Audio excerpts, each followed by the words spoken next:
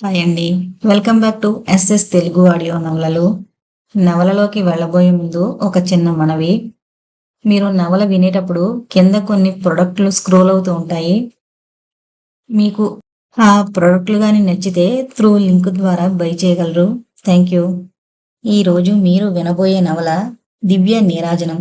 యామిని సరస్వతి గారు రచించారు. 1981లో వచ్చిందండి ఈ నవల. ఇక నవల్లోకి వెళ్ళిపోదాం. ఉదయం నుంచి సన్నగా పడుతోంది తుంపర. ఆ కురుస్తోన్న వాలకం చూస్తే ఇప్పుడిప్పుడే వదిలేట్టు లేదు. ముదిరి ముదిరి పెద్ద వర్షం అయ్యేట్టుగా ఉంది. బెడ్రూంలో తన పడకపై కూర్చుని కిటికీలోంచి చూస్తున్నాడు కళ్యాణ్. బయట ముసురు పట్టిన ఆకాశంలాగే ఉంది అతని మనసు కూడా. తెలిసి తెలియని బాధ దూరంగా పరిగెడుతోన్న మబ్బుల్లా కదులుతూ బాధ పెడుతోంది. గత కొన్ని రోజులుగా అతను తనలో తాను విపరీతంగా బాధపడుతున్నాడు. ఆ బాధ ఒకరికి విప్పి చెప్పుకునేది కాదు. అది అతనే అనుభవించాలి. మనసులో పుండు పడినట్టుగా ఉంది. తన ప్రాణానికి ప్రాణమైన కమలకి తన మనసులో అనుక్షణమూ సాగుతోన్న క్షీరసాగర మదనాన్ని గురించి చెప్పుకోలేకపోతున్నాడు. చెప్పలేక చెప్పకుండా ఉండలేక అనిశ్చితమైన మనసుతో ఆందోళనకి లోనవుతున్నాడు. చెబితే కమలకది బాధాకరం. అలాగని చెప్పకపోతే అతనికి యమయాతన అనుభవిస్తున్నట్టుగా ఉంది. ఏంటి ఈ మనస్థితి? ఎలా ఈ మనసుకి శాంతి కలుగుతుంది? తను ఆమెకి చెప్పాలా? చెబితే ఆమె తన మనసుని నిగ్రహించుకోగలదా? 3-4 ఏళ్లుగా తన మనసులో పదిలంగా దాచుకున్న ఆ విషయాన్ని ఇప్పుడు చెప్పక తప్పేటు లేదు. మరీ గత 4 రోజులుగా పరిస్థితి తన్నుకొస్తూ ఉంది. ప్రమాద పరిస్థితి దాటి పైకొచ్చే నీటి మట్టంలా పరిస్థితులు తొందరిస్తున్నాయి. ఇక లాభం లేదు, దాచే వీలు లేదు. కమల మనసు గాయపడుతుంది. తనకు నిశ్చయంగా తెలుసు. అయినా తప్పదు. ఇక ఈరోజు చెబితే కాని మనసుకి ఊరకుండదు. పరిస్థితి ఒక కొలిక్కి రాదు. ఈ బాధ తగ్గదు. ఈ మనోవేదన తీరదు. అనుక్షణం కమలని మోసం చేస్తున్నానన్న ఆవేదన తీరదు. కమలకంతా చెప్పేయాలి. కిటికీలోంచి అలా చూస్తున్న ఆలోచనలు తమ దారిన తాము వెళుతున్నాయి. వర్షం తుంపర్ల నుంచి జల్లుల స్థాయికి చేరుకుంది. కుండపోతగా కురిసే ఛాయలు బాగా కనిపిస్తున్నాయి. ఇక ఈరోజు అన్ని పనులకి ఆటంకమే, లాభం లేదు. వర్షాకాలంలో కొన్ని ఇబ్బందులు తప్పవు అనుకున్నాడు. తలుపు చప్పుడైతే ఆలోచనల్ని మలుపు తిప్పి అటు చూశాడు. కమల అతన్ని చూడగానే చిరునవ్వు నవ్వింది. అదే ఆమెలోని ప్రత్యేకత. ఎలాంటి పరిస్థితుల్లోనైనా హాయిగా చిరునవ్వు నవ్వుతూనే ఉంటుంది. నెలపొడుపు రోజున ఆమె ముఖం చూస్తే నెలకి నెలంతా హాయిగా నవ్వుతూ ఉండొచ్చు అనుకుంటాడతను.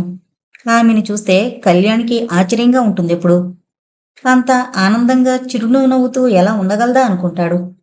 పిల్లలు మారం చేస్తున్నా, పని మనుషులు విసిగిస్తున్నా, ఇంట్లో వంట్లో ఏదైనా ఇబ్బంది వచ్చినా ఆ చిరునవ్వులో మాత్రం మార్పు ఉండదు. లేచారా? నవ్వుతూ అడిగింది. మంచం మీదకి రమ్మని సైగ చేశాడతను. అతనికి ఆమెని అలా దగ్గరలో కూర్చోబెట్టుకుని అంతా చెప్పేయాలనుంది.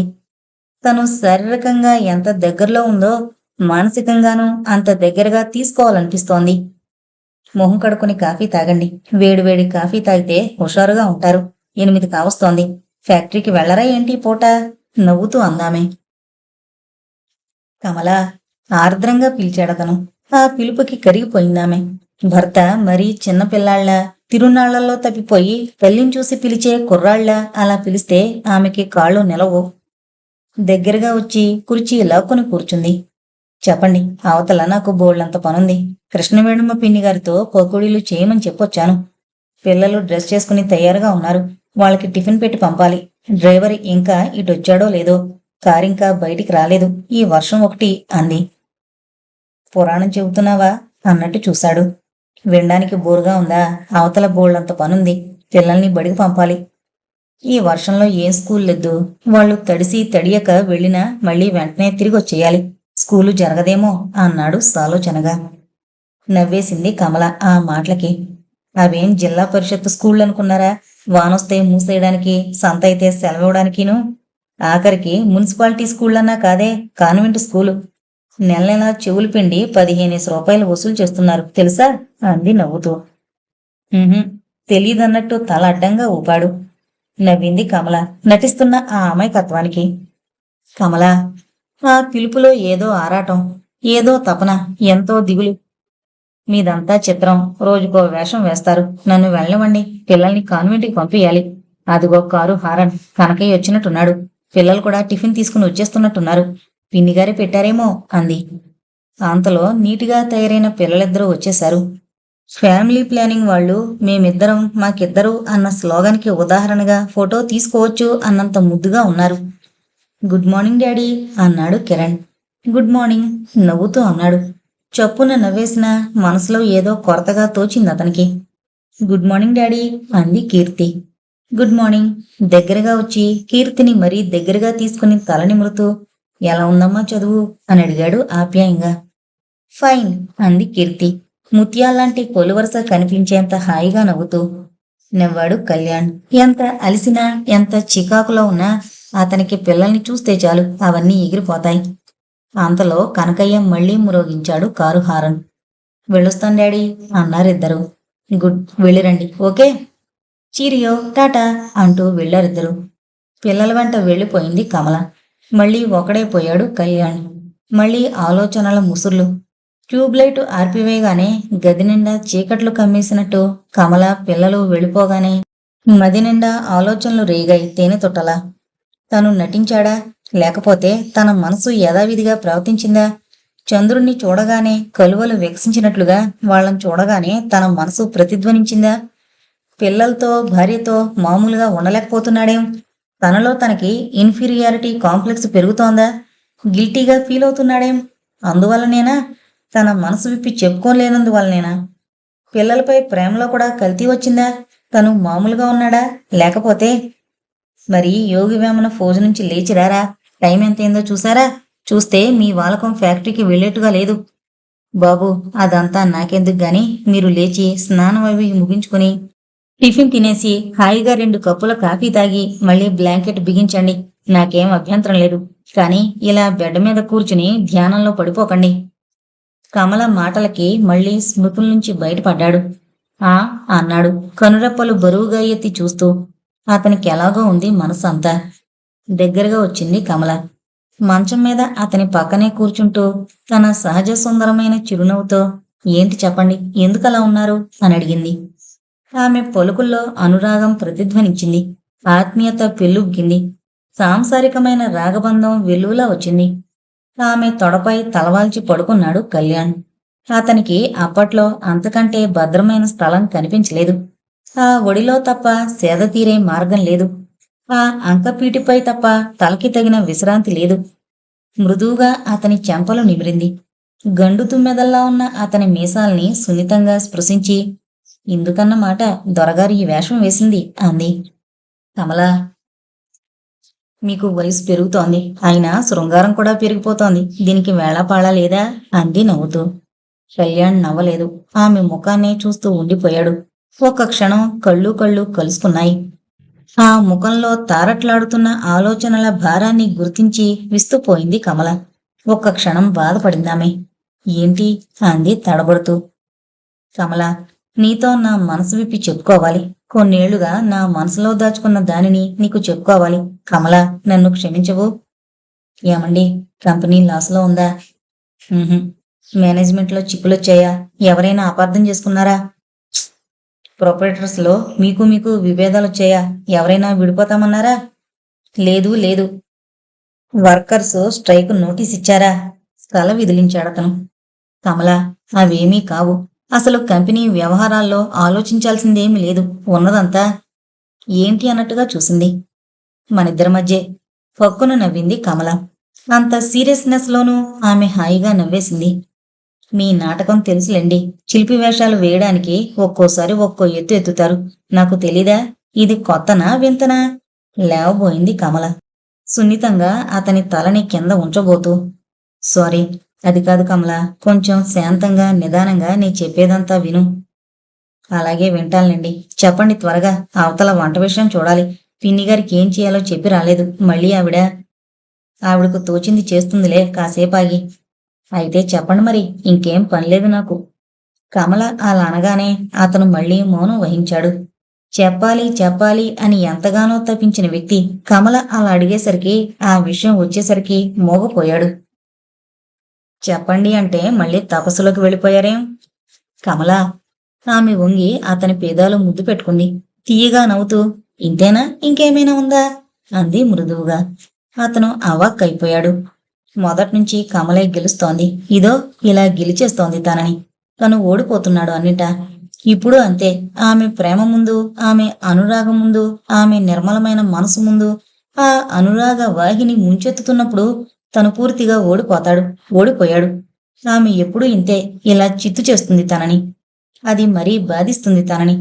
తననిప్పుడు ఇంకా వ్యధ పెడుతోంది. ఇహ లాభం లేదు. చెప్పి తీరాలి అనుకున్నాడు దృఢంగా. ఇక లేవండి అంది కమల నవ్వుతూ. కమల ఒక్క క్షణం అన్నాడు. అలాగే. నీ చెప్పేది పూర్తిగా విను. తర్వాత నన్ను అసహించుకున్నా, తిట్టినా, రక్కినా, కొట్టినా, నువ్వు ఎలా ప్రవర్తించినా నేను భరిస్తాను. కానీ నీకు చెప్పకుండా మాత్రం ఉండలేను. విను. అతనంత సీరియస్గా చెప్పేసరికి ఆమె గాబరా పడింది. ఏమండి అంది ఆందోళనగా. కాని అతనామె మాట వినిపించుకోలేదు. ముఖం చూస్తూ చెప్పలేను అన్నట్లుగా లేచి కిటికీ వద్దకు వెళ్ళాడు. వర్షం ఇంకా కురుస్తూనే ఉంది. అలా తన మనస్సులా ముసురుపట్టి తన మాటల్లా కురుస్తున్న నీటిని చూస్తూ చెప్పసాగాడు. నువ్వు ఆమెను చూడలేదు. నువ్వే ఆమెను చూసుంటే నేను నీకు ఈ సంజేషించుకునే అవసరం వచ్చేది కాదు. అసలా ప్రసక్తి వచ్చేది కాదు. ఇద్దరు పిల్లల తండ్రినై 10 ఏళ్లు కాపురం చేశాక ఈ రోజు దోషిలా నీ ముందు నిలబడే అవసరం ఉండేది కాదు. ఆమెని చాలా రోజుల నుంచి చూస్తున్నాను. ఆమె ఎవరో నాకు పూర్తిగా తెలుసు. ఆమె స్థితి ఏంటో కూడా బాగా తెలుసు. కాని నేను బందీ అవుతానని ఏనాడు అనుకోలేదు. నా వల్ల నువ్వు పిల్లలు ఇబ్బంది పడతారని కల్లో కూడా అనుకోలేదు కమలా నేను. కమలా, నాదంతా చిత్రంగా అనిపించొచ్చు నీకు. కానీ విధిలేని పరిస్థితుల్లో ఆమెను పెళ్లి చేసుకున్నాను. నన్ను క్షమించమనే హక్కు కూడా నాకు లేదు. అయినా నీకు నిజం చెప్పాలి. నిన్ను మభ్యపెట్టినన్ని రోజులు మభ్యపెట్టాను. ఇంకా మభ్యపెట్టలేను. అతను చెప్పడం ఆగి ఇటు తిరిగాడు. అతని కళ్ళ నిండా నీళ్లు ఎప్పుడెప్పుడు చెక్కిళ్ల మీద దూకుదామా అన్నట్టుగా ఉన్నాయి. అతని ముఖం వడలి వాడిపోయింది ఆ కొద్దిసేపట్లోనే. అతని బాధ అంత తీవ్రమైంది. అతన్ని ఒకసారి చూసి నవ్వేసి ఏం మాట్లాడకుండా వెళ్ళిపోయింది కమల.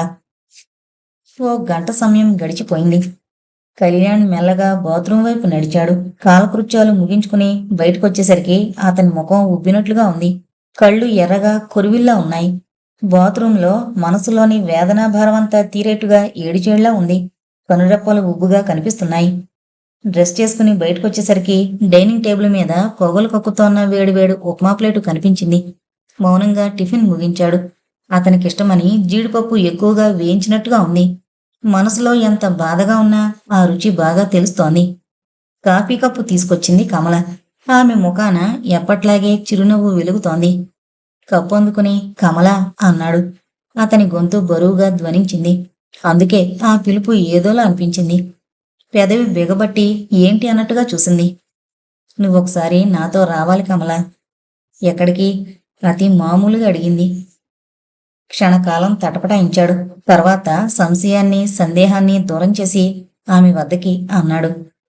ఆమె ముఖంలో చిరుకోపం తారట్లాడింది. అబ్బా ఊరుకోండి. ఏంటి తమాషా? ఒక్కసారి జోక్ చేస్తే అది తమాషా. అంతేకాని పదే పదే రిపీట్ చేస్తే అందులో మజా పోతుంది అంది నవ్వుతూ. ఏం చెప్పాలో తెలియలేదతనికి. ఒక్క క్షణమాగి నిశితంగా చూస్తూ గంభీరంగా అన్నాడు. తమాషా కాదు కమలా. నిన్ను ఆమె వద్దకి తీసుకొస్తానన్నాను. కళ్ళు టప్టప్లాడించింది. మీరు కథలు బాగా అల్లుతారే అంది. కథ కాదు కమలా, నిజం. నిన్ను ఆమె వద్దకి పిలుచుకొస్తానని చెప్పాను. ఈ రోజు తీసుకొస్తానని ప్రామిస్ చేశాను. తీసుకెళ్ళడానికి నేనేం బొమ్మని కాను. కమలా, ఏమండి నిజం చెప్పండి. ఎందుకిలా కథలు అల్లుతున్నారు? నన్ను బాధించాలనా మీ ఉద్దేశం? లేకపోతే ఊరికే ఆటలు పట్టించాలనా? నేనలా ఆటలాడి బాధపడేదాన్ని కాను. చూడండి, మీరు మగమహారాజులు. మీరేం చేసినా మీకు చెల్లుతుంది అన్నారు. ఒకతిని కాకపోతే డజన్ మందిని కట్టుకోండి. నాకేం అభ్యంతరం లేదు. నాకు బాధ లేదు. కానీ నన్ను నా పిల్లల్ని దూరం చేయకపోతే అంతే చాలు. కమల, అవునండి. నాకింకెవరున్నారు చెప్పండి. చిన్నప్పుడే అమ్మా నాన్న పోయారు. ఆస్తిని నన్ను పెంచి పెద్ద చేసిన మావయ్య నన్ను మీ చేతుల్లో పెట్టిపోయారు. నాకు తల్లి, తండ్రి, అన్న, తమ్ముడు, అక్క, చెల్లెలు అన్నీ మీరే. నా సర్వస్వం మీరే. నాకు మీరు తప్ప ఇంకెవరున్నారు? మీరు, పిల్లలు, నేను అంతే. మన మధ్య ఇంకెవరొచ్చినా నేను సహించుకోలేను. ఆమె దగ్గరగా వచ్చాడు కళ్యాణ్. మృదువుగా ఆమె వీపు నిమిరాడు. కమల అతనిపై వాలిపోయింది. కొన్ని క్షణాలు గడిచాయి. కమల, నన్ను సరిగ్గా అర్థం చేసుకో. నేను ఆ అమ్మాయిని ఏ పరిస్థితుల్లో పెళ్లి చేసుకున్నానో, పెళ్లి తప్పనిసరిగా ఎందుకు చేసుకోవాల్సి వచ్చిందో నీకు తెలీదు. కమల, నీకు తెలియకుండా 4 ఏళ్లు గడిచాయి. ఈ 4 సంవత్సరాలు నిన్ను ప్రతిరోజు మోసం చేశాను. ఆమెని మభ్యపెట్టాను ఒక విధంగా. కానీ కానీ ఇక ఈ చిక్కుముడిని విప్పక తప్పదనిపించింది. విప్పి తీరాలి అంతే. అందుకే తీవ్రంగా ఆలోచించాకే నీకు చెప్పాలని నిర్ణయించుకున్నాకే నీకు చెప్పాను. ఈ విషయం చెప్పాలని నిశ్చయించుకున్న తర్వాత ఈ వారం రోజులు నేనెంత కుమిలిపోయానో చెప్పలేను. కమల మాట్లాడలేదు. ఆమె మనసులో చెప్పలేని ఆరాటం బయలుదేరింది. తుఫానికి ముందు వాతావరణంలా ఉంది మనసు. మొదట భర్త తమాషా చేస్తున్నాడని అనుకుంది. తర్వాత అతను అదే రెట్టించడంతో సీరియస్ గానే చెప్తున్నాడు అనుకుంది. దాంతో ఆమె మనసు పాడైంది. అతని కౌగిలి విడిపించుకుని నిల్చుంది. ఓ క్షణం తర్వాత ఇంకేమనకుండా ఇంట్లోకి వెళ్లబోతున్న కమల చేయి పట్టుకుని, ఆగు కమల, ఈ దోబూచులాడలేను, విషయం తేల్చు అన్నాడు. అతని స్వరం కంపిస్తోంది. పేదాలు అదురుతున్నాయి. ఆ చెయ్యిని మృదువుగా విడిపించుకున్నది. ఏం చేయమంటారో చెప్పండి అంది నవ్వుతూ. నువ్వు నా వెంట రావాలి, వచ్చి ఆమెను చూడాలి. చూసి ఏం చెయ్యాలి నేను? ఆమెని ఇక్కడకు రమ్మనండి. ఆమె ఆమె రాలేదు అన్నాడు తడబడుతున్న గొంతుతో. ఏం, ఎందుకని? అంది సున్నితంగా చూస్తూ. రాలేదు అంతే. ఆమె మహారాణియా, దేవత? ఎందుకు రాదండి? ఆమె నా వద్దకి రాకపోతే నేనెందుకు వస్తాను? నా సర్వస్వాన్ని దక్కించుకున్న ఆమె రావాలి కాని నేను ఏమనొస్తాను? తల్లి, నా భర్తని దోచుకున్నావు, నా భర్తను నాకు తిరిగిచ్చేయి అని అడగడానికి రమ్మంటారా? అంతకంటే హీనం మరొకటుందా? చెప్పండి. నేను ఆడదాన్నే. కళ్యాణ్ ఏమీ మాట్లాడలేకపోయాడు. కమల వంటింట్లోకి వెళ్ళిపోయింది. అతనికి తను చేసింది పొరపాటో కాదో తెలియని స్థితిలో ఉండిపోయాడు. మనిషి తానే అన్నింటికీ బాధ్యుడు అనుకుంటాడు. అంతా తన చేతిలోనే ఉందనుకుంటాడు. కానీ ఒట్టిది. అతని చేతిలో ఏమీ లేదు. మనిషి నిమిత్త మాత్రుడు. అతను పరిస్థితులకు బందీ, అంతేకాదు బానిస. అలా కాక మనిషికే కాలంపై, పరిస్థితులపై ఆధిపత్యం ఉండుంటే తను ఆ రోజు ఆ విధంగా ప్రవర్తించడానికి తన బాధ్యుడు పరిస్థితులా? ఏదీ కాదు. కనిపించని హస్తమేదో ఆడిస్తోంది ఈ జగాన్ని. తోలుబొమ్మలా ఆడుతున్నారు ఈ మనుషులు, అంతే. లేకపోతే ఆ రోజు అలా జరిగేదా? ఆ రోజు అలా జరగకుంటే ఈ రోజు ఇలా తను దోషిలా నిలబడాల్సి వచ్చేదా? తనకు ఇంతటి మానసిక వ్యధుండేదా? ఆ రోజు నిజంగా ఆ రోజు అలా జరిగేదా? ఆ రోజు ఫ్యాక్టరీలో పని చాలా ఎక్కువగా ఉంది. ఉదయం నుంచి విశ్రాంతి లేకుండా పనిచేశాడు. వంచిన తల ఎత్తకుండా పనిచేయడం వల్ల అప్పటిదాకా పెండింగ్లో ఉన్న ఆ అర్జెంట్ వర్క్ అంతా పూర్తి చేసుకోగలిగాడు కళ్యాణ్. పని పూర్తి కాగానే ఒకసారి ఒళ్ళు విరుచుకుని లేచి నుంచున్నాడు. సాయంకాలం 6 గంటలైంది. ఇక ఇంటికి బయలుదేరుతున్నాడు తను. డ్రైవర్ కనకయ్య కారు తెచ్చి రెడీగా పెట్టాడు. గంట నుంచి అయ్యగారి కోసం ఎదురు చూస్తున్నాడు అతను. సరిగ్గా ఆ సమయంలో మేనేజర్ కమల్నాథన్ వచ్చి కమలాకర్ గారు పిలుస్తున్నారని చెప్పారు. ఓ క్షణంలో సగభాగంలో ఆ సమయంలో ఆయన్ని చూడాలంటే అదోలా అనిపించింది. కమలాకర్ గారు, తను, ఇంకో వాటాదారు, ముగ్గురు సమాన వాటాదారులు ఆ కంపెనీలో. ముందుగా ఆ వ్యాపారం ప్రారంభించింది ఆయనే. ఆయన కేవలం 10,000 రూపాయల పెట్టుబడితో ప్రారంభించిన వ్యాపారం లక్షల్లోకి చేరుకోబోయే సమయంలో ఆయన మరో వాటాదారిని కలుపుకున్నాడు. వాటా కలిసిన కమల్ హాసన్ కూడా కేవలం పెట్టుబడి పెట్టేవాడే. బిజినెస్ లో కమలాకర్ గారి సిన్సియారిటీ చూసి ఆయన భాగం కలిశాడు. ఆయనెప్పుడు మదురై విడిచిరాడు. అందుకే మీటింగ్స్ అవి ఏర్పాటు చేసినా ఆయన మదురైలోనో మద్రాసులోనో ఏర్పాటు చేస్తారు. తప్పదు. ఆ షరతులకి అంగీకరించే ఆయన్ని భాగస్వామిగా కలుపుకున్నారు. సరిగ్గా ఆ సమయంలో చురుగ్గా పనిచేసి భాగం కలిసే వ్యక్తి కోసం వెతుకుతున్న కమలాకర్కి కళ్యాణ్ కనిపించాడు. యోగ్యుడు, దక్షుడు అయిన వ్యక్తి అని చూడగానే కనిపెట్టారాయన. వెంటనే మేనేజింగ్ పార్ట్నర్గా కలుపుకున్నారు కళ్యాణ్ని. ఆయన ఆనాటి నుంచి విశ్రాంతి అనుభవించాడు. మేడ దిగొచ్చే అవసరం కానీ అవకాశం కానీ లేకుండా చేసుకున్నాడు కళ్యాణ్ని భాగం కలుపుకున్న తర్వాత. భాగం మాత్రమే కాక కారు, ఇల్లు, 3,000 రూపాయల జీతం ఏర్పాటు చేశారు కమలాకర్ గారు. అది అతను వర్కింగ్ మేనేజర్గా పనిచేస్తున్నందుకు. శ్రమించి సంపదని పెంచే వ్యక్తి ఆ ఆదాయంలో తగినంత తింటే తప్పేమిటి? తప్పకుండా అనుభవించాలి అనేది ఆయన మతం. ఆయన వద్దకు వెళుతోన్న కళ్యాణ్కి అంతా గుర్తుకొచ్చింది ఒక్కసారిగా. మేడమెట్లెక్కుతోన్న కళ్యాణ్కి ఎదురైంది కోమలి. కోమలి కమలాకర్ గారి ఏకైక పుత్రికా రత్నం. బిఏ పూర్తి చేసి ఇంటి పట్టునే ఉంటోంది. ఆమెకింకా పెళ్లి కాలేదు. తగిన వరుడు కోసం ప్రయత్నిస్తున్నారు కమలాకర్ గారు. కోమలి అందానికి, తెలివితేటలకి, ఆమె ఆస్తికి, అంతస్తుకి తగినవాడు రావాలి. అప్పుడే ఆమెకి ఆయనకి తృప్తిగా శాంతిగా సుఖంగా ఉంటుంది. ముఖ్యంగా ఆ ఫ్యాక్టరీలో వాటాదారులిద్దరితోనూ కలిసిపోగలిగి అపార్థం చేసుకొని వ్యక్తి కోసం ప్రయత్నిస్తున్నారాయన. అయినా ఆయన ప్రయత్నాలింకా ఫలించలేదు. హలో! చిరునవ్వుతో పలకరించాడు తను. హాయ్! బావున్నావా? నవ్వుతూ అంది. కోమలి ఎప్పుడూ అంతే. అతన్ని చూస్తే ఆమె ముఖం విప్పారుతుంది. ఈ అల్ట్రా మోడర్న్ దినాల్లో కూడా ఇంకా పని, బాధ్యత అంటూ ఆఫీసుకి కట్టుబడుండే ఈ యువకుణ్ణి చూస్తే ఆమెకి నవ్వులాటగా ఉంటుంది. ఆఫీస్ బర్డ్ అంటుంది ముఖాన్నే. తనకంటే 10 ఏళ్లు చిన్నదైన ఆ అమ్మాయిని చూస్తే కళ్యాణికి అదోలా ఉంటుంది. ఏ భావం కలగదు. చిన్నపిల్లల్ని చూస్తే ముద్దొచ్చినట్టుగా ముద్దొస్తుంది. చప్పున ఆ మాట గుర్తుకు రాగానే అతనికి ఓసారి భార్యతో జరిగిన సంభాషణ గుర్తుకొచ్చింది. మీ కమలాకర్ గారి అమ్మాయి కోమల్ని ఓసారి తీసుకురారాదు అంది కమల. ఏం ఎందుకు అని అడిగాడు డైనింగ్ టేబుల్ ముందు కూర్చుంటూ. అంతా లైర్లా ప్రశ్నిస్తారేంటి? ఊరికే మన ఇంటికి తీసుకురాకూడదా? ఎందుకు? మళ్ళీ రెట్టించాడు. నాకు చిర్రెత్తుకొస్తుంది అలా రెట్టిస్తే నవ్వుతూ అంది కమల. ఎందుకు? నవ్వుతూ అన్నాడు. ఏయ్ చెయ్యెత్తింది కమల. ఎందుకు చెయ్యెత్తావు? కొడతావా? చచ్చా! అలా మాట్లాడుతుంటే ఎంత ముద్దొస్తున్నారో తెలుసా? అమాంతం ముద్దు పెట్టుకోవాలనిపిస్తోంది మిమ్మల్ని. యు ఆర్ సిన్సియర్ హస్బెండ్ అంది. కమల అలా ఎప్పుడూ మాట్లాడదు. మరీ ప్రేమ పేటరేగిపోతే తప్ప. హాయ్ అన్నాడు కళ్యాణ్. కణ్ ఇంకేం చెప్పలేక ఆరాధనాభావంతో చూడసాగిందామె. నువ్వన్నావే ముద్దొస్తారని. మా కమలాకర్ గారి కూతురు అలాగే ముద్దులు మూటగడుతూ ఎంత ముద్దుగా ఉంటుంది. She is sweet. ఓయ్ ఓయ్ అలా అనకండి స్వామీజీ. నాకు మీరు, మీకు నేను ముద్దొస్తున్నా బాగుంటుంది గాని అలా పెళ్లి కాని పిల్లని ముద్దొస్తున్నావంటే మిమ్మల్ని తెలియని వాళ్ళు అపార్థం చేసుకుంటారు మహానుభావా. నువ్వు అనుకోవు కదా, అంతే చాలు అన్నాడు. ఆ మాటలకి కమల నవ్వుతూ, ఇప్పుడే కాదు ఎప్పటికీ మిమ్మల్ని అపార్థం చేసుకోను. అర్థం చేసుకున్నాక ఇక అపార్థం ఎలా వస్తుంది అంది. పకపక నవ్వాడతను. నీలో నువ్వు నవ్వుకుంటున్నావేం? ఆ పిలుపుకి ఉలికి పడ్డట్లయ్యి నిన్ను చూసే నవ్వుతున్నాను. అది సరే కాని ఎక్కడికి వెళుతున్నావు అన్నాడు. మంచి పిక్చర్ వచ్చింది, చూద్దామనుంది. నువ్వు తోడొస్తావా అంది కొంచెం ముందుకొంగి రహస్యం మాట్లాడుతున్నట్టుగా. గుప్పున ఇంటిమేట్ వాసనలు విరజిమ్మాయి. ఏం పిక్చర్? తమిళ్. ఓ, తెలుగుకి తప్ప తమరు వెళ్ళరు కదూ. సో సారీ, నేను తెలుగు తప్ప అన్నీ చూస్తాను. కోర్స్ ఈ కండిషన్కి అప్పుడప్పుడు అమెండ్మెంట్ ఉంటుంది. రిపీటెడ్ తెలుగు పిక్చర్ చూస్తాను. నేను అంతే అన్నాడు కళ్యాణ్.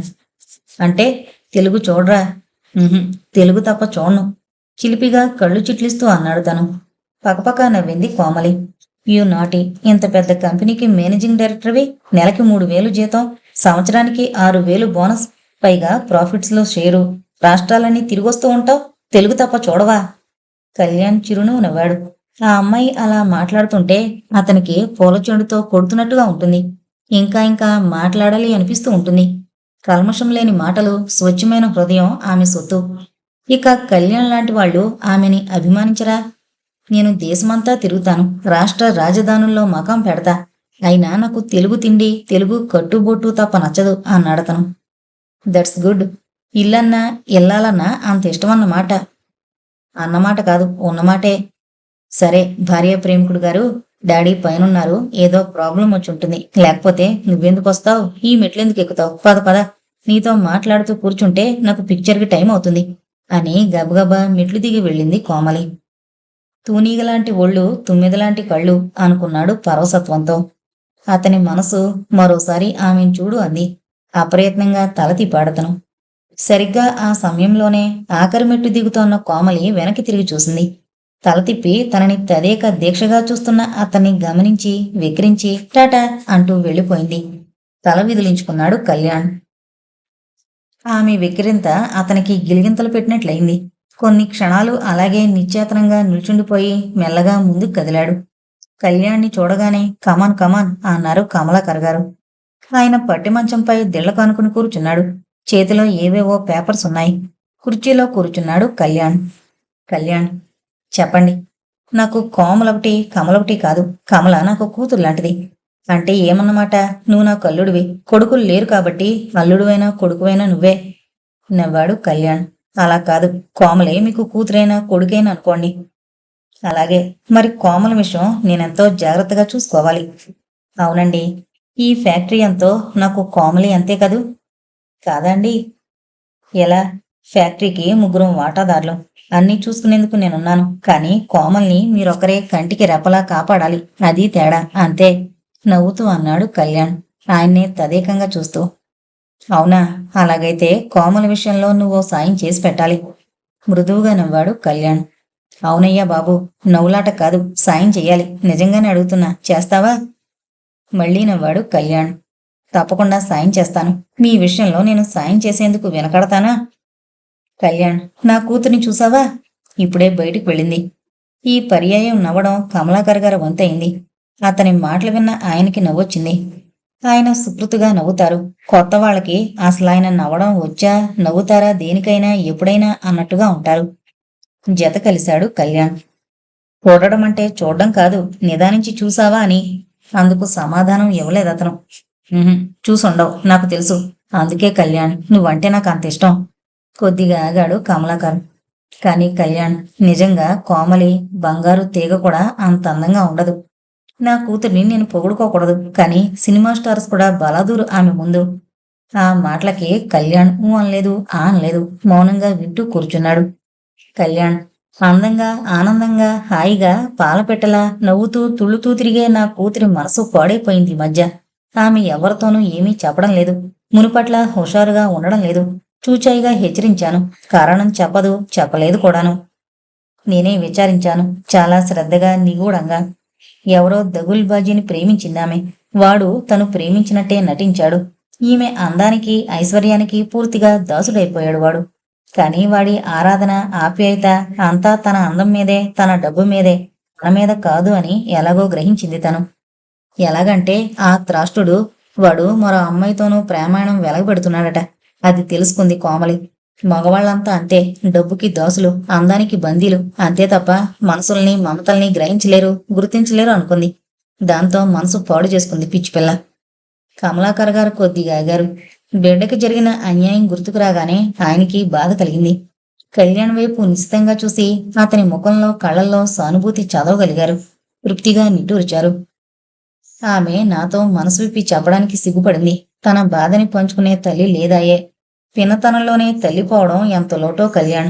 ముఖ్యంగా ఆడపిల్లలు తమ మనసు విప్పి చెప్పుకోగలిగేది వాళ్లతోనే కదా.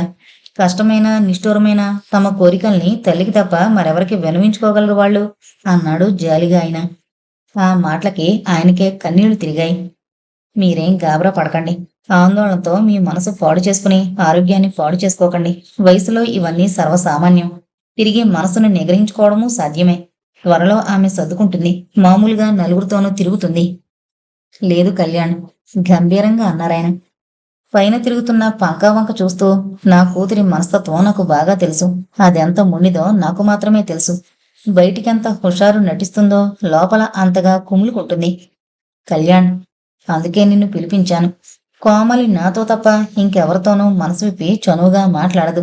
ఆమె మరి తర్వాత చనువుగా ఉండేది నీతోనే. మరెవరితోనూ మనసు విప్పి మాట్లాడింది నీతో మాట్లాడుతుంది. నువ్వంటే ఆమెకు అదో రకమైన అభిమానం. నువ్వంటే ఒక విధమైన గౌరవం, గురి. అందుకే అందుకే అందుకని ఆయన మాటని పూర్తి చేయలేకపోయాడు. అన్నిసార్లు నడ్డుతూ పలికినా. ఏం చెయ్యాలో చెప్పండి, మందహాసంతో అడిగాడు. కొన్నాళ్ళు నువ్వు ఆమెతో కలిసిమెలిసి తిరుగు. గాయపడిన ఆమె మనసుని బాగుపరచు. ఇది నీకంటే వయసులో పెద్దవాడిగా నీ కోరుతున్న ఒకే ఒక ఆఖరి కోరిక, నా మనఃపూర్వకమైన అభ్యర్థన. ఆయన కళ్ళలో నీళ్లు చూసి బెంబేలు పడ్డాడు కళ్యాణ్. ఆయన మాటల్లోని దీనత్వానికి అదిరిపోయాడతను. తనని తాను నిగ్రహించుకోలేకపోయాడు. కొద్దిపాటి ఉద్రేకంతో అన్నాడు. కమలాకర్ గారు, మీరేం బెంబేలు పడకండి. కోమల బాధ్యత నాది.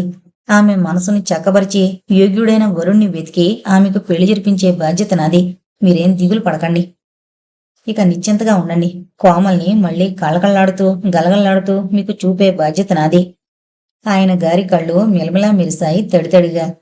కళ్యాణ్, భగవంతుడు నాకు అంతులేని ఐశ్వర్యం ఇచ్చాడు. కానీ ఇల్లాల్ని తీసుకున్నాడు. కూతుర్ని, అందగత్తిని, తెలివిమంతురాల్ని ఇచ్చి నా ఆరోగ్యాన్ని, ఆనందాన్ని తీసుకున్నాడు. కానీ ఏ ప్రతిఫలమూ లేకుండా నాకు నీలాంటి సహచరుణ్ణి, భాగస్వామిని, అన్నిటికంటే ముఖ్యం నీలాంటి మిత్రుణ్ణి ఇచ్చాడు. అదే చాలు. ఆయనకి ఇవే నా శతకోటి ప్రమాణాలు.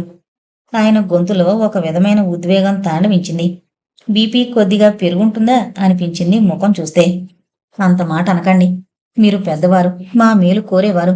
మనం ఒక చోట బ్రతుకుతున్నాం, కలిసిమెలిసి. మనం ఒకటే. మీకు ఈ విషయంలో తోడ్పడ్డంలో హాయి ఉంది, తృప్తి ఉంది. ఆయన ఆ మాటలకి సంతృప్తిగా చూశారు. కళ్యాణ్, 1 నెలో 2 నెలల్లో అమ్మాయితో తిరుగు. ఆమె మనసుని మరమ్మతు చేయి. ఈ 2 నెలలు కమల్నాథం చూసుకుంటాడు ఫ్యాక్టరీ పనులన్నీ. వాటిని గురించి నువ్వేం దిగులు పడకు.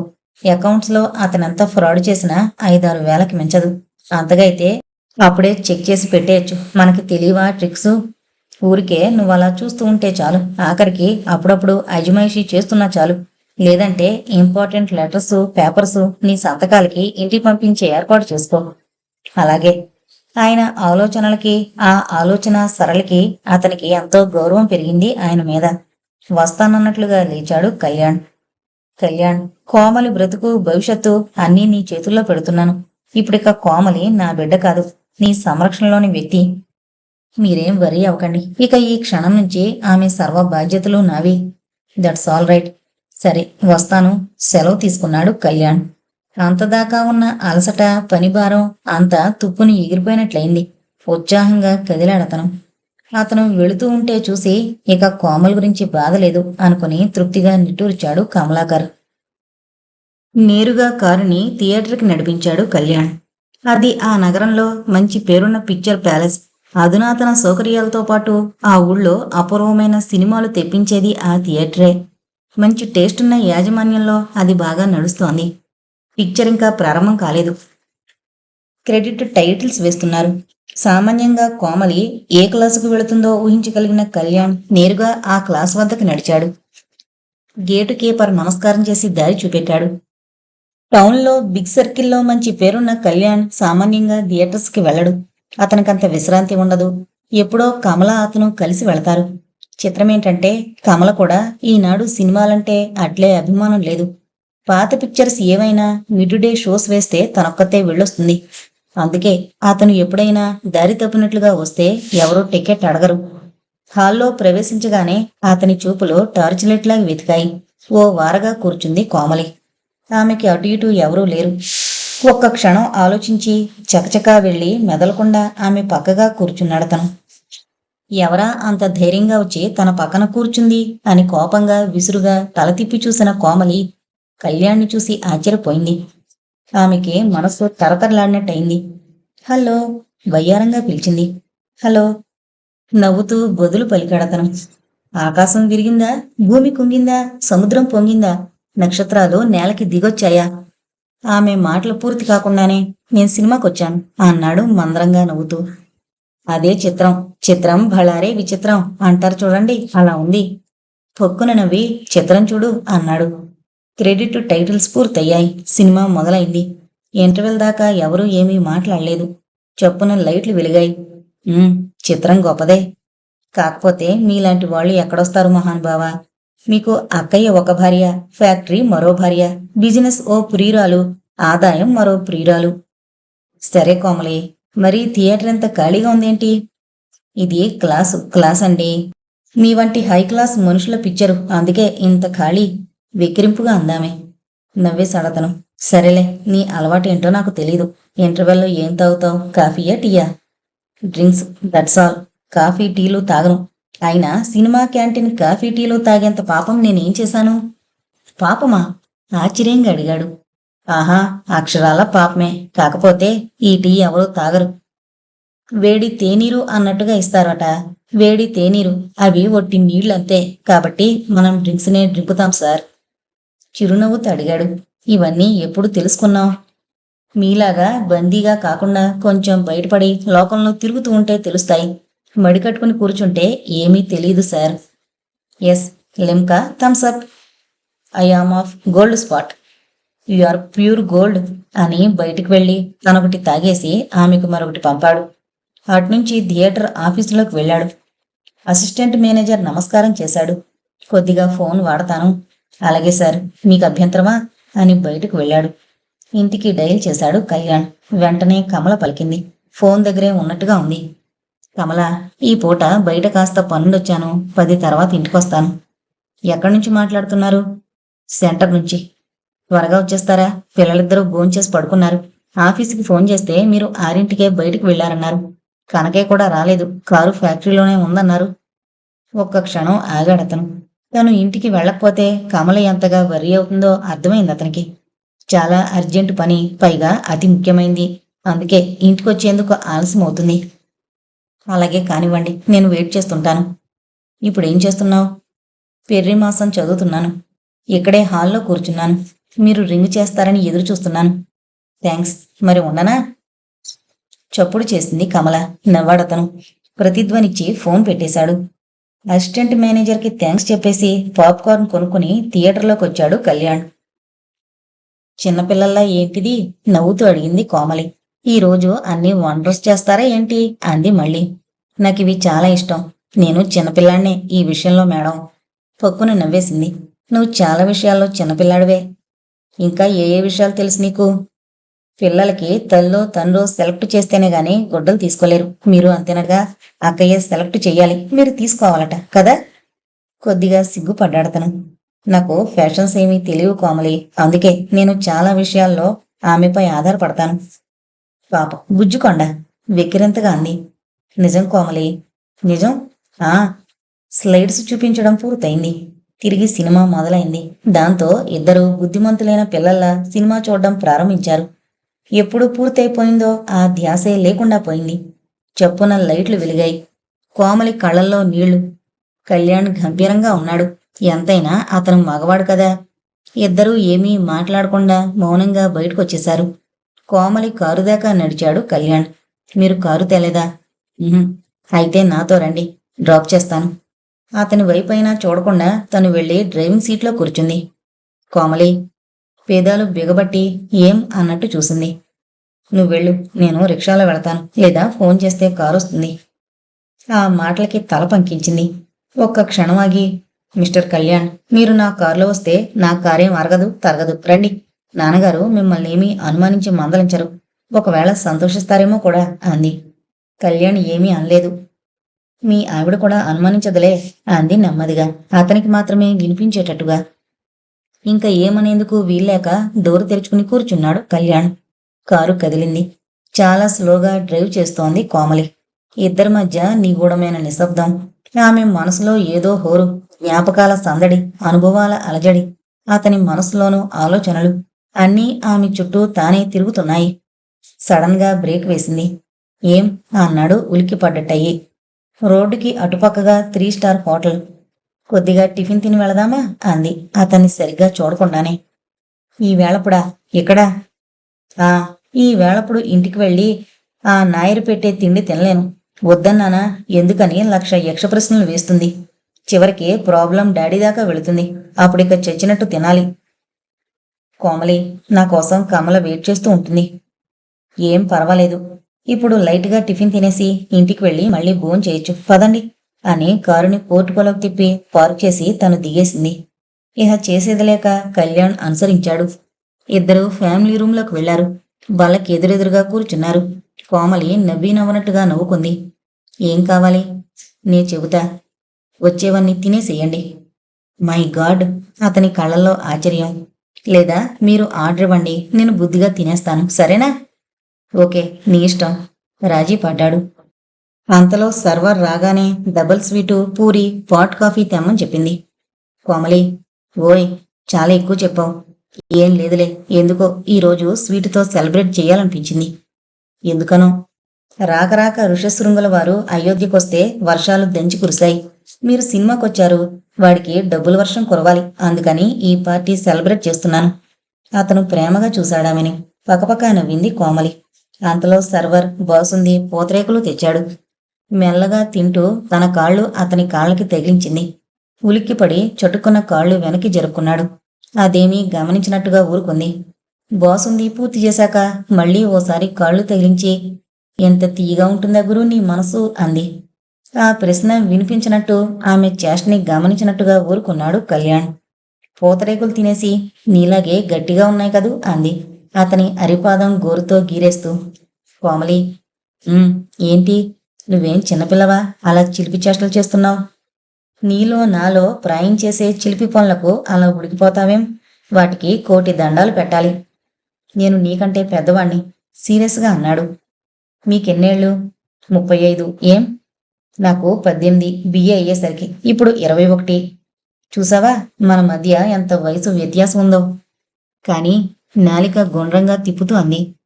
"ఉమ్, మీరు 35 ఏళ్ల వ్యక్తిలా కనిపించరు. ఇంకా 25కి అటు ఇటుగా ఉన్నట్టుంటారు." అంతే అంది మళ్ళీ కాలు గీరుతూ. కోమలి గంభీరంగా పిలిచాడు. "ఉమ్, కాఫీ తాగు, వెళ్ళిపోదాం." మౌనంగా 2 కప్పులు తాగేసింది. ఇక వెళదామా? బిల్లు నేనిస్తాలే పద. లేచాడతను. హోటల్కి పిలిచింది నేను, ఆర్డర్ ఇచ్చింది నేను, కాబట్టి బిల్లు నేనే ఇవ్వాలి సార్. ఇంకో పర్యాయం ఇవ్వచ్చులే. నువ్వే ఇంకోసారి ఇద్దువులే. అంటే మళ్ళీ మనం హోటల్కి రావాలా? ఏం వస్తే మిమ్మల్ని కొరుకు తింటానా? తినాలన్నా మింగుడు పడవలే. అయినా ఏంటి ఆశ్చర్యం? ఒకసారి మీరు, ఒకసారి గురు, ఒకసారి సార్, మరోసారి నువ్వు. ఏంటి పిలుపులు? అదా? నవ్వేస్తూ అంది. గంభీరంగా ఉన్నప్పుడు మీరు, మామూలుగా ఉంటే నువ్వు, ఆఫీసులో ఉన్నట్టుగా అనిపిస్తే సార్, ఫ్రెండ్లా అనిపిస్తే గురు. ఎవరైనా కొత్తగా అనిపిస్తేనే మీరు అంటారు. నువ్వుగా కనిపిస్తే నువ్వే. బిల్లు చెల్లించింది తనే. బేరర్ ప్లేట్లో తెచ్చిన చిల్లర డబ్బులు తీసుకోకుండానే కదిలింది. నీలాగా మీ నాన్నగారు కూడా ఖర్చు చేసుంటే నీకింత ఆస్తి ఐశ్వర్యం ఉండేవి కావేమో. మా తాతయ్య మామూలు రైతు, మా నాన్న కోటీశ్వరుడు. వాళ్ళు పిల్లల కోసం దాచారు. అయినా నేను ఎవరి కోసం మిగిల్చిపెట్టాలి? కోమల ముఖం మాడిపోయింది. చూసావా, నువ్వు నేను రైటే అన్నట్టుగా మౌనం వహించావు అంది నిరాశగా. కోమలి అతని గొంతులో జాలి ప్రవహించింది. ఏం అంది బరువుగా. పద వెళదాం. మరో మాటకి తావివ్వకుండా అన్నాడు. ఇద్దరూ కారు వద్దకు నడిచారు నిశ్శబ్దంగా. ఈ పర్యాయం డ్రైవింగ్ సీట్లో అతను కూర్చున్నాడు. కారు హోటల్ గేటు దాటింది. నిన్ను ఇంటి దగ్గర దింపేసి కారు తీసుకెళ్లి రేపు ఉదయం తెస్తాను. తేకపోతేనేం? నువ్వే ఉంచేసుకో ఫ్రెండ్. ఇప్పుడు నీకు ఒక కారేగా ఉంది. ఇది అక్కయ్య కొండని నా ప్రెజెంటేషన్గా. నాకు ఫియట్ ఉంది స్వంతానికి. నాన్నగారికి అంబాసిడర్ ఉంది. ఈ స్టాండర్డ్ అక్కయ్యకే ఉండని. ఆమె స్టాండర్డ్ ఆమెదే. ఆమె ఇలా ఉల్ఫాగా తీసుకోదు. చాలా అభిమానం తనకి. ఇంకెలా ఇవ్వాలి? మరెలా తీసుకుంటుంది? నేనిస్తే తప్ప తీసుకోదు. అది ఏదో అకేషన్ ఉండాలి అంతే. పోనీ నువ్వే ఇచ్చేరాదు. నేనే వచ్చి స్వయంగా ఇస్తున్నానా ఏంటి? అయినా ఏంటిది కళ్యాణ్జీ, ఇంత వేగంగా వెళుతున్నావు? ఇంటికి క్షేమంగా చేరాలని లేదా? పోనీ త్వరగా చేరుకోవడానికి అంటే? ఇంటికింత త్వరగా వెళ్ళి ఏం చేయాలి? నిద్ర రాదు. చదువుకుందామంటే మంచి లిటరేచర్ లేదు. అంతా రీడింగ్ మెటీరియల్, టైం వేస్ట్. పోనీ మంచి బుక్స్ని తెచ్చివనా? మంచి బుక్స్ అంటే ఉద్గ్రంథాలు. ఏం తెచ్చిస్తావు గురు? Radhakrishnan philosophy, Rajaji Ramayanam, Vivekananda Chicago lectures, Russell's books. Sridevi కాలాతీత వ్యక్తులు, చలం దేవుడిచ్చిన భార్య, శరత్ శ్రీకాంత్, దేవదాస్, చరిత్రహీనులు, బాపిరాజు గోన గన్నారెడ్డి, ఇంకా విశ్వనాథ. అబ్బా, ఆయన బుక్స్ చదవలేను. ఏం? ఎందుకని? అతని కంఠంలో కోపం కొద్దిగా ధ్వనించింది. ఎందుకేంటి? పరమ బోర్, ఒట్టి చాదస్తుడు నవ్వాడు కళ్యాణ్. కోమలి ఆయన బుక్స్ వరుసగా చదవాలి. కమిడి చెట్టు, మా బాబు, ఏకవీర, చిలియల కట్ట, బద్దన్న సేనాని, 6 నదులు, అలా అలా 1000 పడగలు చదువు. నువ్వు ఆయన భక్తురాలు అయిపోతావు. అంతరంగంలో శిష్యురాలు అయిపోతావు. నిజం? ఏమో, నాకు నమ్మకం చిక్కడం లేదు. నా మాటలపై నమ్మకం లేదా? నాకిప్పుడున్న నమ్మకమల్లా నీమీదే. క్షేమంగా ఇల్లు చేరుస్తావని నవ్వేసింది.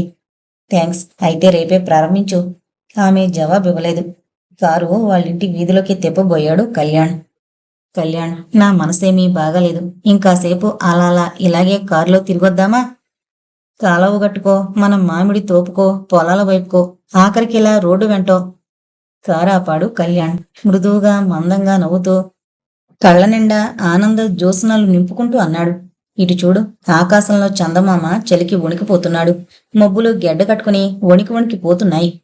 చెట్లన్నీ పైనుంచి కురిసే మంచుకి ఘనీభవించినట్టుగా కదలిక లేకుండా ఉన్నాయి. సతతం ధారగా కురుస్తోన్న వర్షానికి ఈ రోడ్డు ఎక్కడికి కదలలేకుండా ఉండిపోయింది. ఇంకా ఇంత రాత్రివేళ ఎక్కడికి వెళదాం? కోమలి, నా మాట విను. ఎక్కడికి వద్దు. పద, ఇంటికి వెళ్ళిపోదాం. అంతగా నీకు నిద్ర రాక ప్రకృతిని ఎంజాయ్ చేస్తూ గడిపేయాలనుంటే డాబా పైకెక్కి పడుకో. బాగా చెలనిపించినప్పుడు కిందకొచ్చేసాయి. ఈ శీతాకాలంలో ఆకాశంలోకి చూస్తూ ఉంటే మంచు ధారల్లో వెండి తీగల్లా కురిసే వెన్నెల్లో 10-15 నిమిషాలకే నిద్ర ముంచుకొస్తుంది. మనస్సు శాంతంగా పడుకుంటుంది. చప్పట్లు చరిచింది కోమలి. Very good. నీలో ప్రకృతి సౌందర్య ఆరాధన ఉందన్నమాట. కవిత్వంలా ఎంత బాగా చెప్పావు. కారుని ఇంటి గేట్లోకి మళ్లించాడు. విధిలేక దిగింది Komali. Good night, sweet night అంది బరువుగా కోమలి. కారు రివర్స్ చేసి ఇంటివైపు మళ్లించాడు కళ్యాణ్. కోమలి ఇంకా అక్కడ నుంచునుంటుందని తెలుసు, అయినా తల తిప్పి చూడలేదు. కారు దూసుకుపోయింది. అతని మనసు పరిపరి విధాల ఆలోచిస్తోంది. ఈ అమ్మాయి భవిష్యత్ ఏంటా అన్న ప్రశ్న అతని మనసుని తీవ్రంగా తొలిచేస్తోంది. పరిష్కారానికై అతని మనసు తీవ్ర వ్యధ చెందుతోంది. గేటు తీసిన చప్పుడు, కారాగి తిరిగి వెళ్లిన చప్పుడు విన్న ఆయా కోమలి ముఖద్వారం వద్దకు వెళ్లేసరికి తలుపు తెరిచింది. ఆ సమయంలో అలా ఎదురయ్యేసరికి ఆమెని చూడగానే కొద్దిగా జంకింది. తల్లి ఉన్నప్పుడు, తల్లి పోయాక తల్లి కన్నా మిన్నగా చూసుకునే ఆయా అంటే కోమలికి భయంతో పాటు భక్తి ఉంది. ఆయా అంటే ఆ ఇంట్లో అందరికీ గౌరవం, దాని వెంటే భయము ఉన్నాయి. కమలాకరం గారు కూడా కుముదం మాటలకి విలువిస్తారు. ఆయనకి ఆమంటే గురి. చాలా పొద్దుపోయిందేమమ్మా, చాలా మామూలుగా అడిగింది ఆయా కుముదం. సినిమా నుంచి అటే హోటల్కి వెళ్ళి టిఫిన్ చేసి వచ్చేసరికి ఎంత ఆలస్యమైంది ఆయా. కోమలి ఆయాని పిలిచినా ఆ పిలుపు ఆమెకి అమ్మ అన్నట్టుగానే వినిపిస్తుంది. పదమ్మా, గొడ్లు మార్చుకుందు గాని. కోమలి అనుసరించింది మౌనంగా. బాత్రూంకి వెళ్లి మొహం కడుక్కుంది చెన్నీళ్లతో. దాంతో మనసు బాగా సేద తీరినట్టయింది. డ్రెస్సింగ్ రూమ్కి వెళ్లి బట్టలు మార్చుకొచ్చింది కోమలి. వేడివేడి పాల గ్లాస్ అందించింది ఆయా. కాదనకుండా తాగేసింది కోమలి. చాలా రుచిగా ఉండడంతో తృప్తిగా ఫీలైంది. రోజూ తాగే పాలే అవి. వేడివేడిగా ఉన్న పాలల్లో కొద్దిగా పచ్చకర్పూరం, యాలకులు కల్పిస్తుంది. అయినా ఎంతో రుచిగా ఉండి తృప్తినిచ్చాయి. మనసుండే పరిస్థితిని బట్టి రుచులు మారతాయేమో. మేడమెట్లు ఎక్కబోతున్న కోమలిని చూసి, నాన్నగారు పడుకుని చాలాసేపయిందమ్మా అంది ఆయా. ఒక్క క్షణం మెట్ల మీదే ఆగింది. ఇటు తల తిప్పకుండా అంది, నేను పై డాబా మీదకి వెళుతున్నానయ్యా, కొంచెం సేపు అలా గాలిలో ఉండొస్తాను. వద్దమ్మా, బాగా పొద్దుపోయింది, శీతలం ఎక్కువైంది. చలిగాలిలో ఉంటే జలుబు చేస్తుంది. రేపొద్దటికి ఒళ్ళంతా బడలిగ్గా ఉంటుంది. పైగా ఇప్పుడు 11 దాటింది, పడుకునే వేళ కూడా అయింది. నెమ్మదిగా చాలా చిన్న స్వరంతో చెప్పింది ఆయా. అసలెప్పుడు ఆమంతే. ఈమెకి గట్టిగా అరవడం వచ్చా అన్నంత మెల్లగా మాట్లాడుతుంది. ఎంత నెమ్మదిగా చెప్పినా కోమలికి విసిగేసింది. కొద్దిగా కోపం కూడా వచ్చింది. కుముదం అంది విసుగ్గా. ఎంతో కోపం వస్తేనే గాని పేరుతో పిలవదు కోమలి. నీ ఇష్టం తల్లి, నేనెవరిని నిన్ననడానికి? నాకేం హక్కుంది నీకు సలహాలు ఇవ్వడానికి? ఆయా స్థానంలోనే ఉండాలి నేను. నీ బాగోగులు చూసే బాధ్యత నాకేముంది? మనసు కష్టపెట్టుకుంటేనే అలా మాట్లాడుతుంది కుముదం. అంతకంటే తన నిరసన తెలియజేసే మార్గం ఆమెకి లేదు, తెలీదు. అది వినగానే మెట్లు దిగి కుముదం దగ్గరకొచ్చింది కోమలి. ఒక మహారాణి దిగొచ్చినట్లుగా దిగొచ్చింది. ఆయా, మాట జారేనా? నా మనసేం బాగలేదు, నన్ను క్షమించవా ఆయా? సింహం పిల్లలాంటి కోమలి అలా లేడి పిల్లల అడిగేసరికి కరిగిపోయింది ఆయా. ఆమె కళ్ళల్లో నీళ్లు తిరిగాయి. ఆర్ద్రంగా, లేదు తల్లి, లేదు. నువ్వంటే నేను మనసుని కష్టపెట్టుకుంటానా? నాకేం కోపం లేదు తల్లి అంది. కోమలిని తన కౌగిట్లోకి తీసుకుంది. తల్లి అనురాగం ఎరుగని కోమలి ఆ చల్లని కౌగిట్లో ఆ ప్రేమని ఆ క్షణంలో పొందింది. అమ్మా అంది అప్రయత్నంగా. జీవితంలో తొలిసారిగా ఆయాని అమ్మ అంటూ సంబోధించింది. ఆ పిలుపుకి ఆయా మనసు పరవశించిపోయింది. నవనాడులు ప్రేమతో పొంగిపోయాయి. గుండె గతి తప్పినట్టు అనురాగంతో ఉప్పొంగిపోయింది. తల్లి అని తన గుండెలకి హత్తుకుంది ప్రేమగా. కొన్ని క్షణాలు ఇద్దరూ ఒకరి కౌగిట్లో ఒకరుండిపోయారు. పదమ్మ, పడుకుందుగాని అని మెల్లగా కోమలి గదికి పిలుచుకు వెళ్ళింది ఆయా కుముదం. పడుకోమ్మా అని మంచంపై తనే పడుకోబెట్టింది. తల్లి పసిపిల్లని పొత్తిళ్లతో సహా పడుకోబెట్టినట్టుగా. స్వప్నలోకంలో అనురాగ సౌధంలో ఉన్నట్టుగా అనుభూతి చెంది, నువ్వు ఇక్కడే పడుకో ఆయా అంది అదో విధమైన బంధంతో. ఇక ఆ పూటకి ఆయాని విడిచి ఉండలేనట్టుగా ఉంది ఆమె. ఆయా అన్న ఆ పిలుపు కుముదానికి తనని మళ్ళీ అమ్మాని ప్రేమగా ఆర్ద్రంగా పిలిచినట్టుగా వినిపించింది. వెంటనే పక్కన పడుకుంది. ఆ రాత్రి కుముదం కౌగిట్లో కోమలి ప్రశాంతంగా నిద్రించింది. పిల్లలు లేరని వ్యధ చెందే కుముదం మనసు ఆ రాత్రి ఆ కోరిక తీరినట్టుగా శాంతించింది.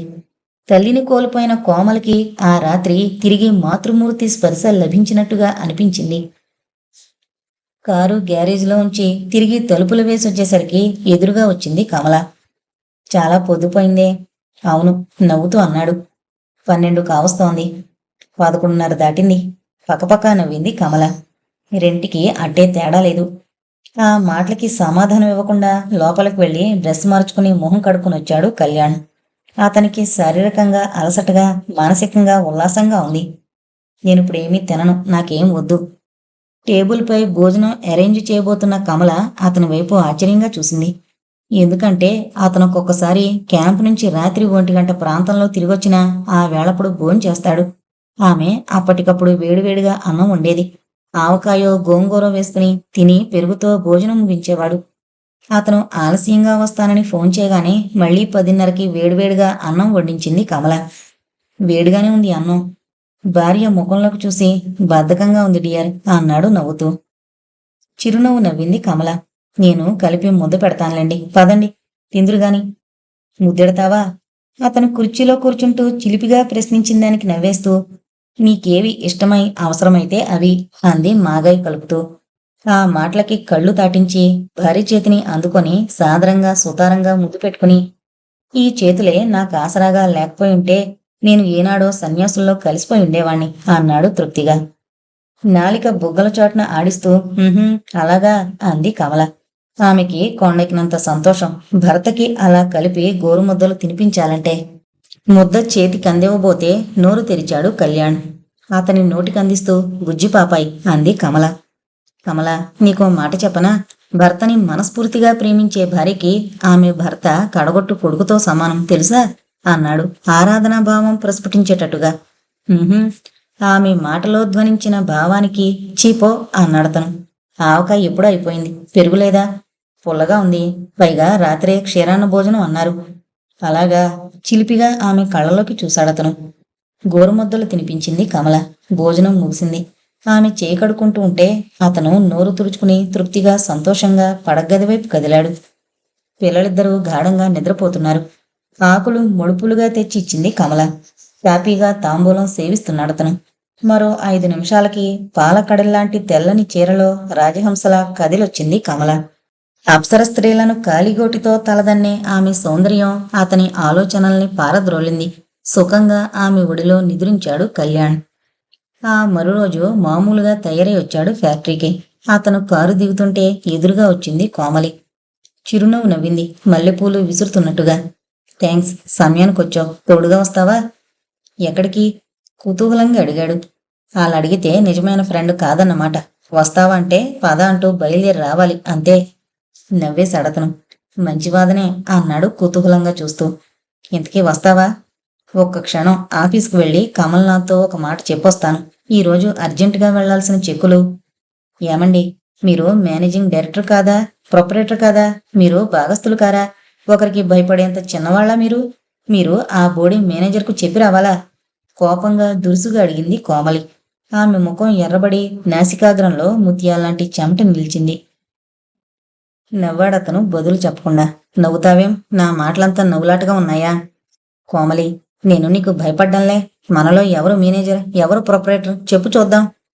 పేదాలు వంకరగా తిప్పి చాలే చమత్కారాలు నేర్చిపోయావు, పద పద అంది డోరు తెరిచి ఎక్కేస్తూ. తలెత్తి చూశాడు కళ్యాణ్. పై అంతస్తులో కారిడార్లో నుంచుని నవ్వుతున్నారు కమలాకర్ గారు. ఆయన నవ్వులో ఆమెతో వెళ్ళిరా అన్న అభ్యర్థన కనిపించి చిన్నగా నిట్టూర్చి మళ్లీ కారి కడతను. కోమలి డ్రైవింగ్ చేస్తుంటే హాయిగా వెనక్కి వాలి కూర్చున్నాడతను. పేదాలు కొరుక్కుంటూ ఏదో ఆలోచిస్తున్నాడు. కారు సిటీ లిమిట్స్ దాటింది. వేగం బాగా హెచ్చించింది కోమలి. కోమలి గంభీరంగా పిలిచాడతను. మరేం పర్వాలేదు, భయపడకండి. యాక్సిడెంట్ అయితే గ్యారంటీగా పోతాం, సందేహం లేదు. అలా జరిగితే అంతకంటే కావలసింది ఏముంది కళ్యాణ్ అంది సీరియస్గా. నాకు మాత్రం అలా వెళ్లాలని లేదు. నిన్ను అంత సులభంగా వెళ్ళనివ్వను అన్నాడు. ఎందుకేంటి? భగవంతుడిచ్చిన ప్రాణాల్ని తీసుకునే హక్కు మనకు లేదు. భగవంతుడు ఎక్కడున్నాడాయన? నీలో, నాలో, అందరిలో. చిత్రంగా చూసింది కోమలి. అతని మాటలు ఆమెకు ఆశ్చర్యాన్ని కలిగించాయి. కారు వేగం తగ్గింది. ఇంతకీ మనం వెళ్ళేదెక్కడికి? చెప్పాలా? చెబితే సంతోషిస్తాను. మీ సంతోషంతో నాకు పనిలేదు, నాతో రండి అంతే అని మళ్ళీ వేగాన్ని పెంచింది. కళ్యాణ్ ఇంకేమీ అనలేదు. మరో అరగంట కల్లా ఓ టౌన్ చేరుకున్నారు.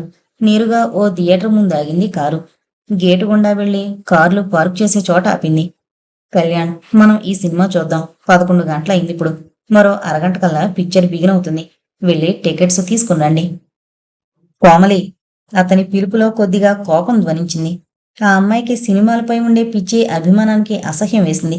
కారణం చెప్పకుండా కేవలం సినిమా చూడ్డానికి ఇంత దూరం తెచ్చిన ఆమెపై విసుగు పుట్టింది. ఇదిగో చూడు, నాకెదురు చెప్పకూడదు తెలుసా, నీ చెప్పినట్టు వినాలి అంతే, పిచ్చి పిల్లలా అంది. ఆమె ముఖం చూసి నిట్టూర్చాడతను. అంతగా బాధపడి నిట్టూర్చనక్కర్లే, నువ్వు కారులో వెళ్ళిపో, నీ పని చూసుకో. నీకు నీ ఫ్యాక్టరీ, నీ బిజినెస్, నీ కమలాకర్ గారు ముఖ్యం. నేనెవరిని? ఓ పిచ్చిదాన్ని. ఓ మంచి సినిమా చూస్తే కాస్త మనసుకి ఊరటానికి వచ్చిందాన్ని. సారీ, నువ్వు వెళ్ళిపో, నేను బస్సులో వచ్చేస్తాను. లేదా నీకు నా గురించి భయమై నేను బస్సులో రాలేననుకుంటే తమరే బస్సులో వెళ్ళిరండి, నేను కారులో తిరిగి వస్తాను. ఊపిరి బిగబట్టినట్టుగా, ఉద్వేగంగా, ఉద్రేకంతో, నిష్ఠూరంగా కోమలి అలా అనేసరికి, సారీ కోమలి, పద పిక్చర్కి వెళదాం, ఇదిగో టికెట్స్ తెస్తాను అని వెళ్ళాడు. అంతటి మనిషి రెపరెపలాడుతూ తరతరలాడుతూ టికెట్స్ కోసం వెళుతుంటే నవ్వొచ్చింది కోమలికి. నవ్వుని తనలోనే అణుచుకుని కారుని పార్క్ చేసి వచ్చింది కోమలి. అంతలో టికెట్స్ తెచ్చాడు కళ్యాణ్. ఆమె కట్టుకున్న మిరపండు రంగు పట్టుచీర ఆ లే ఎండలో గుప్పుమంటోంది. Match jacket మండుతోంది. ఏం టేస్టో అనుకున్నాడు కళ్యాణ్. వెళ్ళి హాల్లో కూర్చున్న కొద్ది నిమిషాలకి పాటలు వేశారు. నువ్వు పాడిన పాటే. అవును, అది ఈ సినిమాలోదే మాస్టారు. నువ్వు అట్టే సినిమాలు చూడవు కదా, నీకు బొత్తిగా తెలీదులే. ఎంతకీ ఈ పిక్చర్ చూస్తే నువ్వు బాలచంద్ర భక్తుడు అయిపోతావు అంది గంభీరంగా. పైన ఫ్యాన్ రోద చేస్తూ తిరుగుతున్నా బాగా ఫ్రీగా లేదు, ఒక్కబోతగా ఉంది. ఒక్క నిమిషం ఆగి, ఈ సినిమా పేరేంటి అని అడిగాడు కుతూహలంగా. కర్మ, ముదురు కొట్టుకుంది కోమలి. పళ్ళు కొరికింది. ఎవరో వినలేదు కదా అన్నట్టుగా అటు ఇటు ఆందోళనగా చూసింది. ఆమె ముఖంలో చెప్పరాని అసంతృప్తి. మోనో యాక్షన్ చేస్తున్నట్టుగా ఉన్న కోమలిని చూసి ఓ నిమిషం పాటు నివ్వెరపోయాడు. అంతలో తనని తాను నిగ్రహించుకుంది కోమలి. కోమలి పిలిచాడు మంద్రంగా. ఏం లేదులే, అవును అని ఏదో అడగబోయి ఆగిపోయింది. ఏంటి అడగబోయి ఆగిపోయామేం అన్నట్టుగా చూసి అడుగు అన్న భావం ప్రకటించాడు కళ్యాణ్. ఏం లేదులే. ఎందుకు లేదు? ఏదో ఉంది. అయినా ఆడవాళ్లు ఏమీ లేదంటే ఏదో ఉన్నట్టే అన్నారు, అడుగు. అతను అలా అనేసరికి నవ్వేస్తూ అంది. ఆహా, నువ్వు బొత్తిగా సినిమాలు చూడవు కదా. యాంటీ సినిమా ఆఫ్ నెపోలియన్ కదా. మరి గిరీశం గారు అక్కయ్య సినిమాలకు వెళ్ళదా? అసలు మీరిద్దరూ కలిసి సినిమాలంటూ చూసారా మహాశయ? ఈ సందేహం తీర్చండి. మోస్ట్ డ్రామాటిక్ గా అలా అడిగేసరికి పక్పక్క నవ్వాడు కళ్యాణ్ ఆపుకోలేక. ఆ నవ్వుకి హాల్లో వాళ్ళిద్దరికీ చుట్టుపక్కల కూర్చున్న వాళ్ళు వింతగా అసూయగా చూశారు. అతను కొద్దిగా సిగ్గుపడ్డట్టయి, కోమలి, అసలు మాకు సినిమాలు ఎక్కర్లేదు. నేనుంటే నేనే ఆవిడికి సినిమా, ఆవిడే నాకు సినిమా. మేమిద్దరం ఏకాంతంగా కూర్చుంటే అదే సినిమా. పిల్లలతో కలిసిమెలిసి ఉంటే అదే ఫ్యామిలీ డ్రామా అన్నాడు. కోమలి మెల్లగా ముసిముసి నవ్వులు నవ్వింది. అయినా కోమలి, సినిమాల్లో ఏముంటాయి? పాటలు, మాటలు, ప్రేమలు, అపార్థాలు, నిష్ఠూరాలు, ఏడుపులు, పోట్లాట్లు అంతేగా. మా ఇంటి సినిమాలు ఆ చివరో తప్ప అన్నీ ఉంటాయి. పేదాలు బిగించి, మరి పాటలకి బ్యాక్గ్రౌండ్ మ్యూజిక్ ఎలా? అమాయకంగా ప్రశ్నించింది కోమలి. మై డియర్ ఫ్రెండ్, నా భార్య అద్భుతంగా పాడుతుంది, సంగీతం కూడా నేర్చుకుంది. ఇక బ్యాక్గ్రౌండ్ మ్యూజిక్ అంటావా? సంసార సంగీతమే బ్యాక్గ్రౌండ్ మ్యూజిక్. అందులో ట్రాజడీ బిట్స్ అంటూ ఉండనే ఉండవు, ఎస్పెషల్లీ మా ఇంట్లో. ఆ మాటలకి నవ్వుతూ, అయితే మీ సినిమా ఎప్పుడూ సుఖాంతమే కదూ అంది. సంతోషాంతం. అంతలో లైట్లు ఆరిపోయాయి. న్యూస్ రీల్ మొదలైంది. ఆ తర్వాత ఇద్దరూ ఒక్క మాట కూడా మాట్లాడకుండా మౌనంగా సినిమా చూడడంలో మునిగిపోయారు. ఇంటర్వెల్లో ఇద్దరూ బయటకు వెళ్లి టీ తాగొచ్చారు. కొత్త ఊరు కాబట్టి బయటకొచ్చింది కోమలి. చేదుగా ఉంది టీ, నీకెలా ఉంది? ఆ మాటలకి నవ్వాడు కళ్యాణ్. కోమలి, టీ కాస్త చేదుగా ఉంటేనే రుచి. పెదవి కొరుక్కుంది కోమలి. పెదవి కొరుక్కుంటే టీ తాగిన చేదు తీయగా అవుతుందా? ఏమో, మీ మగాళ్ళే అంటారట కదా, అందులో తీయని మధు ఉంటుందని. ఆ అధరంలో మధురం ఉంటుంది, కానీ అది కాఫీ టీలల్లో పంచదార తక్కువైతే తీపి ఊరించేది కాదు, మరో తీయని ఆదరానికి మాత్రమే తెలిసేది. కోమలి తల వంచుకుంది. పాప్కార్న్ అందివ్వబోయాడు. నాకక్కర్లేదు. నాకు కావాలే అంటూ 2 ప్యాకెట్స్ తెచ్చాడు. హాల్లోకి వెళ్లి కూర్చున్నారు. స్లైడ్స్ లేకుండా రికార్డులు వేస్తున్నారు. రెండెందుకు తెచ్చావు? నాకు వద్దన్నానుగా, మరీ పిల్లాళ్ళ 2 తినేస్తావా అంది. నీ సంగతి నాకు తెలుసు, నా సంగతి నీకు తెలుసు. నే ప్రారంభించేదాకానే నీ బెట్టు, ఆ తర్వాత నువ్వే లాక్కుంటావు. బొంగుమూతి పెట్టింది కోమలి. నవ్వులాటగా అతనేదో అనబోయాడు. అంతలో లైట్లు ఆర్పారు. స్లైడ్స్ వేస్తూ రికార్డులు వేయడం ప్రారంభించారు. నా మాట వింటే మ్యాట్నీలకి, మార్నింగ్ షోస్కి న్యూస్ రీల్స్, స్లైడ్స్ అక్కర్లేదంటాను. ఇవి వేస్ట్ ఆఫ్ టైము. నే వినను నీ మాట. పొక్కున నవ్వింది కోమలి ఆ హాస్యానికి. అతనేం అనలేదు. కొన్ని క్షణాలాగి ఏది ప్యాకెట్ అని అడిగింది. వద్దన్నావుగా. నేర్చిపోయావులే. పక్కనే కూర్చుని అలా శబ్దం చేస్తూ తినేస్తుంటే ఎలా? నువ్వే కాదు, వేరే వాళ్ళైనా అడిగి తీసుకోవాలనిపిస్తోంది. ఇటివ్వు. ప్యాకెట్ అందించాడతను. అంతలో సినిమా మొదలైంది. ఇంకేం మాటలు? పూర్తయ్యేదాకా ఒక్క మాట మాట్లాడుకోలేదు. ఆఖరికి లైట్లు వెలిగాయి. అరే, ఇంకా అలాగే ఉందే ప్యాకెట్టు. నవ్వింది కోమలి. నీ చేతిలోనూ అంతే. తను నవ్వాడు కళ్యాణ్. ఇద్దరూ బయటకొచ్చారు. చాలా బావుంది కదూ. Yes, another history of Balachander with victory, మారులెస్. ఇంత మంచి సినిమాలు తెలుగులో వస్తాయా? కోమలి, నిన్న వండర్ఫుల్ తమిళ్ పిక్చర్ చూపించావు. ఈ రోజు బ్రహ్మాండమైన తెలుగు సినిమా చూపించావు. Many many thanks. కారు వద్దకు నడిచింది మౌనంగా. అనుసరించాడు కళ్యాణ్. కారెక్కి కూర్చున్నాడు కళ్యాణ్ డ్రైవింగ్ సీట్లో. పక్కనే కూర్చుంది కోమలి. నాకు ఆకలిస్తోంది. ఒక గంటలో ఊరెళ్ళిపోతాం. అంతలోనే నేను ఆకలితో చచ్చిపోతాను. అతను మాటలకి నవ్వుతూ, చూసావా కోమలి, ఆడవాళ్లు ఆకలికి తట్టుకోలేరు అన్నాడు. సరే, మీ సిద్ధాంతాల తర్వాత ముందు హోటల్కి పద. ఏదో ఒకటి తినేయాలి. నన్ను తినేట్టున్నావు అని కారుని కదిలించాడు. ఆ మాటకి కోమలి సమాధానం ఇవ్వలేదు. కారు హోటల్ ప్రేతం ముందు ఆగింది. కారు దిగి ముందుకు నడిచాడతను. కళ్యాణ్, మృదుమధురంగా పిలిచింది కోమలి. భుజాల మీదుగా వెనుతిరిగి చూశాడతను. ఏం? ఒక్క క్షణం అని చకచక నడిచొచ్చింది అతని దగ్గరికి. దగ్గరగా వచ్చి ముందుగా రూమ్ బుక్ చేయి. కాస్త టాయిలెట్ అయితేనే కానీ డైనింగ్ హాల్లోకి రాలేను. చిత్రంగా చూశాడతను. ఎస్, నేను ఆడదాన్ని. సినిమాకి వెళ్ళి జిడ్డు మొహంతో బయటకొచ్చి అలాగే హోటల్లో దూరలేను. నీకేం, నువ్వు మగాడివి. కర్చీఫ్తో ముఖం తుడుచుకుంటే సరి అని వాలెట్ తెరిచి 100 రూపాయలు ఇవ్వబోయింది. డోంట్ ఇన్సల్ట్ మీ అని ముందుకు వెళ్ళి రిసెప్షన్లో డబుల్ రూమ్ బుక్ చేసి లిఫ్ట్లో 3వ అంతస్తుకు వెళ్లారు. అది కారిడార్ చివర్లో ఉంది. రూమ్లో ప్రవేశించగానే సోఫాలో వాలిపోయి, నువ్వు ముందు మొహం కడుక్కునరా. ఆ బ్యాగులో సోపు, టవలు అన్నీ ఉన్నాయి అందామే. బాత్రూంలో దూరాడతను. తల పట్టుకుని కూర్చుండిపోయింది కోమలి. పైన ఫ్యాను బాగా తిరుగుతూ ఉన్నా ఒక్కగా ఉన్నట్టుగా ఫీల్ అవసాగింది. అది మనసుని కాల్చివేస్తున్న చికాకు. ఆమె మనసులో ఏవేవో అంతులేని ఆలోచనలు. మరో 5 నిమిషాలకి మొహం కడుకునొచ్చాడు కళ్యాణ్. ఆ బ్యాగులోనే ఉన్న దువ్వెంతో తల దూకుని అందులో ఉన్న ఫెయిర్ అండ్ లవ్లీ ముఖానికి రుద్దుకున్నాడు. కోమలి బలవంతంగా మూసుకుపోతున్న కళ్ళం తెరుచుకుని బాత్రూంలో దూరింది. అతను వాడిన సబ్బుని తను వాడడంలో ఏదో తెలియని హాయిని అనుభవించింది. ఆ సోపు ఇంకా సువాసనలు చిమ్ముతూనే ఉన్నట్టుగా ఫీల్ అయింది. భలే భలే నచ్చావు. హమ్మింగ్ చేస్తూ మొహం కడుక్కుని బయటకొచ్చింది. మరో 2 నిమిషాల్లో టాయిలెట్ పూర్తి చేసుకుని కట్టెన్ చోటుకు వెళ్ళి చీర మార్చుకుంది.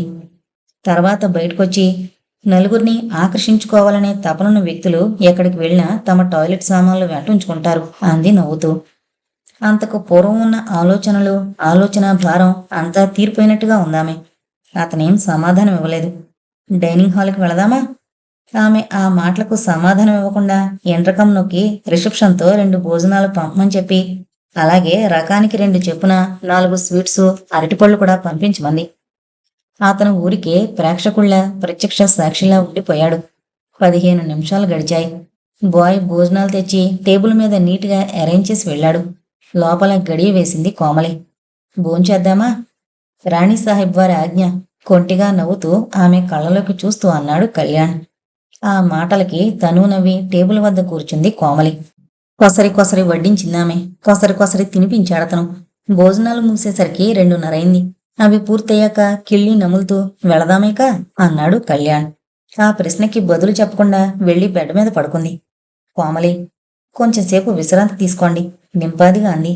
ఏమీ జవాబు చెప్పలేకపోయాడతను. కళ్యాణ్, కొద్దిసేపు పడుకోరాదు.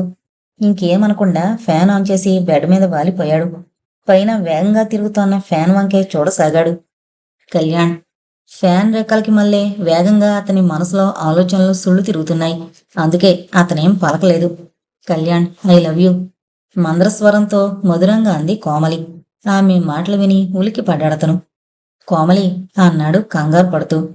కంగారు పడద్దు, విశ్రాంతిగా పడుకో. నేనేం దుర్వార్త చెప్పలేదు. నిజం, ఐ లవ్ యూ అన్నానంతే. ఏంటిది కోమలి? ఆశ్చర్యంగా అన్నాడు. Yes Kalyan, I love you, I like you, I adore you, like anything. You are gentleman, a nice gentleman. That's why I love you Kalyan ji. అతనేం సమాధానం ఇవ్వకుండా, కంగారు పడకుండా చేతిపై తలా నుంచి పడుకుని విచిత్రంగా ఆమె కేసి చూడసాగాడు. ఒక దేవతలాగా, ఒక స్ఫటికంలాగా, ఒక కొండపై నుంచి దూకబోయే సెలయర్లా కనిపిస్తుందామె.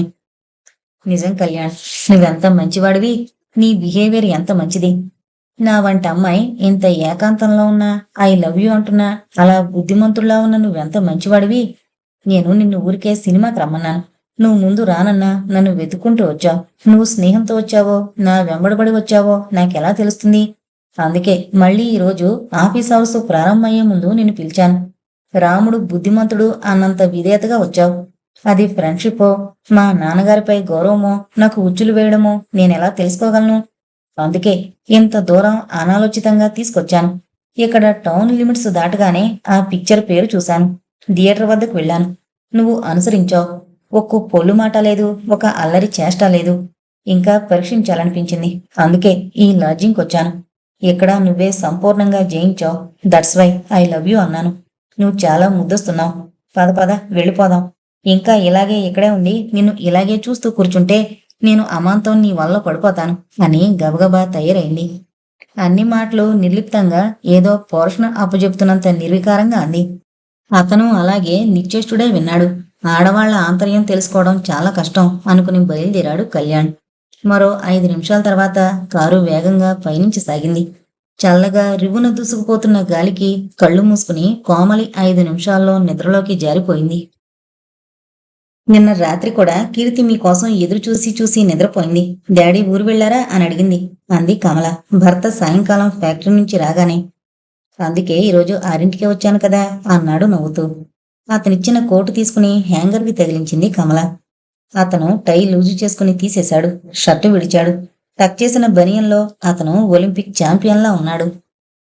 బూట్ లేసులు లూజ్ చేసి బూట్లు సాక్సులు విడిచాడు. తర్వాత లుంగి చుట్టబెట్టుకుని భుజంపై టవల వేసుకుని బాత్రూం వైపు నడిచాడు. స్నానం చేస్తారా? లాలపోస్తావా? అబ్బా బుజ్జి పాపాయ్, మీ అబ్బాయికే స్నానం చేయించేసరికి రోజు తలప్రాణం తోకొస్తోంది. ఓ, అయితే మనకు తోకుందన్నమాట కొంటిగా అడిగాడు కళ్యాణ్. ఆహా, ఎక్కడా? కుతూహలంగా అడిగాడు. మీరే. ఏయ్, నన్ను తోకంటావా? చెయ్యెత్తాడు నవ్వుతూ. కమల నవ్వుతూ నుంచింది. కమల, కిరణ్ ఎక్కడా? ఇద్దరూ ఆడుకునేందుకు వెళ్లారు. బాత్రూంలో అడుగు పెట్టాడు. భర్తకి స్నానం చేయించింది కమల. కమల, నిజంగా నీలాంటి భార్య దొరకడం అదృష్టం. ఫ్యాక్టరీ పనులతో బయట వ్యవహారాలతో అలసి సొలసి ఇంటికొస్తే ఆ చికాకులు ఆ అలసట తీరిపోయేటట్టుగా నన్ను చూసుకుంటావు. అందుకే ఇంట్లో అడుగు పెట్టగానే బయట ప్రపంచాన్ని పూర్తిగా మరిచిపోతాను నేను. అలాగే ఇల్లు దాటగానే బయటికి వెళ్ళగానే ఇంటిని మర్చిపోతారా? ఆమె నవ్వులాట కన్నా అతని గుండెల్లో ఎక్కడో కలుక్కుమంది. 2 రోజులుగా కోమలి సేవలో స్నేహంలో ఆమెతోటి కబుర్లతో తను ఇంటిని మర్చిపోయాడా? ఇప్పుడే భోజనం చేస్తారా? ఇంకాసేపు ఆగుతారా? అలాగైతే వేడిగా ఏదైనా ఇస్తాను. మీరు మధ్యాహ్నం కూడా భోజనానికి రాలేదు. ఓ గ్లాసు పాలివ్వు. అలాగే పాలిస్తాను. పాలిస్తావా? అయితే మహారాణి ఈ సామంతుడికి ఏం చెబుతావో చెప్పు. ఆజ్ఞని శిరసా వహిస్తాడు చిలిపిగా అన్నాడు కళ్యాణ్. పొక్కున నవ్వేసింది కమల. భరత తీసిన చమత్కారానికి ఆమెకు విపరీతంగా సిగ్గేసింది. అబ్బా, ఈయన్ని పాలించడమా అనుకుంది. లుంగీ చుట్టుకుని హాల్లోకొచ్చి కూర్చుని పేపర్ అందుకున్నాడు. అలా హెడ్లైన్స్ తిరిగేస్తున్నాడు. కమల నెమ్మదిగా వచ్చి ఫ్యాన్ ఆన్ చేసింది. ఒక్కగా అనిపించలేదా అంటూ గ్లాస్ అందించింది. అన్నీ చూసుకునేందుకు నువ్వు ఉన్నావుగా. ఎస్, అందుకే నిన్ను గృహిణి అన్నారు. ఏంటి ఈ రోజు బండి ఎలా పరిగెడుతోంది? యథార్థం చెబితే పొగిడినట్ట? నాకు సిగ్గేస్తోంది. చప్పున అతనికి తమ పెళ్లినాటి కమల గుర్తుకొచ్చింది. ఆర్ద్రమైన గొంతుతో కమల అన్నాడు. ఆ కంఠంలో ప్రేమ ప్రవహించింది. ఆమెను తన గుండెలకి హత్తుకోవాలనిపించింది అతనికి. కుర్చీలోంచి లేవబోయాడు. డాడీ! కీర్తి పిలుపు అతన్ని నిలిపేసింది. నిరాశగా భార్య వైపు చూసి నవ్వాడు. కమల కూడా పేదాల చాటున నవ్వుకుని వంటింటి వైపు వెళ్ళిపోయింది. నిన్నెప్పుడొచ్చావు డాడీ? తండ్రి మెడ చుట్టూ చేతులు వేసి ఆయన ఒడిలో వాలిపోతూ అడిగింది కీర్తి. రాత్రి 11 దాటిందమ్మా, కూతుర్ని బుజ్జిగిస్తూ అన్నాడు కళ్యాణ్. నేను 10 దాకా చదువుకుంటూ ఉన్నాను. మీరు రానేలేదు. కిరణ్ 9ంటికే పడుకున్నాడు. మిమ్మల్ని 9ంటికే పడుకోమన్నాను కదమ్మా నవ్వుతూ అడిగాడు. అవుననుకోండి, అయినా మిమ్మల్ని చూడడం కోసం మేలుకుంటే తప్ప. నవ్వుతూ అన్నాడు. అంతలో కిరణ్ వచ్చాడు డాడీ అంటూ. అతన్ని దగ్గర కూర్చోబెట్టుకున్నాడు కళ్యాణ్. తర్వాత ఇద్దరిని స్కూల్ విషయాలు అడిగాడు. మార్కులు ఎలా వస్తోంది కనుక్కున్నాడు. వాళ్ళు ఏ ర్యాంకులో ఉంది తెలుసుకున్నాడు. అలా 8 అయ్యే వరకు వాళ్ళతో కబుర్లు చెబుతూ గడిపాడు. తర్వాత పిల్లలతో కలిసి వాళ్ళిద్దరూ భోంచేశారు. కబుర్లు చెబుతూ, నవ్వుతూ, నవ్విస్తూ కాలం గడిపాడు. ఆ పూట ఆ ఇంట్లో నవ్వుల కేరింతలు మారుమ్రోగాయి. రాత్రి 9ంటికి తల్లిదండ్రులకి టాటా చెప్పి పడుకున్నారు పిల్లలిద్దరూ. 9కి పడుకోవాలి, 6ంటికి లేవాలి. రోజు ఉదయం, సాయంకాలం 2 గంటలు చదవాలి. అంతే. పరీక్షలైనా, మామూలు రోజులైనా ఈ టైం టేబుల్లో మార్పు రాదు. 10 దాకా వీక్లీలు చూస్తూ గడిపాడు కళ్యాణ్. కమల ఇంటి పని ముగించుకుని పిల్లలిద్దరినీ పడుకోబెట్టి మళ్ళీ ఓ పర్యాయం వంటింటి వైపు వెళ్లి చూసొచ్చి అన్ని గదులకి భద్రంగా తాళాలు వేసుకుని మెయిన్ గేట్కి, హాల్కి తాళాలు వేసొచ్చింది. అంతదాకా వీక్లీలు చూస్తున్న కళ్యాణ్ ఆమె రాగానే బెడ్రూమ్ వైపు దారి తీశాడు. మంచంపై విశ్రాంతిగా పడుకోగానే లైట్ ఆర్పి బెడ్రూమ్ ల్యాంప్ వెలిగించి ఫ్యాన్ ఆన్ చేసి దోమతెర దించేసి తాంబూలం అందించి సాగింది కమల. అతనికి స్వర్గంలో ఉన్నట్టుగా ఉంది. ఇన్నేళ్లుగా అనుభవిస్తోంది అయినా ఆనాటి సాంసారిక సుఖం అతనికి ఎంతో ఆనందాన్నిచ్చింది. ఆ ఆనందంతో ఆమెని కౌగిట్లోకి తీసుకోగానే కమల అతనిలో ఒదిగిపోయింది. కళ్యాణ్, 2 రోజులుగా చూస్తున్నాం. కోమలి మనస్తత్వం ఇప్పుడెలా ఉంది? అడిగారు కమలాకర్ గారు. ఆ రోజు ఉదయం నుంచి ఫ్యాక్టరీ పనిలో మునిగిపోయి కోమల విషయమే పట్టించుకోలేదతను. ఆ మాటకొస్తే అతనికి పని ఒత్తిడిలో కోమలే గుర్తుకు రాలేదు. సాయంకాలం ఇంటికి వెళ్లేప్పుడు కమలాకర్ గారిని చూడడానికి వెళ్ళాడతను. అతన్ని చూడగానే ఆతృతతో ప్రశ్నించారాయన. ఆ ప్రశ్నకి ఆమె మనస్తత్వంలో కొద్ది కొద్దిగా మార్పు కనిపిస్తున్నట్టుగా ఉంది. మీరు చెప్పినట్టుగా డెస్పరేటెడ్ మూడ్లో లేదు. ఈ 2 రోజులు చాలా ఉల్లాసంగా, హాయిగా, జాలీగా ఉంది అన్నాడు. ఆ మాటలకి నిట్టూర్చారాయన. ఆశ్చర్యపోయాడు కళ్యాణ్. కళ్యాణ్, ఈనాటి అమ్మాయిల అంతరంగాన్ని శోధించడం అంత సులభం కాదు. ఈ రోజు ఏదో సందర్భంలో ఆయా చెప్పింది, కోమలి రోజు నిద్రమాత్రలు వాడుతోందట. నిర్ఘాంతపోయాడు కళ్యాణ్. అతనికి ఆ విషయం వినగానే షాక్ తినట్లయింది. అంత జాలీగా తిరిగే అమ్మాయికి నిద్రమాత్రలు అవసరమా అనుకున్నాడు. ఎంతకీ ఆవిడకి ఆ మాత్రలు ఎక్కడ దొరుకుతున్నాయి, ఎలా దొరుకుతున్నాయి అని అడిగాడు. దానికి సమాధానంగా నవ్వాడు కమలాకర్. చిత్రం, ఈ మాత్రం తెలీదా? డబుల్ రేట్ ఇస్తే ఎక్కడైనా దొరుకుతాయి. పైగా మా అమ్మాయి అని అందరికీ తెలుసామె. నా కోసం అనుకుని ఇచ్చేవాళ్లు ఉండొచ్చు అన్నాడు. నిట్టూర్చాడు కళ్యాణ్. అతను ఆ విషయం విన్నాక చాలా బాధగా ఉంది. నేను చెబుతానులేండి. సెడిటివ్స్ వాడడం చాలా ప్రమాదం. నిదానంగా వివరించి చెబితే వినే మనస్తత్వమే ఆమెది. గద్దించినా, ఆజ్ఞాపించినా వినే రకం కాదు. ఆయా చెప్పింది. మొన్న రాత్రి సినిమా నుంచి వచ్చాక పాలు మాత్రం తాగి పడుకుందట. ఆ రోజు మాత్రలు వాడలేదు. మళ్ళీ నిన్న వాడిందట. తృప్తిగా అన్నాడాయన. కళ్యాణ్ ఏమీ సమాధానం చెప్పలేదు. ఆ అమ్మాయికి సంబంధాలు చూడడం అవసరం. అవును, చూడాలి. తగిన సంబంధం దొరికితే త్వరగా పెళ్లి చేసేస్తాను. నాకు వయసు అయిపోయింది. పైగా ఆరోగ్యం కూడా అంతంత మాత్రమే. మొన్న ఛాతిలో కాస్త నొప్పిగా ఉంటే డాక్టర్ గారిని పిలిస్తే ఆయన తగు జాగ్రత్తలో ఉండాలన్నారు. కళ్యాణ్ మళ్ళీ మౌనం వహించాడు. అయినా మనతో ఏమవుతుంది? మనమేం జాగ్రత్తలో ఉంటాం చెప్పు. ఆరోగ్యం కోసం మందుంది, కానీ ఆయుష్కి మందెక్కడుంది చెప్పు. తలాడించాడు కళ్యాణ్. ఈ రోజు అమ్మాయిని చూసావా? లేదండి, పని ఎక్కువగా ఉంది. నిన్నంతా పూర్తిగా చూడలేదు కదా. అంతా కమల్నాథ్పై వదిలేలేం కదా. అవునవును. అన్నట్టు అతని మీద కంప్లైంట్స్ వచ్చాయి ఈ మధ్య. ఎవరో ఆకాశరమణ పేరుతో ఉత్తరాలు రాశారు. వర్కర్స్ ని పీడిస్తున్నట్టుగా అందులో ఉంది. కొంచెం జాగ్రత్తగా గమనిస్తూ ఉండు. అసాధ్యం ఉండకూడదు. మన డబ్బు తిన్నా పర్వాలేదు. వర్కర్స్ కి మనకి మధ్య అగాధాలు సృష్టించకుండా చూడు. అంతవరకు రానివ్వలండి అంటూ లేచాడు కళ్యాణ్. నాకదే తృప్తి అన్నారాయన. నవ్వి వెళ్ళిపోయాడు కళ్యాణ్. అతను నేరుగా కోమలి గదికి వెళ్ళాడు. ఈ నేళ్ల పరిచయంలో అతను కమలాకర్ గారి గదిలో తప్ప మరో గదిలో అడుగు పెట్టలేదు. ఆ గదికి వెళుతూ ఉంటే అతనికి అదోలా అనిపించింది. ఐ లవ్ యూ అన్న తర్వాత అతను మళ్ళీ చూడలేదామెని. నిజానికి గడిచింది 24 గంటలే అయినా ఎన్నో యుగాలు గడిచినట్టుగా ఉంది. అది వియోగభారం కాదు, అయినా మనసులో ఏదో వెలితి. హలో కళ్యాణ్, ఇది చూసావా? అతన్ని చూడగానే ముఖమంతా వెలుగులు నింపుకుని పలకరించింది. నవ్వుతూ చూశాడతను. ఏం మాట్లాడలేదు. ఏంటి అని అడగలేదు. ఏం విశ్వనాథ్, ఏం విశ్వనాథ్, తెలుగులో పుట్టాడు కాబట్టి తప్పైపోయింది, కానీ ఏ బెంగాలీయో అయ్యుంటే నోబెల్ ప్రైజ్ తప్పకొచ్చేది. ఠాగూర్ తర్వాత మన ఇండియాలో నోబెల్ ప్రైజ్ రావాల్సిన వ్యక్తి ఈయనే అంది ఆరాధనతో ఉద్రేకపడుతూ.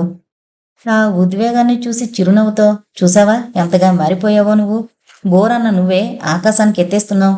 అయినా ఆయనకి నోబెల్ ప్రైజు రాలేదన్న బాధ నాకు లేదు. ఎందుకంటే ఆయన తెలుగువాడుగా పుట్టడం మన అదృష్టం, మన జాతి చేసుకున్న పుణ్యం, మన భావి పౌరులు నోచుకున్న యోగం. మన వాళ్ళు భారతాన్ని పంచమ వేదం అన్నారు. 1000 పడగలు మనకి 6వ వేదం. దాన్ని ఇంగ్లీష్లో అనువదిస్తే తప్పకుండా నోబెల్ ప్రైజ్ వస్తుంది అన్నాడు. నువ్వన్నట్టు రాకపోయినా పర్వాలేదులే, మనం తెలుగులో చదువుకుని ఆనందిస్తున్నాం. అయినా జ్ఞానపీఠ బహుమతి వచ్చినందుకే చాలామంది ఏడిచిపోయారట కదా. నవ్విపోదురుగాక నాకేటి సిగ్గు అన్నారు కృష్ణశాస్త్రి. ఏడ్చిపోదురుగాక ఏ మగను దానా అంటాను నేను. సరేలే, ఏం లేస్తున్నావు? జపం చేసేవాళ్ళని, రాసుకునేవాళ్ళని, చదువుకునేవాళ్ళని డిస్టర్బ్ చేస్తే యజ్ఞం పాడు చేసినంత పాపమాట.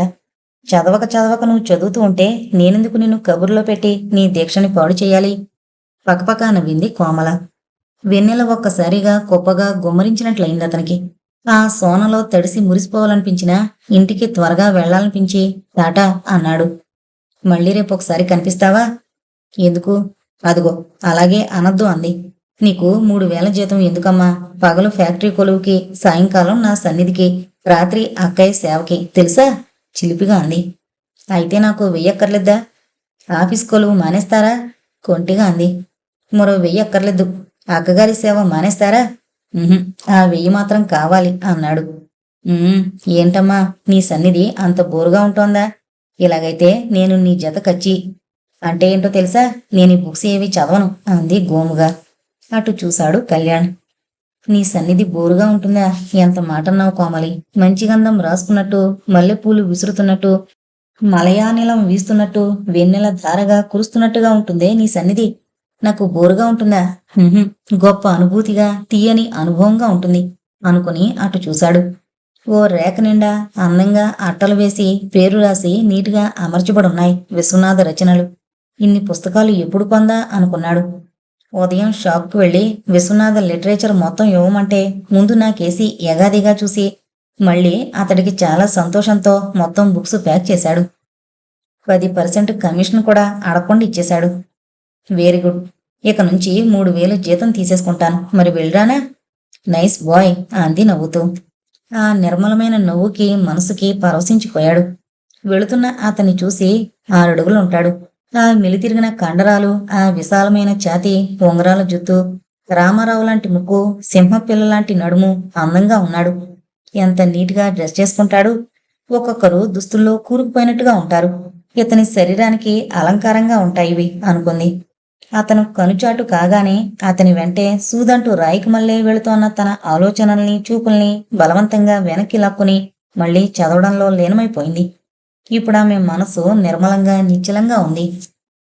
కారు ఫ్యాక్టరీ గేటు దాటుతూ ఉండగా సార్ అన్న పిలుపు వినిపించి బ్రేక్ వేసి చూశాడు కళ్యాణ్. టైపిస్టు కోకిల. ఇంకా ఇంటికి వెళ్ళిపోలేదా అనుకుని టైం చూసుకున్నాడు. 6:20. 5ంటికి వెళ్ళిపోలేదా? ఆఫీసులో అర్జెంటు కాగితాలేం లేవే? ఆఫీసులో పనైపోయింది సార్. 5ంటికే బయటకొచ్చాను. మీరు పెద్దయ్య గారి దగ్గరికి వెళితే అక్కడి నుంచి రాగానే మీతో మాట్లాడాలని ఇక్కడ నుంచున్నాను నింపాదిగా అంది. ఓ మై గాడ్, 1.5 గంట నుంచి ఇక్కడే ఉన్నావా? ఆశ్చర్యంగా అడిగాడు. తలూపింది కోమలి. ఏంటి అర్జెంటా? అవును సార్. రేపు ఆఫీసులో చెప్పుకోకూడదా? ఇది ఆఫీసులో చెప్పే విషయం కాదు సార్. ఓకే దెన్ కారెక్కై. మీ ఇల్లు మా వీధి తర్వాతే కదా. మా ఇంటి దాకా వెళదాం. ఎలాగూ నీకు ఆలస్యం అయిపోయింది అన్నాడు డోరు తెరుస్తూ. సంకోచపడుతూనే కారెక్కింది కోకిల. కారు గేటు దాటింది. సరిగ్గా ఆ సమయంలో బయటకొచ్చిన కోమలి అది చూసింది. కారు మెయిన్ రోడ్డు ఎక్కగానే చెప్పు ఏంటి సంగతి అన్నాడు. ఒక్క నిమిషం సేపు మాట్లాడలేదు కోకిల. సార్, నన్ను మీరు అపార్థం చేసుకోకండి. చాడీలు చెబుతున్నాననుకోకండి. జరిగింది మీకు చెబితే న్యాయం జరుగుతుందన్న ఆశతో చెబుతున్నాను అంది నెమ్మదిగా. కోకిల, ఇది ఆఫీస్ కాదు. ఇక్కడ నాకు ఏ విషయం చెప్పినా అది ఎవరికీ తెలీదు. నిజం చెప్పడానికి నువ్వేం భయపడనక్కర్లేదు. నీకు న్యాయం జరిపించే బాధ్యత నాది అన్నాడు గంభీరంగా. థ్యాంక్ యూ సార్ అంది. ఒక క్షణమాగి పెళ్లి చేసుకుని ఓ మగాడిచ్చి ఆయన సుఖంగా జీవితం వెళ్లబొచ్చవలసిన వయసులో ఉద్యోగం కోసం ప్రాకులాడుతూ ఆ జీతం రాళ్లతో బ్రతుకు భారాన్ని, కుటుంబాన్ని లాక్కురావాల్సిన దుర్గతి ఏ తెలుగు పిల్లకి రాకూడదు సార్ అంది. అతనేం అనలేదు. కారు నెమ్మదిగా వెళుతోంది. మా తండ్రి జీపు డ్రైవర్గా పనిచేసేవాడు. నేను BA ఆఖరి సంవత్సరంలో ఉన్నాను. ఇంకో నెలలో పరీక్షలైపోతాయనగా ఆయన జీపు యాక్సిడెంట్లో పోయారు. ఆయన పనిచేసేది ప్రైవేట్ కంపెనీలో. ఆ కంపెనీ వాళ్ళు జీప్ ఖరీదు LIC నుంచి రాబట్టారు. ఇన్సూర్ చేశారు కాబట్టి. మా నాన్నకి ఆ సౌకర్యం లేదు. అందుకని ఓ 500 మా ముఖాన్ని కొట్టి కేసు మూసేశారు. పోలీసులు కూడా మాట్లాడలేదు. సంపాదించేవాడు చనిపోగానే మా కుటుంబం వీధిన పడింది. చాలా దారుణం. డ్యామేజ్కి సూట్ వేయవలసింది. నష్టపరిహారం చెల్లించేవాళ్ళు. డ్యూటీలో ఉండగా ప్రమాదం జరిగితే అంత బాధ్యతారహితంగా ప్రవర్తిస్తారా? నవ్వింది కోకిల. వాళ్ళంతే చేశారు సార్. ఏం చేసే దిక్కులేక వాళ్ళిచ్చేసిన ఆ 500తోనే కొన్నాళ్ళు సంసారాన్ని లాగించి బిఏ పరీక్షలు రాశాను. ఫస్ట్ క్లాస్ రావాల్సింది సెకండ్ క్లాస్లో పాస్ అయ్యాను. మీ దయ వల్ల వెంటనే జాబ్ వచ్చింది. అన్నాళ్ళు వీధిన పడిన మా కుటుంబం ఏదో విధంగా గుట్టుగా బ్రతుకుతున్నాం. మీ ఇంట్లో మగవాళ్ళు ఇంకెవరు? ఓకే అన్నయ్య. అతను పిచ్చివాడు. అతన్ని పసిపిల్లాడి కంటే జాగ్రత్తగా చూసుకోవాలి. అరెరే, హాస్పిటల్లో చేర్పించలేదా? అన్నీ అయ్యాయి. ఇహ లాభం లేదనుకుని ఇంట్లో పెట్టుకున్నాం. 2 తమ్ముళ్ళు 10th చదువుతున్నారు. ఓ చెల్లెలు సెకండ్ ఫార్మ్ చదువుతోంది. మా అమ్మ నానమ్మ ఉన్నారు. వాళ్ళిద్దరూ మ్యాచ్ ఫ్యాక్టరీలో పనిచేస్తారు. రాత్రిపూట ఉదయం వీడియోలు చూడతాం అందరం. అంతో ఇంతో వస్తుంది. అది కాదు అసలు బాధ. మరేంటి? మీరు ఈ విషయాన్ని చాలా సున్నితంగా ఆలోచించి ట్యాకిల్ చేయాలి. మీకు తెలీదని కాదు. ఇందులో మరే విధంగా జరిగినా నేను ఉద్యోగం మానేయాల్సి ఉంటుంది. ఏంటంత ఘోరం? కమల్నాథన్ గారు పైకి కనిపించేంత మంచివారు కాదు. అది మీకు తెలిసే ఉండొచ్చు. అయినా చాకచక్యంతో చక్కగా పనిచేస్తున్నారని ఆయన సర్వీసెస్ తీసుకుంటూ ఉండొచ్చు. కానీ ఆయన దృష్టి ఎప్పుడూ తన కింద పనిచేసే అమ్మాయిలపైనే ఉంటుంది. కళ్యాణ్ పెదవి కొరుక్కున్నాడు. వారం రోజుల క్రితం నన్ను రూమ్కి పిలిచాడు. ప్రమోషన్ ఇస్తానన్నాడు. జీతం పెరిగితే మీ కుటుంబం బాగా సుఖపడుతుందన్నాడు. థ్యాంక్స్ చెప్పాను. తర్వాత నా చేయి పట్టుకున్నాడు. ముందు నాకు అర్థం కాలేదు. తర్వాత మృదువుగా విడిపించుకుని నాకు అలాంటివి గిట్టవన్నాను. ఎక్కడైనా సరే, మరో ఊళ్ళోనైనా సరే లాడ్జికి వెళదామన్నాడు. చాచి లెంపకాయ కొట్టాలనిపించింది. తమాయించుకుని సారీ చెప్పాను అతి నిగ్రహంతో. ఈ సంబంధం తాత్కాలికం కాదు, శాశ్వతంగా ఉంచుకుంటాను. నా జీతం నుంచి నెల నెలా ఓ 100 ఇస్తాను అన్నాడు. ఇకపై మాట్లాడితే మర్యాద దక్కదని బయటికి రాబోతూ ఉంటే, ఇలా అయితే ఉద్యోగం చేయలేవు జాగ్రత్త అని బెదిరించాడు. ఇది సార్ సంగతి. ఇందులో ప్రతి అక్షరం యథార్థం. ఆపై మీ ఇష్టం. చాలా నింపాదిగా, ఏమాత్రం ఉద్రేకం లేకుండా ఎవరికదో చెబుతున్నంత శాంతంగా చెప్పింది. ఆమె నిగ్రహానికి, ఆ చెప్పిన విధానానికి కళ్యాణ్ మెచ్చుకున్నాడు. 2 నిమిషాలు నిశ్శబ్దంగా గడిచిపోయాయి. చెప్పవలసింది చెప్పాను, ఇక మీ ఇష్టం అన్నంత నిర్లిప్తంగా కూర్చుంది కోకిల. కోకిల, నువ్వు ఆ విషయం మర్చిపో. నీకు తగిన విధంగా మేలు చేస్తాను. థ్యాంక్ యూ సార్ అంది కృతజ్ఞత ఉట్టిపడుతూ. సార్, ఇక ఇక్కడనే దిగి వెళతాను. మా ఇంటికొచ్చి కాఫీ తీసుకుని వెళదుగాలే. మరో రోజు వస్తాను, క్షమించండి. ఆల్రైట్ అని కారు స్లో చేసి ఓ వారగా ఆపాడు. కారు దిగి మరోమారు థ్యాంక్స్ చెప్పింది. తన వీధిలోకి మరలించాడు కారు. కనుమరుగయ్యేదాకా చూస్తూ ఉండి తర్వాత నడుచుకుంటూ వెళ్ళిపోయింది కోకిల. నాన్న ఎదురుగా వచ్చిన కీర్తినెత్తుకుని ఏమ్మా అన్నాడు. ఎంత అలసొచ్చినా పిల్లల్ని భార్యని చూడగానే అతని మనసు సేద తీరుతుంది క్షణంలో. వాళ్ల సన్నిధి స్వర్గంలా ఉంటుంది అతనికి. ఈరోజు మాకు స్కూల్లో మార్కులు ఇచ్చారు. నేను అన్నింట్లోనూ ఫస్ట్. అంతేకాదు, అటెండెన్స్లో, డ్రెస్సింగ్లో, మేనేజన్లో అన్నింట్లోనూ నేనే స్కూల్ ఫస్ట్. అందుకే మమ్మీకి మీకు ఈ సంవత్సరానికి బెస్ట్ పేరెంట్స్ అవార్డు ఇచ్చారు. క్రిస్మస్ డే సెలబ్రేషన్స్లో మీకు సన్మానం చేసి మెమెంటో ఇస్తారట. ఉత్సాహంగా హుషారుగా చెప్పింది. ఆ మాటలు వినగానే అతని మనసు పరవశించిపోయింది. ఒక్క క్షణం తను ఎస్ఎస్ఎల్సీలో స్కూల్కంతా ఫస్ట్గా పాస్ అయి స్టేట్ ఫస్ట్ మార్కులు తెచ్చుకున్న రోజున నాన్నగారి మాటలు గుర్తుకొచ్చాయి అతనికి. కళ్యాణ్, ఆస్తి స్థిరం కాదు, ఐశ్వర్యం స్థిరం కాదు, అంతస్తులో నిలవు. నిలిచేదల్లా విద్య. విద్య లాంటి వస్తువు మరొకటి లేదు. అది తెచ్చిపెట్టే కీర్తి మరేది ఇవ్వదు. ఆ విషయం గుర్తించుకో. అదే మాటలు కీర్తితో చెప్పాలనిపించింది. కానీ ఆ అమ్మాయి వయసుకి అవి అర్థం కావనిపించి, గుడ్ కీర్తి, అలా ఉండాలి. ఎక్కడున్నా ఎవరా అమ్మాయి ఎవరా అబ్బాయి అనిపించుకోగలిగితే తల్లిదండ్రులుగా మాకు అంతకంటే కావాల్సిందేముంది? పలానా వాళ్ళ అబ్బాయి అమ్మాయి అనిపించుకునే కన్నా మీరు వ్యక్తిత్వం నిలుపుకోవాలి. అదే ఘనత అని కొడుకు వైపు తిరిగి, ఎరా కిరణ్, నీకెలా వచ్చాయి అని అడిగాడు. కిరణ్ 5వ క్లాస్ చదువుతున్నాడు. కీర్తి 3వ క్లాస్ చదువుతోంది. ఇద్దరూ ఒక కాన్వెంట్లోనే చదువుతున్నారు. నేను క్లాస్ ఫస్టే మార్కుల్లో, మిగతా వాటిల్లో నేనే సెకండ్ స్కూల్కంతా అన్నాడు తల్లి చేతుల్లో ఉండి. ఆమె అతని తల నిమురుతూ ఉంది ప్రేమతో.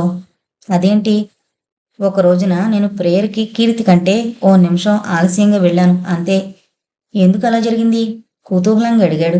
కిరణ్ కీర్తిపై ఉక్రోషంగా చూస్తూ చెబుతూ ఉంటే ఆసక్తిగా ఉంది. ఇదిగో దానికి అమ్మే కారణం. కీర్తికి ముందుగా జడలేసి ఫ్రాక్ తొడిగింది. నాకు తలదూవడం ఆలస్యమైంది. ఆదుర్దాగా వెళ్ళాం. కారు దిగుతూ ఉండగా మిర్రర్లో చూసుకుని అప్పుడు మళ్ళీ కనకయ్యతో దువ్వించుకున్నాను. అది లేటు. బొంగమూతితో అన్నాడు కిరణ్. కీర్తి గర్వంగా చూసింది నాన్నగారి వైపు. కమల ముసిముసి నవ్వులు నవ్వుతోంది. అయినా కిరణ్, మీ ఇద్దరే కదా ఫస్ట్ అండ్ సెకండ్ వచ్చేది. ప్రతి సంవత్సరం ఇద్దరికి ఫస్ట్ పంచేవాళ్ళు. ఈ సంవత్సరం మీ వల్ల ఇంకొకరికి సెకండ్ ప్రైజ్ ఛాన్స్ పోయింది. దానిలో పెద్ద తేడా ఏముందిలే. ఉహుం, కిరణ్ టీచర్ అలా అనలేదు. ఈ రోజు నువ్వు సరిగ్గా వచ్చుంటే ఇద్దరూ ప్రతి సంవత్సరంలాగే ఫస్ట్ ప్రైజుని పంచుకునేవాళ్లుగా అంది. వాడి కళ్ళల్లో నీళ్లు తిరిగాయి. కిరణ్, గతించిన దాని గురించి చింతించే లాభం లేదు. వచ్చే హాఫ్ ఇయర్లో ఇద్దరూ ఫస్ట్ రండి.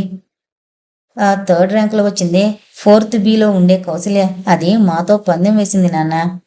ఏమని? ఈసారి తానే ఫస్ట్ వస్తుందట. అబ్బో ఆశ, ఎలా వస్తుందట? వాళ్ళ నాన్నగారు సుబ్బరాయ శర్మ గారు స్టేట్ బ్యాంకు మేనేజర్ కదా. వాళ్ళ మధ్య వచ్చి చేరారులే. ఆ అమ్మాయి కూడా క్లాస్ ఫస్ట్, మిగతా అన్నింట్లోనూ బెస్టు. అయితే మీకు మంచి పోటీ అన్నమాట. మాతో ఏం పోటీ? మా అమ్మకు కానీ మీకు కానీ వాళ్ళు సాటొస్తారా? మీరు బెస్ట్ పేరెంట్స్, మేం ఫస్ట్ స్టూడెంట్స్ అంది కీర్తి గర్వంగా గొప్పగా. ఆ మాటకొస్తే ఆ మధ్య చనిపోయిందే అనుపమ, కమాండర్ నిరంజన్ గారు అమ్మాయి. అది మాకు పోటీ వచ్చేది అంతే అన్నాడు కిరణ్. ఆ మాటలకి కొంచెం గర్వంగా ఫీల్ అయ్యాడు కళ్యాణ్. ఒక నిమిషం కూతుర్ని కొడుకుని తృప్తిగా చూసుకుని, సరే, మా గౌరవం నిలిపినందుకు మీ అమ్మ ఏమిచ్చింది మీకు అని అడిగాడు. స్వీట్స్ పెట్టింది, ఐస్ క్రీమ్ ఇచ్చింది. అంతేనా? మరి మీరేమిస్తారు అడిగింది కమల. నేను చెరో 100 రూపాయలు ఇస్తాను. ఏం చేసుకుంటారు? ఫిక్స్డ్ డిపాజిట్ చేస్తాం. కౌశల్య ఖర్చు చేస్తుంది. కవిత ఎప్పుడూ తినేస్తూ ఉంటుంది. వాళ్ళ నాన్నగారు టిప్స్ ఇస్తే మేం దాచుకుంటాం. అందులోనూ మేమే బెస్ట్ అంది కీర్తి వెంటనే. కిరణ్ కూడా అలాగే అన్నాడు. వాడెప్పుడో మరిచిపోయాడు తను సెకండ్ వచ్చినందుకు పడిన బాధ. నిజంగా గర్వపడ్డాడు కిరణ్. కీర్తి, కిరణ్, ఇక చాలు. నాన్నగారిని రిలాక్స్ కానివ్వండి. ఆయన టిఫిన్ తీసుకోవాలి. మేం అడ్డొచ్చామా? నువ్వే. నాన్నగారు టాయిలెట్కి వెళ్లకుండా అడ్డు నుంచున్నాం. ఇంకా టిఫిన్ పెట్టలేదు. మీ నాన్నగారే ఆలస్యం చేశారు. ఇంకా టాయిలెట్కి వెళ్లకుండా ఆలస్యం చేస్తున్నారు.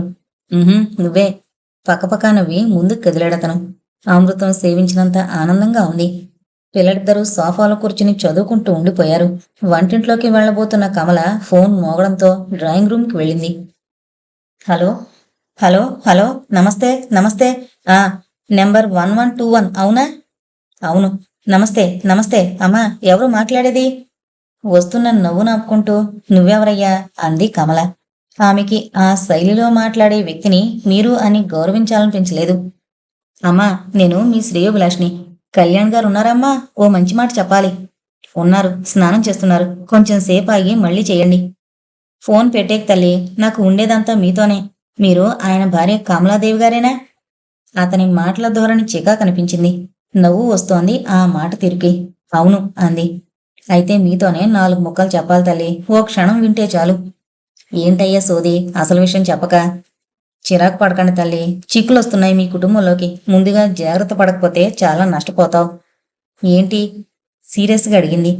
కోపడక తల్లి, చెప్పేది జాగ్రత్తగా వినండి. ఈ మధ్య అయ్యగారు, అదే మీ భర్త కళ్యాణ్ గారు, బయట అమ్మాయిలతో తిరుగుతున్నారు. మొన్న రాత్రి పొద్దుపోయొచ్చారు. మొన్న చాలా పొద్దుపోయేదాకా ఓ అమ్మాయితో తిరిగారు. ఇక ఈ పూట ఏకంగా ఓ అమ్మాయిని కారులో ఎక్కించుకుని వచ్చారు ఆఫీస్ నుంచి. ఇంటికి చేరాడప్పుడే. అయితే ఆ అమ్మాయిని ఎక్కడ దించేసొచ్చాడో ఏమో తల్లి. ఆయన్ని మళ్ళీ బయటకు వెళ్ళకుండా చూసుకో. మీ కుటుంబ పరువు ప్రతిష్టలు బజారు పాలు కాకుండా చూసుకో. చేజారిన గాజు పాత్ర మళ్ళీ చేతికొస్తుందా? నేలని ఒలికిన అమృతం మళ్ళీ దక్కుతుందా? ఇది అంతే. పోయిన పరువు మళ్ళీ రాదు. ఆగకుండా ప్రవాహంలా చెప్పుకుంటూ పోతున్నాడు అతను. ఏమనడానికి నోరు పెగలేదు. అతనెంత అసహ్యంగా చెబుతున్నాడో అంత ఆగ్రహము వస్తోంది. అయినా మధ్యలో ఆపినా ఆగేట్టు లేదు వాడు. తన భర్త మీద కొండేలు చెప్తున్న వాణ్ణి ఆ పళంగా నిలువున పాతేయాలని, పోలీసులకి అప్పగించాలని అనిపిస్తోంది. వింటున్నావా తల్లి? గద్దించినట్టుగా అంది. కోపం నా మీద వద్దు తల్లి. మొగుడు చేజారే వరకే ఆడదాని హద్దుల్లో ఉంటాడు. చేజారిపోయాడా ఇక నేల జారిన పాలే. పాదాసంలా జారిపోతూ ఉంటాడు. చెప్పే అబద్ధాలకి, చేసే అన్యాయాలకి హద్దు ఉండదు. అయ్యిందా? అమ్మా, అంత కోపం వద్దు. మీ శ్రేయోభిలాష్ని, మీ ఇంటి సేవకుడు లాంటి వాణ్ణి. మీ మేలు కోరి, అయ్యగారి మేలు కోరి చెబుతున్నాను అంతే. ఇందులో నా స్వార్థం లేదు, అబద్ధం లేదు. ఇదిగో, ఎవరయ్యా నువ్వు? ఏంటి నీకెంత ఇంట్రెస్టు? లేనిపోని అబద్ధాలు, అన్యాయాలు చెప్పదు. ఇలా మరోసారి ఫోన్ చేస్తే పోలీసులకు అప్పగిస్తాను. కఠినంగా అంది. అమ్మా, ఇంకేదో చెప్పబోయాడు. షటప్! ఫోన్ పెట్టేసింది కమల. ఏంటి కమల, ఎవరిని తిట్టేస్తున్నావు? నవ్వుతూ ఒళ్ళు తుడుచుకుంటూ అడిగాడు కళ్యాణ్. ఎవడో వెధవ మీరమ్మాయిలతో తిరుగుతున్నారని ఫోన్ చేశాడు. నక్క వినయాలు, నక్క జిత్తులోను ముసలి వెధవలాగున్నాడు. గొంతది వింటే అసహ్యం వేసింది. ఫోన్లో నేను అమ్మాయిలతో తిరుగుతున్నానని చెప్పాడా? సాలోచనగా అడిగాడు. ఆ, ఇప్పుడు కారులో ఓ అమ్మాయిని ఎక్కించుకుని వచ్చారట కదా? నవ్వుతూ అడిగింది కమల. అవును, కోకిల అని మా ఫ్యాక్టరీలో టైపిస్ట్గా పనిచేస్తోంది. ఆమె ఓ కంప్లైంట్ స్వయంగా నాకు చెప్పేందుకని గేట్లో ఓ గంట పైగా కాచుకుని ఉంది. మన పై వీధిలో ఉంటుంది. అందుకని కారులో రమ్మని చెప్పాను. ఆమె చెప్పిందంతా విని మన వీధి మొదట్లో వదిలేసి వచ్చాను. ఎవరో వెధవ ఫోన్ చేసి ఉంటాడు. ఫోన్లేండి, నేను మిమ్మల్ని అనుమానించినప్పటి మాట కదా? నవ్వేస్తూ అందామె. ఆమె నవ్వు స్వచ్ఛంగా నిష్కల్మషంగా ఉంది. కళ్యాణ్ ఇంకేమీ అనలేదు. తర్వాత పిల్లలతో సహా భోంచేసి కబుర్లు చెప్పి నవ్విస్తూ గడిపాడు. వాళ్ళు 9ంటికి పడుకున్నాక ఏదో పుస్తకం తిరిగేస్తూ గడిపాడు. తర్వాత కమల తెచ్చిచ్చిన ఆకు మడుపులు వేసుకుని హాయిగా నిద్రపోయాడు. వాళ్ళిద్దరి మనసుల్లోనూ ఆ ఫోన్ సంఘటన ఎప్పుడో చెరిగిపోయింది. 5-6 రోజులు గడిచాయి. కోమలి పుస్తకాల పురుగైపోయింది. కళ్యాణ్ వెళ్ళినా 4-5 మాటలు మాత్రం మాట్లాడుతోంది. అది పుస్తకాల గురించే. విశ్వనాథ విశ్వనాథ. ఇప్పుడు ఆమెకి ఆయన తప్ప మరో లోకం లేదు. ఓ రోజు సాయంకాలం కమలాకర్ గారి వద్దకు వెళ్ళాడు కళ్యాణ్. అది వాళ్ళకి మామూలే. ఫ్యాక్టరీ విషయాలు మాట్లాడుకోవడానికి, బిజినెస్లో కొత్త కాంట్రాక్టులు చేసుకోవడానికి, బ్రాంచ్ విషయాలు చర్చించుకోవడానికి వాళ్ళలా కలుస్తూనే ఉంటారు. రాబోయ్ కళ్యాణ్ రా, సాదరంగా ఆహ్వానించారాయన. ఆయన కళ్ళకిప్పుడు కళ్యాణ్ సాక్షాత్తు దేవుళ్లా ఉన్నాడు. అతను మాయే చేశాడో, మంత్రమే వేశాడో, ఏం చేశాడో తెలీదు కానీ కోమలి ఇల్లు విడిచి వెళ్లడం లేదు. ఎప్పుడో డ్రాయింగ్ రూమ్ లేదా డాబా పైన లేదా బెడ్రూమ్ అంతే. ఎక్కడున్నా చేతిలో పుస్తకం ఉంటోంది.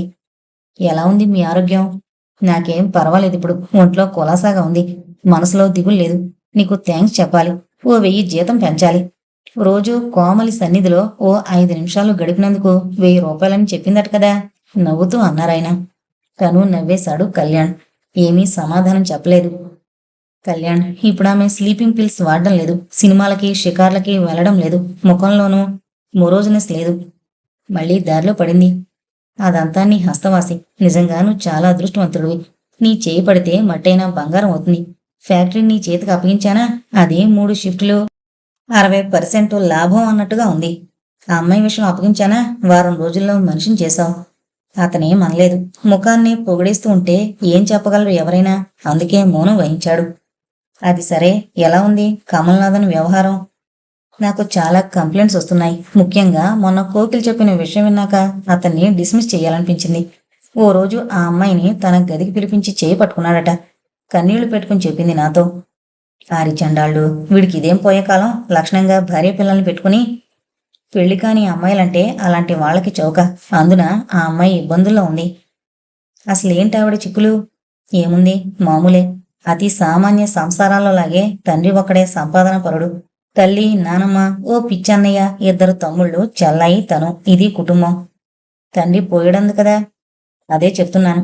ఆయన యాక్సిడెంట్లో పోయేదాకా అది స్థితి. అతను పోయాడు. 500 చేతిలో పెట్టి చేతులు కడుక్కున్నారు వాళ్ళు. బిఏ చదివిన ఈ అమ్మాయిపై కుటుంబ భారం పడింది. ఉద్యోగం వెతుకుంది. మీరు ధర్మరాజులే ఇచ్చారు వెంటనే.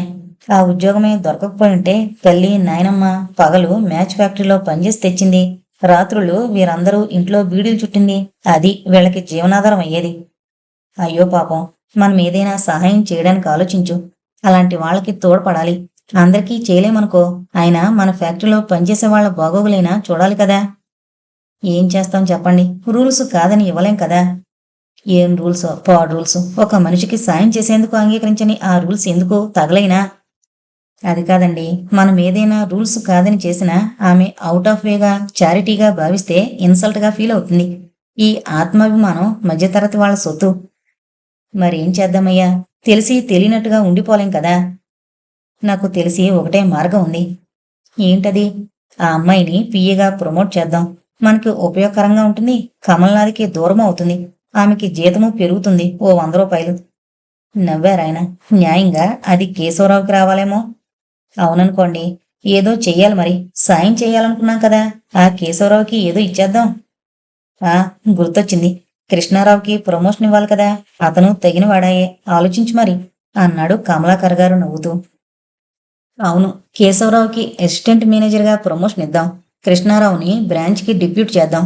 అక్కడ అసిస్టెంట్ మేనేజర్ కావాలంటున్నాడు కృపామతి.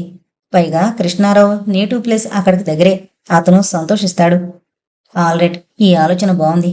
కళ్యాణ్, మనకి లాభాలు పెరిగితే ఎలా సంతోషిస్తామో ఉద్యోగులు అంతే.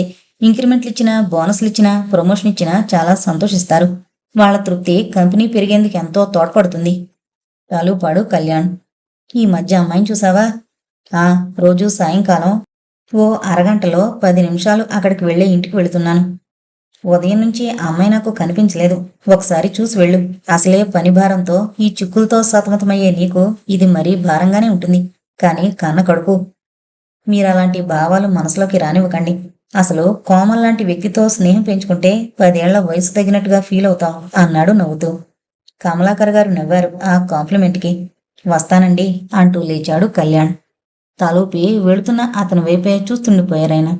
ఆయన మనసులో ఇతను మరో 10 ఏళ్లు ఆలస్యంగా పుట్టుంటే ఎంత బాగుండేది అనుకున్నారు. ఆ ఆలోచనే ఆయనకి కొండంత బలం ఇచ్చింది. కళ్యాణ్పై గల నమ్మకం ఆయన మనోభారాన్ని పూర్తిగా తగ్గించి వేసింది. ఆఫీసులో జరిగిన మార్పులు కొందరికి ఆనందాన్నిస్తే మరికొందరికి ఆవేదనను కలిగించాయి. కృష్ణారావు, కోకిల, కేశవరావు చాలా సంతోషించారు. ఈ ప్రమోషన్స్, ట్రాన్స్ఫర్స్ కమలాకర్ గారి చలవే అయినా వీటి వెనక ప్రచ్ఛన్న హస్తం కళ్యాణ్దేనని అందరికీ తెలుసు. అందుకే అందరూ ప్రత్యేకంగా అతని గదికి వెళ్లి కృతజ్ఞతలు తెలుపుకునొచ్చారు. కృష్ణారావుతో, కేశవరావుతో అతనొకటే చెప్పాడు. దేశ శ్రేయస్సు కోసం దేశభక్తుడెలా కృషి చేస్తాడో మీరు అదే భక్తి శ్రద్ధలతో కంపెనీ లాభం కోసం, అభివృద్ధి కోసం కృషి చేయండి. అది అభివృద్ధికొస్తే మనం వచ్చినట్టే. అంతకంటే నేనేం చెప్పలేను. Thanks sir. మమ్మల్ని మా అవసరాల్ని గుర్తించుకుని ఈ సహాయం చేశారు. ఈ కంపెనీ అనే చెట్టు చల్లగా ఉన్నన్ని రోజులు ఆ నీడలో మేం సుఖిస్తాం. అందుకే మా సాయశక్తుల కంపెనీ వృద్ధి కోసం కృషి చేస్తాం అన్నారు. కళ్యాణ్ వాళ్ళిద్దరినీ భుజం తట్టి పంపించాడు. అదే రోజు లంచ్ అవర్లో అతని గదికి వెళ్ళింది కోకిల. సామాన్యంగా ఆ టైంలో అతను బిస్కెట్స్, టీ మాత్రం పుచ్చుకుని టేప్ రికార్డర్లో ఏ బాలమురళి సంగీతాన్నో, శంకరశాస్త్రి వీణనో వింటూ ఉంటాడు. అదే అతనికి రిలాక్స్. కోకిల గదిలో అడుగు పెట్టేసరికి చిట్టిబాబు గారి వీణ వింటున్నాడు కళ్యాణ్. హిందోళ రాగంలో అపూర్వమైన సంగతులు పలికిస్తూ సంగీత స్వర్గాన్ని సృష్టిస్తున్నాడు ఆయన. విన్నదైనా మళ్లీ వింటున్నా ఎంతో ఆనందాన్ని, తన్మయత్వాన్ని పొందుతున్నాడు కళ్యాణ్. అలాగే ద్వారంలో నుంచుండిపోయింది కోకిల. టేపు పూర్తయింది. రికార్డర్ ఆఫ్ చేసి ఇటు అప్రయత్నంగా చూసిన అతనికి కోకిల కనిపించింది. సారీ సార్, డిస్టర్బ్ చేశానా అంది నొచ్చుకుంటూ. మరేం పర్వాలేదు, కూర్చో. ఏంటి విశేషాలు అన్నాడతను నవ్వుతూ. మీరు చాలా శ్రద్ధతో వింటున్నారు. రసభంగం చేశానేమో? అదేం లేదు. ఎక్కడికి తృప్తి, రోజూ ఓ అరగంట వింటూనే ఉంటానా? అయినా ఎప్పటికప్పుడు నూతనత్వం. అదే సంగీతంలోనూ సాహిత్యంలోనూ ఉన్న గొప్పదనం. అవెప్పటికీ పాతబడవు.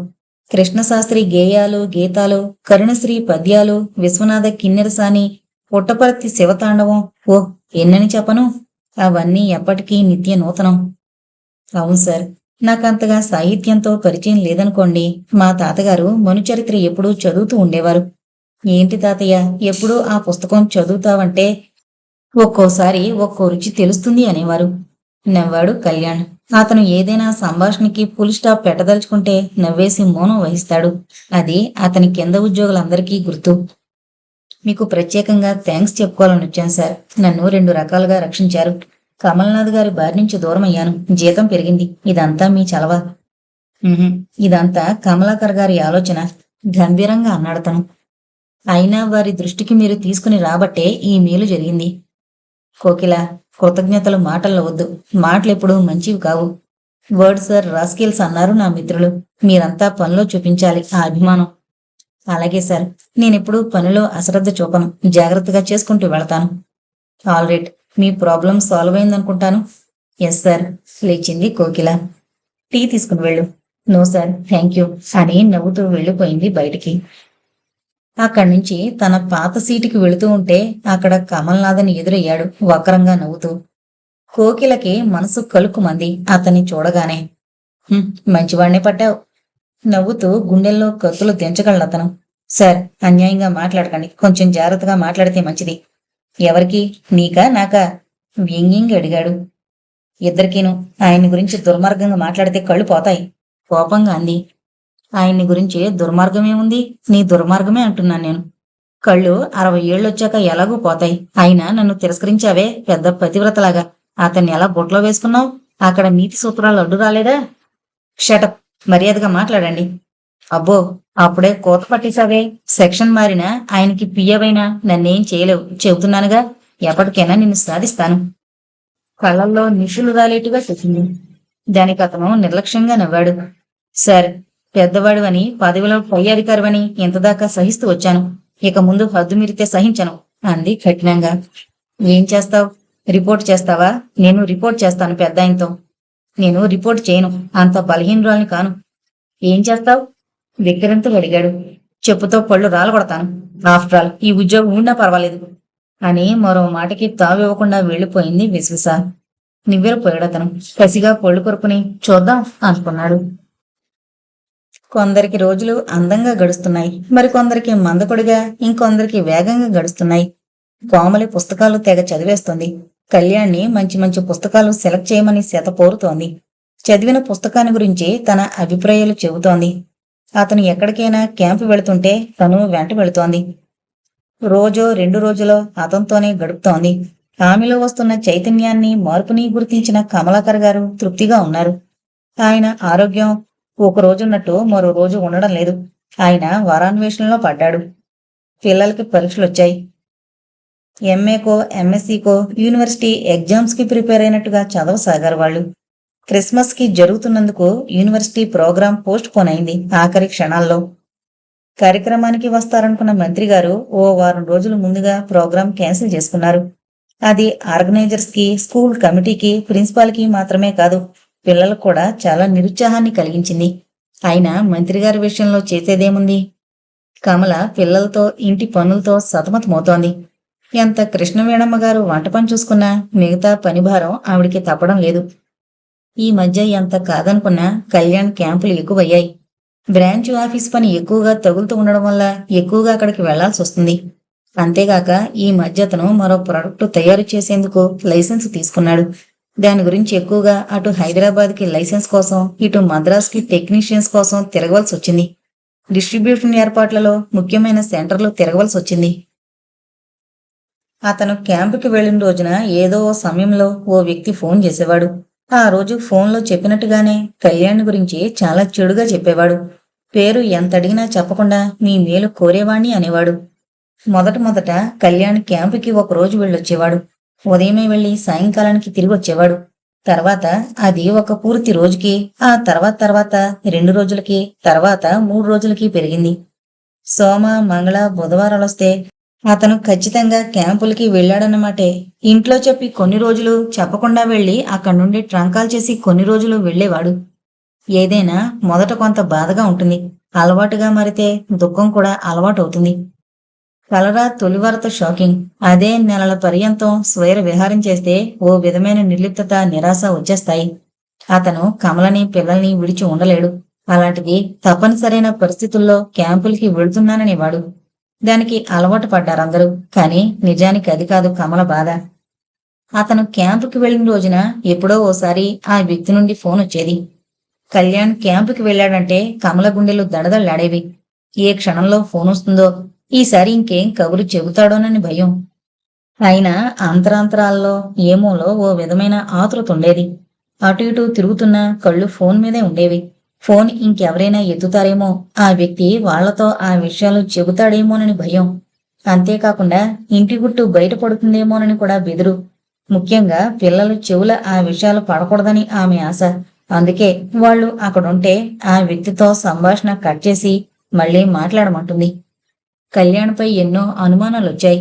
అయినా క్యాంపు నుంచి అలసిపోయొచ్చి అక్కడ క్యాంపు కబుర్లు చెబుతూ ఉంటే పిల్లల్ని, తనని ఆబగా పలకరిస్తూ ఇల్లు, ఇల్లాలు, పిల్లలు తప్ప తనకి మరో స్వర్గం లేదన్నట్టుగా ప్రవర్తిస్తూ ఉంటే అతన్ని ఆ విషయాల గురించి నిలదీసి ఏమీ అడగలేకపోయేది. ఇంత నిర్మలంగా, ఇంత స్వచ్ఛంగా, ఇంత ప్రేమగా ఉన్న వ్యక్తిలో ఆ లోపముందా?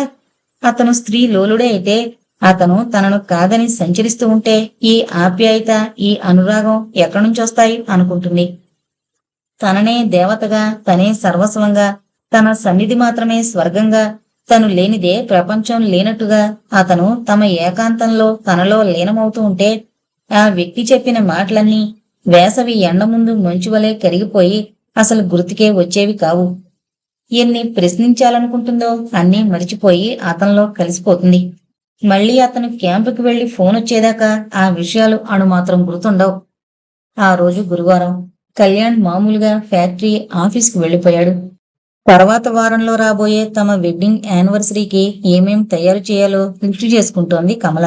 ఆనాటికి సరిగ్గా వారం రోజులుంది ఆ ఫంక్షన్. ఆ రోజు వాళ్ళిద్దరూ తలంటు పోసుకుంటారు. పిల్లలకి తలంటు పోస్తుంది. తెల్లగా తెల్లారక ముందే అతనికి తలంటు పోస్తుంది. అదో నిత్య నూతన అనుభవం ఆమెకి.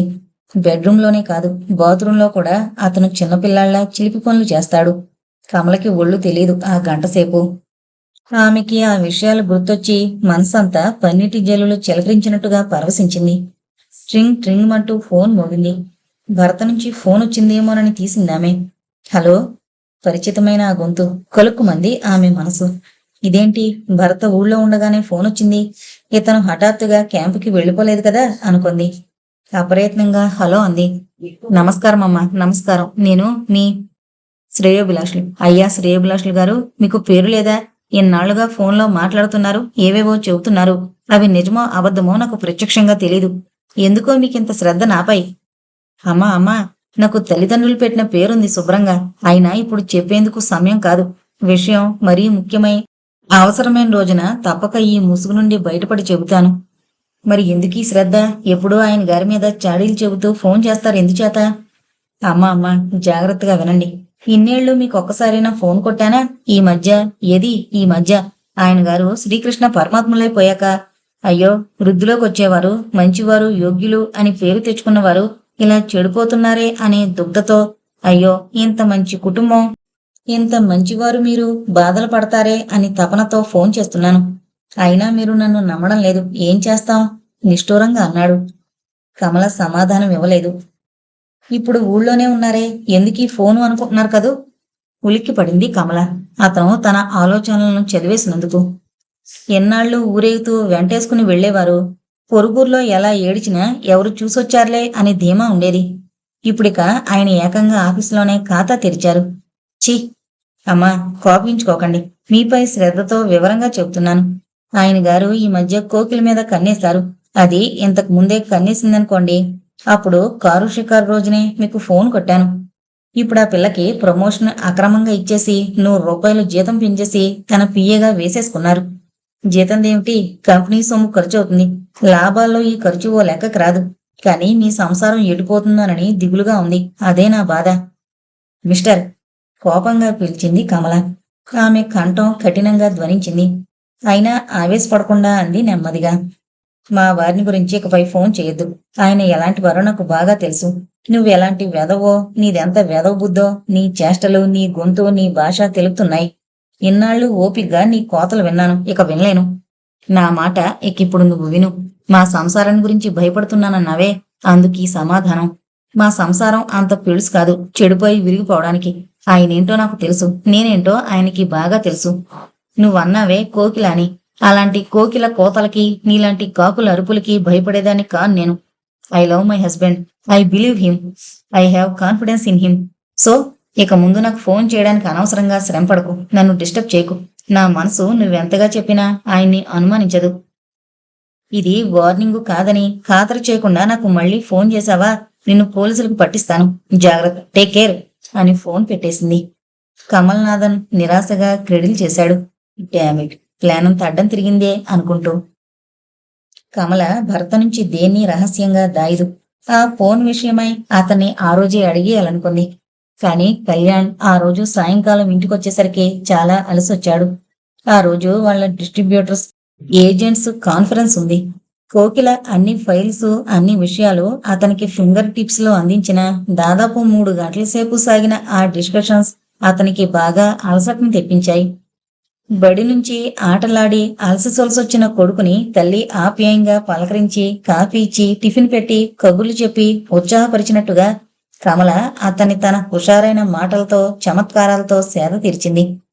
అలాగే 3 రోజులు గడిచిపోయాయి. ఆమెకి అతనితో ఆ విషయం చెప్పే అవకాశమే రాలేదు. కళ్యాణ్ తిరిగి సోమవారం క్యాంపుకి వెళ్ళాడు. ఆ రోజు మంగళవారం, బుధవారం రాత్రి కళ్యాణ్ తన ప్రయాణం నుంచి తిరిగొచ్చేదాకా ఫోన్ కోసం చాలాసార్లు ఎదురు చూసింది కమల. 2-3 సార్లు ఫోనొస్తే అది వాడి నుంచేమోనని ఆత్రంగా అందుకుంది. కానందుకు నిరాశపడినా తన తొందరపాటుకి సిగ్గుపడింది. ఎంత అసహించుకున్నా చెడు అలవాటుని అంత త్వరగా మానుకోలేరు మనుషులు.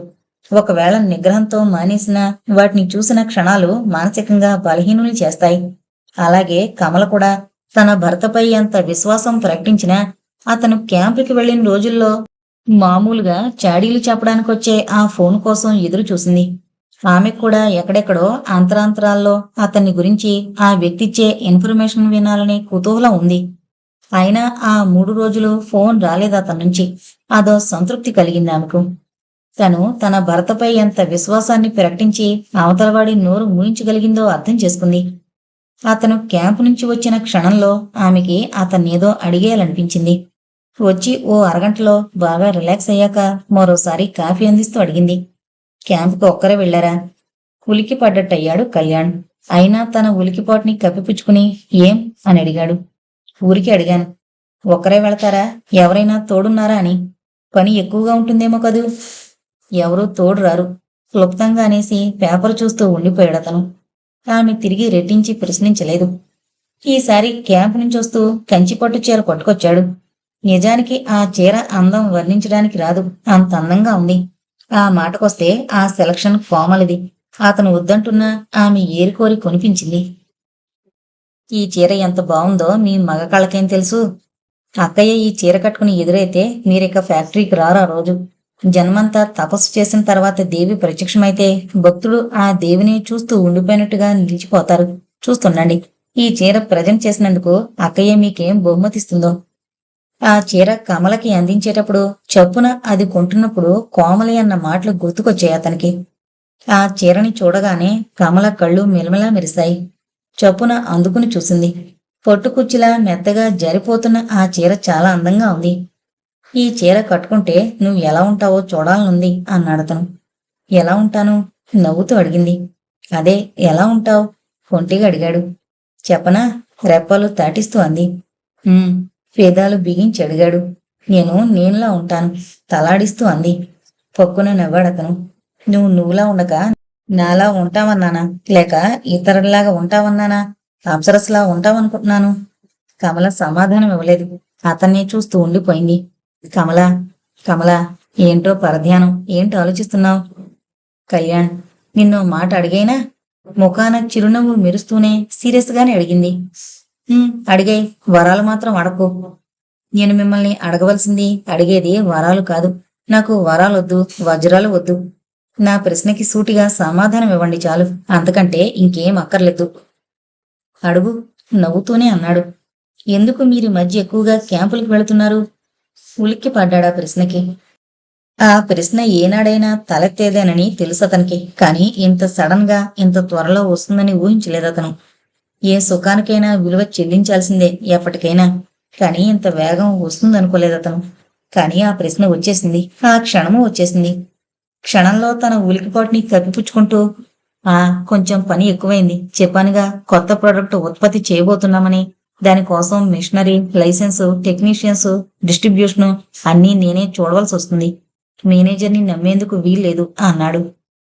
ఎందుకు? ఇన్నేళ్లుగా నమ్మకంగా ఉంటున్న ఆ వ్యక్తిని ఇప్పుడెందుకు ఖాతరు చేయడం లేదు? అతనిపై చాలా కంప్లైంట్స్ వస్తున్నాయి. పైగా నాకు అతనిలో స్వార్థం కనిపించింది. ఆమె ఇంకేం అనలేదు. ఈ మధ్య కమలాకర్ గారి ఆరోగ్యం కూడా బాగుండడం లేదు. ఆయనకి అప్పుడప్పుడు మైల్డ్గా గుండెపోటు వస్తుంది. అందువల్ల ఆయన ఎక్కువగా ఆలోచించవలసిన విషయాలు పట్టించుకోవడం లేదు. దాంతో నాకు పని ఎక్కువైంది. కాదనలేను కదా. ఇంకో క్లర్కుని వేసుకోండి. అది అయ్యింది. ఆ రోజు చెప్పానే కోకిల అని, ఆవిడ్ని పిఏగా ప్రమోట్ చేశాను. కోకిల అంటే ఆ రోజు మీరు కారులో ఎక్కించుకుని ఆమె మేనేజర్పై చెప్పిందంతా విని మన వీధి మొదట్లో దించేసి ఇంటికొచ్చాక ఆ విషయం నాకెవరో ఫోన్లో చెప్పారు చూడండి, ఆ కోకిల. పొక్కున నవ్వాడు కళ్యాణ్. మీ ఆడవాళ్లు అవసర విషయాలు తప్ప అన్నీ బాగా చక్కగా గుర్తించుకుంటారు. చూడు, కోకిల విషయం నీకెంతగా గుర్తుందో. నేనైతే అప్పుడే మర్చిపోయాను. మీకు సామాన్యంగా ఎదురింటి పిన్నిగారు సంక్రాంతికి ఏ రంగు చీర కట్టుకుంది, పక్కింటి అమ్మాయి మొగుడుతో సినిమాకి వెళుతూ ఏ చీరతో నగలతో వెళ్ళింది బాగా గుర్తుంచుకుంటారు. అదే ఏదైనా చెబితే క్షణాల్లో మర్చిపోతారు. ఆమె అతని వైపు సూటిగా చూసింది. కళ్ళల్లో కళ్ళు పెట్టి అతని భావాల్ని చదవాలనుకుంది. అతనెందుకో విషయాన్ని దాటిస్తున్నాడో ఆమెకు తెలియలేదు. అతను కళ్ళు మూసుకున్నాడు. కళ్ళల్లో తన భావాలు స్పష్టంగా చదివేస్తుందేమోనని అతడి భయం. తెలిసిపోతే ఇంకేమైనా ఉందా?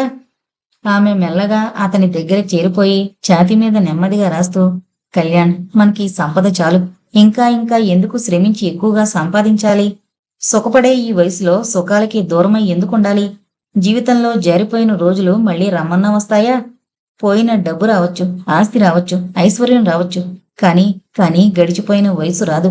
కనీసం ఒక్కరోజు, ఒక్క గడి అయినా తిరిగి రాదు అంది మృదువుగా.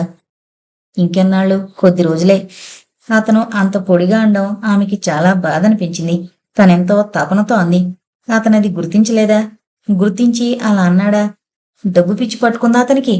ఆ యావ అంత సులభంగా తగ్గేది కాదే. లేకపోతే తనలా అన్నందుకు బాధపడ్డా? కోపమొచ్చిందా? నేనిలా అన్నానని బాధగా ఉందా కణ్? శ్యామల భరతని ఎప్పుడూ అలా పిలవదు. తొలిరాత్రి వాళ్ల ఆనంద పారవస్యంలో అతన్ని కణ్ అని పిలిచింది. ఆ తర్వాత ఆమెకెప్పుడైనా అతనిపై అపారమైన ప్రేమ ఉప్పొంగొస్తే అప్పుడు మాత్రమే అలా పిలుస్తుంది, కోకిల స్వరంతో. అతన పిలుపుకి పరవశించిపోతాడు. చిన్నపిల్లవాడైపోతాడు. ఆమెలో ఐక్యమై ఆమె ప్రతిబింబంగా మిగిలిపోతాడు. బొమ్మలా మిగిలిపోతాడు అమాయకంగా. అలాంటిది ఆమె 2 మార్లు పిలిచినా ఆ పిలుపుని గమనించలేదతను. కణ్! ఉలిక్కి పడ్డాడతను. ఏంటా పరధ్యానం? కమల! ఆమె గుండెల్లో తలదాచుకున్నాడు. కణ్! ప్రేమగా అతని తల నిమురుతూ అందామె. ఎప్పుడో సకృతుగా పిలిచే ఆ పిలుపే అతన్నిప్పుడు మేల్కొల్పేది. కార్తీక పౌర్ణమి నాడు నడిరేయిని వర్షంలా కురిసే వెన్నెల్లా ఆమె అనురాగపు జల్లు కురుస్తోంది అతని మీద. పిచ్చి కమల! ఆ రోజు వాళ్ళ వెడ్డింగ్ యానివర్సరీ. తెల్లగా తెల్లారిపోయినా కళ్యాణ్ లేవలేదు. రాత్రి ఎంత ఆలస్యంగా పడుకున్నా అతనికి 5ంటికి లేవడం చిన్నప్పటినుంచి అలవాటు. అలాంటిది ఆరైనా ఇంకా నిద్రపోతున్న భర్తను చూసి ఆశ్చర్యపోయింది కమల. నిద్రమత్తుతో బరువెక్కిన గొంతుతో కళ్యాణ్ అంటూ పిలిచింది. ఆ కంఠం, ఆ పిలుపు ఆమెకే మధురంగా వీణా నాదంలా వినిపించాయి. కళ్ళు తెరిచి ఆబగా కమల ముఖం చూశాడు. బరువుగా ఒళ్ళు విరుచుకుని పొద్దున్నే దేవి దర్శనం అయింది. ఏం లాభం కలుగుతుందో, ఏ విజయం సిద్ధిస్తుందో, ఏ కోరిక ఫలిస్తుందో అన్నాడు చిరునవ్వుతో. ఏం కావాలి? కళ్ళు చిలిపిగా తాటిస్తూ అంది. అడిగింది లభిస్తుందా? లాభిస్తుందా? అయితే దేవిగారి కౌగిలి కావాలి, బిగి కౌగిలి కావాలి.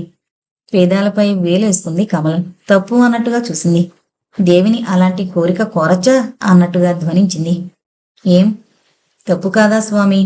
మ్రోము తుమ్మెద చదవాలా? బావుంది పోలిక. నన్ను లేవనివ్వండి. ఈరోజు శుక్రవారం, తలంటి పోసుకుని పూజ చేసుకోవాలి. ముందు నన్ను పూజ చేయనివ్వు. మహానుభావ, మీకో దండం, నన్ను వదిలేయండి. నిన్ను వదిలేస్తే లోకం నన్ను మొహం మీద ఊస్తుంది. ఆ వదలడం కాదు, ఈ కౌగిలి వదలండి. కౌగిలి వదలమనే భార్య ఉంటుందా ఎక్కడైనా? నేనున్నానుగా. ఉన్నావు. కౌగిలి నిండుగా, కనువిందుగా. నీకు కావలసింది అదేగా. మరి వెళతానంటావేం? కొంటిగా అడిగాడు. వెళ్ళక ఉదయాన్నే ఏంటి మేళం? జోడు సన్నాయి మేళం, భార్యాభర్తల యుగళ గీతం. కవిత్వం వస్తున్నట్టుందే. కమల, నువ్వు ఎదురుగా ఉంటే నాకు నువ్వే కవిత్వం, నువ్వే జపం, నువ్వే ధ్యానం, నువ్వే స్నానం, నువ్వే అన్నం, సర్వం నువ్వే. ఎదురుగా లేకపోతేనో? తమాషా కన్నా ఆమె మనసులో ఆ వ్యక్తి ఫోన్ గుర్తుకొచ్చిందా క్షణంలో. నీ వలపుల తలపులు అంతే. నమ్మమంటారా? నమ్మితే ఈ దాసుడి జన్మ ధన్యమవుతుంది. మీరు దాసులా? ఆహా, దేవి దాసుని, ప్రేమదాసుని. అంతేనా? సరే, సంతోషించాం. కానీ దేవిదాసులు మాత్రం కాకండి తమరు. చిత్తం. నన్నిక వెళ్ళనివ్వండి. ఇంత చెప్పాక కూడానా? ఆమె తమ్మిని స్పృశిస్తూ అన్నాడు. మీ నాలుక పదునైంది అంది దూరంగా జరుగుతూ. కమలా! అదిగో కీర్తి కదులుతోంది. తక్కువ కౌగిలొదిలి తిరిగి చూశాడు కళ్యాణ్. కీర్తి గాఢంగా నిద్రపోతోంది. హాయ్ దొంగ! పెదవి చిలిపిగా మడిచి ఆమెని ఒడిసి పట్టుకోబోయాడు. పకపకా నవ్వుతూ వెళ్లబోయిందామె. కమలా! మళ్ళీ పగలు గడిచి పొద్దు కుంకుతుందిలేండి. అంతదాకా ఓపిక పట్టండి. పైగా ఈరోజు మన వెడ్డింగ్ యానివర్సరీ అంది నవ్వుతూ. దీనంగా చూశాడతను. వెడ్డింగ్ యానివర్సరీ రోజున పగలేంటి రాత్రేంటి? ప్రేమకి సమయాలున్నాయా? వేళకొక రాగమూ లేదా అన్నారు. కాని అనురాగం లేదా అనాలి. దగ్గరగా వచ్చింది కమల. వేగంగా లాక్కుని గాఢంగా ముద్దు పెట్టుకున్నాడు. కాని సరిగ్గా ఆ సమయంలో మెలకువ కాబోతున్న కీర్తి కదిలింది. కీర్తి కదులుతోంది. ఇక లేస్తోంది. కిరణ్ కూడా లేస్తాడు. వదలండి, నిజం అంది మెల్లగా, అతనికి మాత్రమే వినిపించేంతగా. ఉస్సురని వదిలేశాడు కళ్యాణ్. కమల బాత్రూం వైపు కదిలింది. నిద్రలేచిన కీర్తి నాన్న అంటూ వచ్చింది తండ్రి వద్దకి.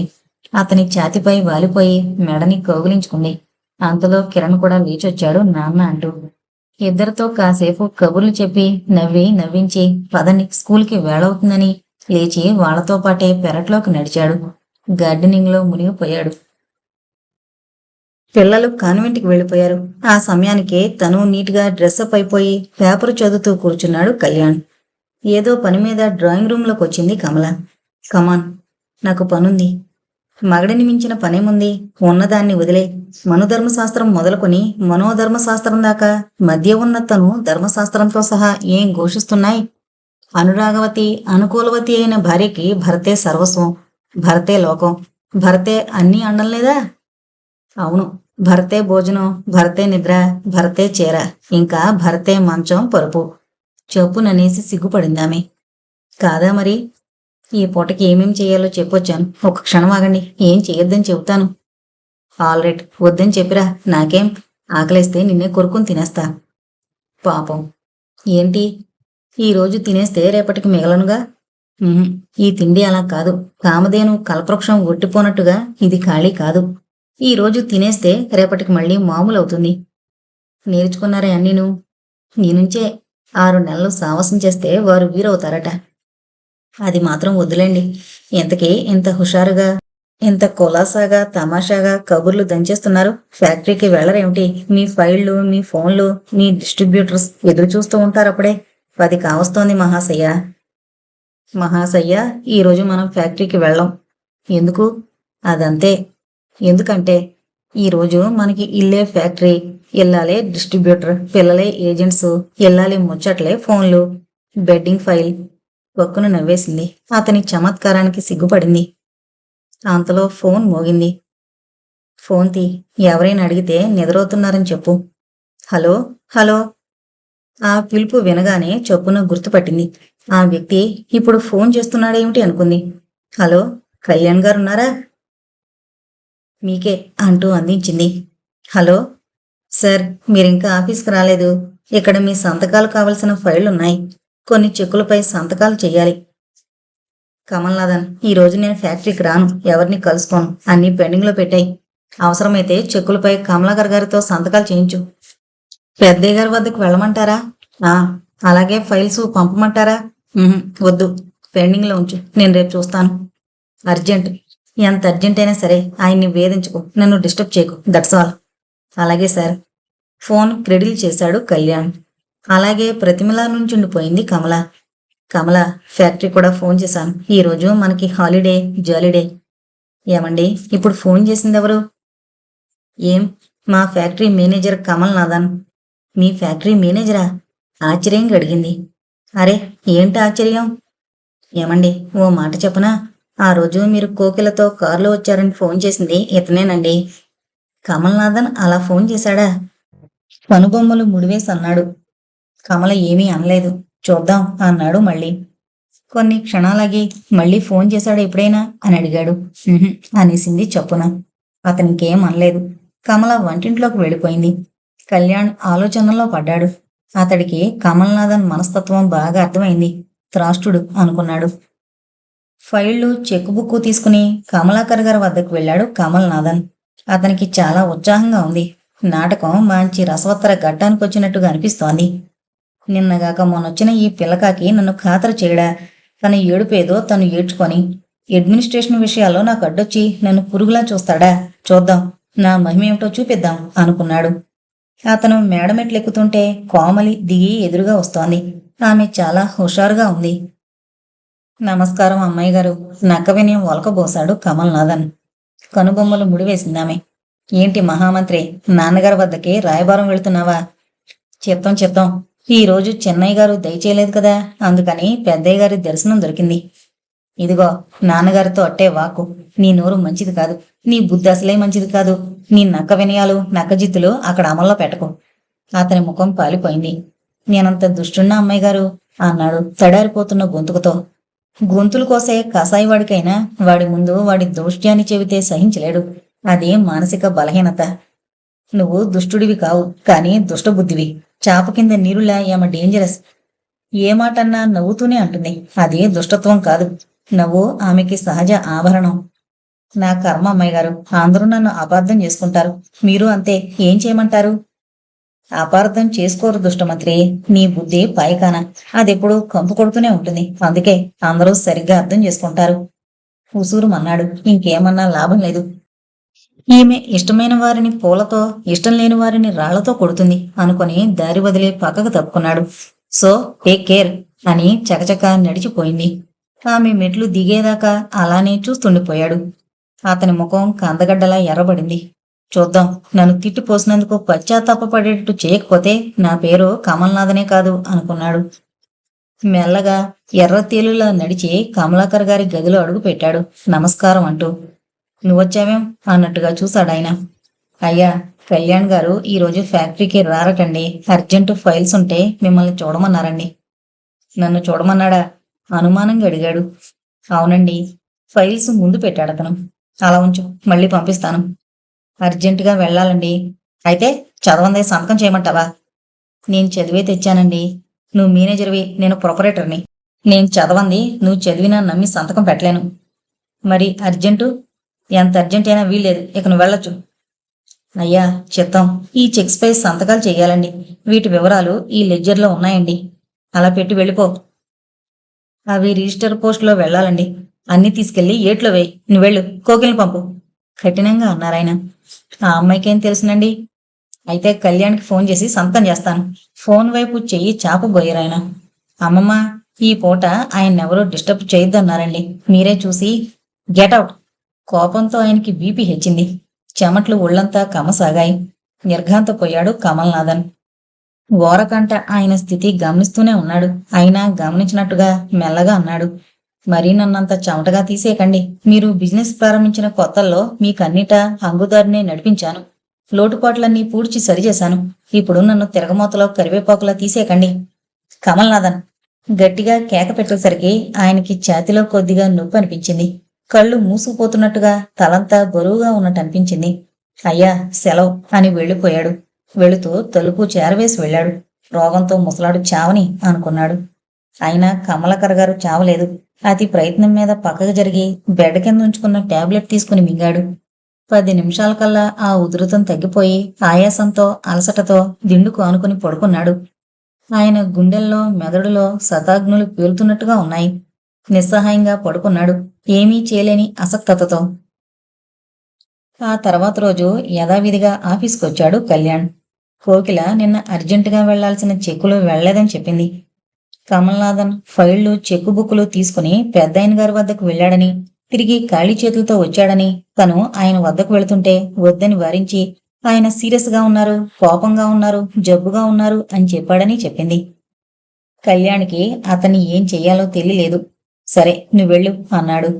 ఆ రోజు వెళ్లవలసిన పేపర్స్ అన్నీ చకచకా చూసి సంతకాలు చేసి టైపిస్టుకి పంపించి తను కమలాకర్ గారి వద్దకు వెళ్ళాడు. కళ్యాణ్ని చూడగానే చిరునవ్వు నవ్వారాయన. ఏం నిన్న సెలవు పెట్టావట? నిన్న మా వెడ్డింగ్ యానివర్సరీ మెల్లిగా అన్నాడు. Very good. అలా వారానికి కొన్ని గంటలు, సంవత్సరానికి ఒక రోజు భార్యాభర్తలిద్దరూ ప్రత్యేకించుకోవాలి. ఆ రోజు ఇంకేమీ ఉండకూడదు. భర్త తనకే అంకితం అయ్యాడనిపించాలి. అప్పుడే ఇంట్లో సుఖశాంతులుంటాయి. అప్పుడే మగాడు యుద్ధరంగంలో విజేతల బయట ప్రపంచంలో దూసుకుపోగలడు. మీకెలా ఉంది? టాపిక్ మార్చాడు సిగ్గుపడుతూ. ఆయా మాల్రేట్. ఆ వెధవ ఊరికే కబుర్లతో నన్ను ఇబ్బంది పెట్టాడు. మీరేమీ అనుకోనంటే అతన్ని డిస్మిస్ చేస్తాను. దానికి తగినన్ని గ్రౌండ్స్ ఉన్నాయి. వద్దు, విషక్రిమి కూడా అవసరం. ఆశ్చర్యపోయాడు. నేను బిజినెస్ చేసిన కొత్తల్లో ఇన్కమ్ ట్యాక్స్, సేల్స్ ట్యాక్స్ కి సంబంధించి కొన్ని పొరపాట్లు చేశాను. అవి వాడికి తెలుసు. కళ్యాణ్ మాట్లాడలేదు. ఆ విషయం వదిలేశాడు.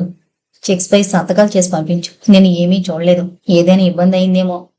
మరేం పర్వాలేదులేండి. ఒక్కరోజు కలిసొచ్చేట్టుగా పంపుతాను అని లేచాడు. కళ్యాణ్, చెప్పండి. కోమల విషయమే. నాకు ఇప్పుడు ఇంకేం కావాలి? కావలసినంత ఆస్తి, అన్నీ చక్కగా చూసుకునే పార్ట్నర్ నువ్వు. ఇప్పుడు నా ఆలోచన ఏదైనా అది కోమల గురించే. ఇప్పుడు ఇంకేం పర్వాలేదు. ఆవిడ పెళ్లికి ఒప్పుకుంటుంది. థ్యాంక్స్. నిట్టూర్చాడు ఆయన. నీ రుణం ఎలా తీరుతుంది? కళ్యాణ్ మాట్లాడలేదు. 2 క్షణాలాగి వెళ్ళొస్తానండి అంటూ వెళ్ళిపోయాడు. మరోమారు అప్పటి మాటలే అనుకున్నారాయన 10 ఏళ్లు. మధ్యాహ్నం లంచ్ అవర్లో ప్యూన్తో కబురు పెట్టాడు కళ్యాణ్. దానికి సమాధానంగా భోంచేసి లంచ్ అవర్ అయ్యాక వస్తాను, ఇవి ఆఫీసు వేళలు కావు అని సమాధానమిచ్చాడు కమల్ నాథన్. ఆఫీస్ విషయాలు కాదు, పర్సనల్ విషయాలే. అర్జెంటుగా రమ్మని మళ్లీ కబురు పెట్టాడతను. పర్సనల్ విషయాలైతే అసలు మాట్లాడడానికి రాను పొమ్మన్నాడు కమల్ నాథన్. పళ్ళు కొరుక్కున్నాడు కళ్యాణ్. అతడి అవిధేయతే కాదు, ప్యూన్ ముందు తనని కించపరిచినట్టుగా ప్రవర్తించినందుకు మండిపడ్డాడు. చూద్దాం అనుకున్నాడు. వేడెక్కిన మెదడు చల్లారేందుకు టీ తీసుకుని టేప్ ఆన్ చేసి సోఫాలో పడుకున్నాడు. మధురమైన సుశీల పాటలు వింటూ అది ఆఫీసు అనే విషయం కూడా మరిచిపోయాడు. భజన్ మోగింది. ఉలిక్కి పడ్డట్టయి టేప్ రికార్డర్ ఆఫ్ చేసి మొహం తుడుచుకుని తలదూకుని సీట్లో కూర్చుని ఎంట్రకంలో ఎవరు అంటూ అడిగాడు కోకిలని. మేనేజర్ గారు. లోపలికి పంపించు అన్నాడు అప్రయత్నంగా. తర్వాత యుద్ధానికి సన్నద్ధుడయ్యే యోధుడిలాగా స్టడీగా కూర్చున్నాడు. కమల్నాథన్ తన మామూలు వంకర చూపులతో ఫైల్ పట్టుకుని ప్రవేశించాడు. కమిన్, కూర్చోండి. అయ్యా చెప్తాం అంటూ కూర్చున్నాడు. అతనెంత గుండెలు తీసిన బొంటో అర్థమైంది ఆయనకి. కమల్నాథన్ గారు, మీరు నాకంటే కనీసం 10 ఏళ్లు పెద్దవారు, అంతకు రెట్టింపు అనుభవం ఉన్నవారు. ఆఫీసులో అందులో ప్యూన్స్ ముందు ఎలా మెలగాలో తెలీదా? అయ్యా చిత్తం, నేర్పించండి, నేర్చుకుంటాను. నేర్పించక తప్పదల్లే ఉంది. మీరు కమలాకర్ గారితో వ్యవహరించిన తీరుకి మిమ్మల్ని డిస్మిస్ చెయ్యాలి. చేతనైతే చేయండి. అలా పంతానికొస్తే నీతో రిజైన్ చేయిస్తాను. అలాగే చేయించు. అతడెంత మొండివాడో అర్థమైంది అతనికి. తలూపాడు. వీటిపై సంతకం ఉంచండి. అలా ఉంచి వెళ్ళండి. చూసి సంతకం చేస్తాను. ఇవి కాన్ఫిడెన్షియల్ పేపర్స్. నీకు తెలిసాక కాన్ఫిడెన్స్ ఏముంది ఇంకా? మీ ఇష్టం. అయిందా మీ పని? వెళ్ళొస్తాను. ఆగండి, ఒక మాట చెప్పాలి. ఏంటి? నువ్వు ఇంకోసారి మా ఇంటికి ఫోన్ చేస్తే దాన్ని టేప్ చేసి నన్ను బ్లాక్మెయిల్ చేసిన నేరానికి జైలుకి పంపిస్తాను, తెలుసా? నిర్లక్ష్యంగా తల ఎగరేశాడు. ఏం రహస్యం బయటపడిందనా? ఎప్పటికైనా తెలుస్తుందని నాకు తెలుసు. నీ భార్య అమాయకురాలు, అందుకే నువ్వు టింగురంగా అని కోకిలతో కోమలతో ఎటు వచ్చినట్టు తిరుగుతున్నావు. అది కమలాకర్ గారికి తెలిసినాడు నీ పరిస్థితి. Stop it. నేను చెడుగా తిరుగుతున్నానో లేదో మాకు తెలుసు. It is none of your business. కానీ ఆ విషయాల్లో నువ్వు జోక్యం కలిగించుకున్నావా జైలుకి వెళ్ళక తప్పదు. అందుకేనా నన్ను డిస్మిస్ చేస్తానంది? ఆ కారణాలు వేరు, అవేంటో నీకు తెలుసు. అవే బయట పెట్టవలసి వచ్చినప్పుడు నువ్విలా నుంచోలేవు. నువ్వు అలా కుర్చీలో కూర్చోలేవు. ఈ ఫ్యాక్టరీ ఇలా నడుస్తూ ఉండదు. ఇది బ్లాక్ మెయిలింగా? నువ్వు చేస్తున్న పనే. That's all. నీతో వాదనెందుకు? కానీ ఒక విషయం గుర్తుంచుకో, నా కళ్ళు ఎప్పుడు నీ చుట్టూ తిరుగుతూ ఉంటాయి. అయ్యా చెప్తాం, నా 4 కళ్ళు మీ ఇద్దరి చుట్టూ ఎప్పుడూ తిరుగుతూ ఉన్నాయి. ఫోటోలతో సహా సాక్ష్యాధారాలున్నాయి. ఎవరినెవరిని ఎక్కడ ఎంత హద్దుల్లో ఉంచాలో నాకు తెలుసు. నా పొజిషన్ చెడిన రోజున I will not spare anybody అని చకచకా బయటికి వెళ్ళిపోయాడు. కొళ్ళు కొరుక్కున్నాడు కళ్యాణ్. ఏ విధంగా అతన్ని దారికి తేవాలో ఆలోచించసాగాడు. అతని మనసుకి ఏదీ తోచడం లేదు. 5-6 రోజులు గడిచాయి. బరి మీదున్న 2 సింహాల్లా ఉన్నారు కళ్యాణ్, మేనేజర్ కమల్ నాథన్. ఎవరికి ఎవరినీ లొంగదీసే ఛాన్సు రాలేదు. ఆ రోజు కళ్యాణ్ క్యాంపుకు వెళ్ళాడు. దాదాపు 2 గంటల సమయంలో లంచ్ బ్రేక్ తర్వాత కమలాకర్ గారి వద్దకు వెళ్ళాడు. ఇతన్ని చూడగానే ఆయనకి అక్కడ లేని ఆవేశం వచ్చింది. ఎందుకొచ్చావురా త్రాష్టుడా అన్నాడు ఆవేశంగా. అయ్యా చిత్తం, రాక తప్పలేదండి. ఏంటా పని? మీరు మీ అమ్మాయిని గురించి బొత్తిగా పట్టించుకోవడం లేదండి, అదండి నా బాధ. కమల్నాథన్ గర్జించాడు కమలాకర్. అయ్యా మీరేం కోపం చేసినా పర్వాలేదండి. నన్ను ఉద్యోగం నుంచి డిస్మిస్ చేస్తానన్నారండి ఆ కుర్రాయన. నీ చేత కాదు, పెదబాబు గారు నన్ను విడవలేరు అన్నానండి. ఆ పళాన నన్ను కూనీ చేసేసినంత పనిగా మాట్లాడాడండి. నాకేం భయమండి? నేనేం లెక్కలు మాఫీ చేశానా? మనుషుల్ని మాఫీ చేశానా? నా కూతురు ఏ కానివాడుతోనూ తిరగడం లేదన్నానండి. నోర్మి, నువ్వేం మాట్లాడుతున్నావో నీకు తెలుసా? ఇక అధిక ప్రసంగం చేశావో తుపాకీ పెట్టి కాల్చేస్తాను, జాగ్రత్త. అయ్యా చిత్తం, మీరే శిక్ష విధించినా పర్వాలేదండి, కానీ మీ మేలు కోరి చెబుతున్నానండి. ఆ అమ్మాయి గారు అతనితో తిరగడం బాగాలేదండి. నువ్వేం మాట్లాడుతున్నావో నీకు తెలుసా? స్పృహలో ఉన్నావా? స్పృహ తప్పడానికి నేనేం ఫారెన్ సీసాలు లాగించేయడం లేదండి. ఒరేయ్! అయ్యా, తెలుగుతోనే మాట్లాడుతున్నాను. అతను ఆ విధంగా జవాబిచ్చేసరికి నిర్ఘాంతపోయారాయన. కఠినంగా చూశారు అతని వైపు. అయ్యా, మీరు కోపగించుకుంటే కోపగించుకున్నారు. నాకేం పర్వాలేదు. మీ ఉప్పు తింటున్నందుకు మీకు చెప్పాలని చెప్పాను. అది నా ధర్మం. డైలీ కూలీ నుంచి డివిజనల్ మేనేజర్ దాకా చెవులు కొరుక్కుంటున్నారు. కొళ్ళు కొరికాడాయన. తన అసక్తతని తాను నిందించుకున్నాడు. ఆ అమ్మాయి గారికి ఏమండి? బంగారు బొమ్మ, రతనాల రాశి, కోట్లకు వారసురాలు. వెనకవాడు చేసిన అన్యాయం గుర్తించుకునైనా మనం జాగ్రత్తగా ఉండాలి. ఒకడయ్యాడు, ఇప్పుడు ఇతను. ఇంకేం కావాలి? తగినవాడైతే ఎవరికీ బాధ లేదు. మా విచారం వల్ల పెళ్ళయ్యి 2 పిల్లలున్నవాడికి ఏమిటా ఈ ఆశ అనే విషం మెల్లమెల్లగా నరనరానికి ఎక్కించినంత శాంతంగా అంటున్నాడతను. అతను పలికే తీరు కాని, ముఖ కవళికలు కాని గుండెలు పగిలిపోయే పాడు మాటలు ధారాళంగా వదులుతున్నాడు అనిపించదు. ఏదో ప్రమోషన్ కోసమో, ఇంక్రిమెంట్ కోసమో విన్నపం చేసుకుంటున్నంత ప్రశాంతంగా ఉంది అతడి పద్ధతి. తలకిందులవుతున్నారాయన. నోర్మి, కళ్యాణ్ విషయంలో అంత మాట అంటావా? అతను ఎలాంటివాడో ఎవరికీ తెలీదు. అయ్యా, తెలుసునండి. కాని కాంత కనకాలు ఎంత వారినైనా ప్రలోభం కలిగిస్తాయండి. రిజర్వ్ బ్యాంక్ లాంటి అమ్మాయిని దోచుకోవడం ఎవరికిష్టం ఉండదండి. నాకే నీతులు చెబుతున్నావా? ఆయాసంగా కోపంగా అన్నారాయన. కోపంతో బాధతో ఆయనకి బీపీ పెరిగిపోయింది. ముఖం నిండా చెమటలు కమ్ముకున్నాయి. ఒక కంట అది గమనించినట్టే. మీరు ఏమన్నా అనండి, నలుగురు అనుకునే మాట మీ చెవిని వేశాను. అది నా ధర్మం. మీ కూతుర్ని అదుపులో పెట్టుకోవడం మీ ధర్మం. నా ఇష్టం. నేనెలా తిరిగానో నీకు తెలీదా? నా కూతుర్ని అలా వదిలేస్తానంటారా? అది మీ ఇష్టం అని వెనుతిరిగాడు. పైరు కుప్పకి నిప్పంటించిన వాడికి మళ్ళే రాక్షసానందంతో వెనుతిరిగాడు. గెటౌట్! అరిచారాయన శక్తినంతా కూడగట్టుకుని. వికటంగా నవ్వుకుంటూ నిర్లక్ష్యంగా వెళ్ళిపోయాడతను. అంతలో మధ్యాహ్నం టిఫిను బోర్నవిటా తెచ్చిన ఆయా కమలాకర్ గారి పరిస్థితి గమనించి అయ్యో అని అరిచేసింది. ఏం పర్వాలేదు, కేకలు వేయకు అన్నట్టుగా సైగ చేసి అల్మరాలో ఉన్న మాత్రలు మని సైగ చేశారు. ఆయన జబ్బు, ఆయనకిచ్చే మందులు మాత్రలు ఆ ఇంట్లో అందరికీ తెలుసు. గబగబా అరక్షణంలో ఇచ్చేసింది ఆయా. ఆ మాత్రలు మింగేసి 10 నిమిషాల్లో తేరుకొని బరువుగా కళ్ళు మూసుకున్నారు. దిండు కానుకుని పడుకున్నా చాలా ఆయాసంగా ఉంది. వేడివేడిగా బోర్నవిటా తీసుకోండి. ఫ్లాస్క్లో నుంచి వంచి తెచ్చింది. నిదానంగా తాగేసి కొద్దిగా తేరుకున్నట్టయి ఆయా అన్నారు. బాబుగారు దగ్గరగా వచ్చి పలికింది. విన్నావా కుముదం?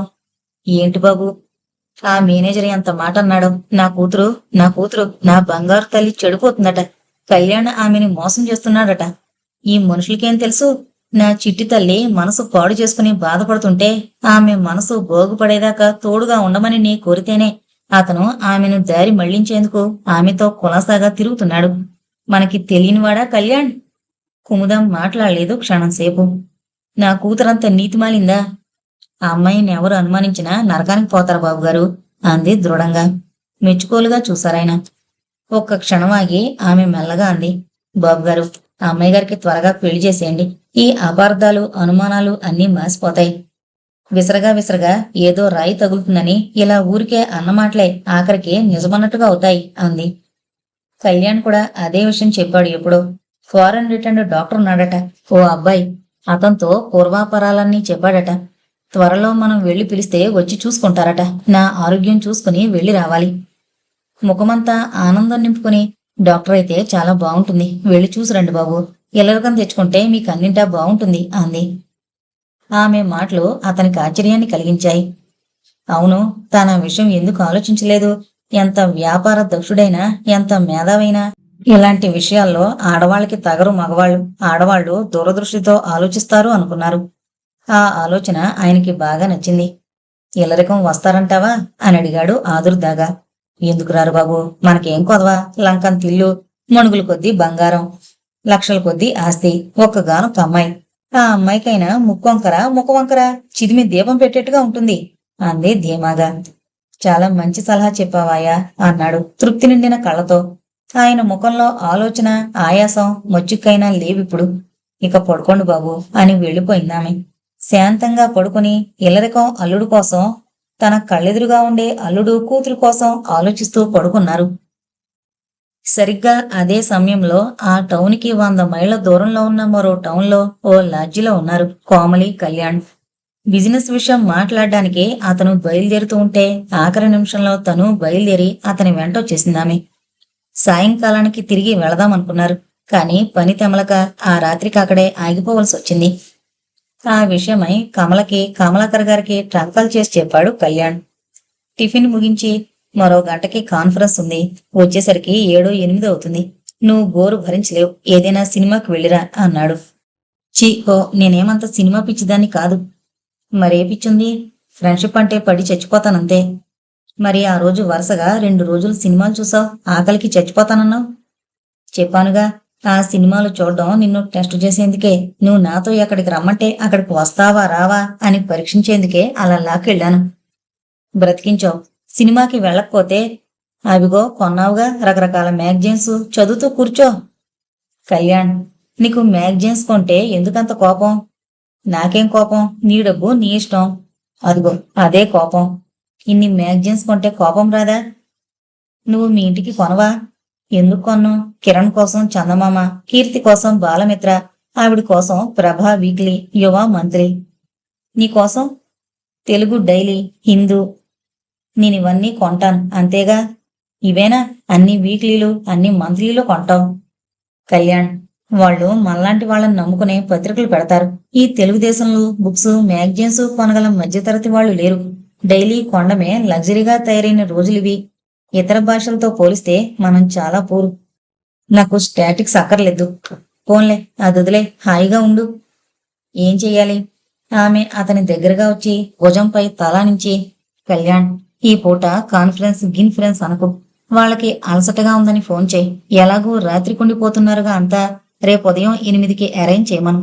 అంతా ఫ్రెష్ గా ఉంటారు. ఫీలింగ్స్ బాగుంటాయి. కాన్ఫరెన్స్ కూడా జాలీగా ఉంటుంది. అంతగైతే నేను వస్తాను అంది గోముగా. ఈ మధ్య ఆమె అతన్ని బాగా రాసుకుని తిరుగుతోంది. కానీ అతనేమీ అడ్డు పెట్టడం లేదు. అదో విషయంగా అనుకోవడమూ లేదు. సుతారంగా ఆ చెయ్యి తొలగించి, కోమలి, అదేం కుదరదు, వెళ్లాల్సిందే. నా కోసం పోస్ట్ పోన్ చేయమంటే వాళ్ళు ఒప్పుకోకపోవచ్చు అన్నాడు. చీపో, నువ్వెప్పుడు ఇంతే అంది గోముతో మిళితమైన కోపంతో. కోమలి, ప్లీజ్ నన్ను అర్థం చేసుకో. కళ్యాణ్, నా మాట వినవేం? వాళ్ళకో మాట చెప్పు. రేపైతే నేను కాన్ఫరెన్స్ వస్తాను. నా కోసం రేపటిదాకా ఆగుతారు. సరే అన్నాడు ఇక విధి లేక. తర్వాత ఫోన్ చేసి ఆ విషయం చెబితే వాళ్ళు అందుకు అంగీకరించారు. ఆ రాత్రి డిన్నర్ అరేంజ్ చేసుకోవాలనుకున్నారు. కళ్యాణ్ అలాంటి విషయాలకి దూరం. ఇప్పుడు అతను కాన్ఫరెన్స్ వాయిదా వేయడంతో వాళ్ళకి మంచి ఛాన్స్ దొరికింది. అందుకే సరేనన్నారు. ఫోన్ పెట్టేసి సోఫాలో కూర్చున్నాడు అతను. ఏ పని లేకపోవడంతో ఖాళీ అనిపించి ఇప్పుడేం చేద్దామో చెప్పు అన్నాడు నవ్వుతూ. కిలకిలా నవ్వింది కోమలి. అతని వైపు ప్రేమగా చూసింది. ఆ చూపులో ఎన్ని జన్మల ఆత్మీయతో పండినట్టుగా ఉంది. కళ్యాణ్, ఈ రోజుకి ఓ ప్రత్యేకత ఉంది తెలుసా? ఏంటి? అది తర్వాత చెబుతాను, ముందిది చెప్పు. నువ్వు ఆమె మాట వింటావా, ఆమె నీ మాట వింటుందా? ఇద్దరూ డిస్కస్ చేసుకుంటారా? ఓ జోక్ చెప్పనా అమ్మాయి? చెప్పండి హీరో గారు. పెళ్ళైన తొలి సంవత్సరం భార్య భర్త మాట వింటుంది. 2వ సంవత్సరంలో భర్త భార్య మాట వింటాడు. 3వ సంవత్సరం వాళ్ల మాటలు ఇరుగు పొరుగు వింటారట. విరగబడి నవ్వింది కోమలి. Fine, very fine. నువ్వు బాగా జోకుతావే అంది. అతను నవ్వాడు. నేను దానికి ఎక్స్టెన్షన్ చెప్పనా? ఏంటి? తొలి రాత్రి మాత్రమే భార్య భర్త మాట వింటుంది. మలి రోజు భర్తతో తన మాట వినిపిస్తుంది. 3వ రోజు ఎవరు ఎవరి మాట వినరు. అతను నవ్వాడు. ఇంతకీ నా ప్రశ్నకి సమాధానం? అంత ముఖ్యమా? నా మాట వినే కాన్ఫరెన్స్ ఎగేశావు. నువ్వు అక్కయ్యకి అడుగులకి మడుగులొత్తుతావేమోనని నా అనుమానం. అవునా? అయినా అలాంటి మగాడే మంచివాళ్లే. ఆడాళ్ళు అలాంటి మగవాణ్ణి కోరుకుంటారట కదా. ఆ మాటలకి అతనేం అనలేదు. పెదవి కొరుక్కున్నాడు. ఫోన్లే, అదే చాలా మంచిది. పెళ్ళాం మాట వినే మగాడు బాగా వృద్ధిలోకి వస్తాడు. మా ఫ్రెండ్ అనేది. బాగా వృద్ధిలోకొచ్చిన ప్రతి మగాడు భార్య మాట వినేవాడేనని. సరే, ఎంతకీ నువ్వన్న ఆ స్పెషాలిటీ ఏంటి ఈ రోజుకి?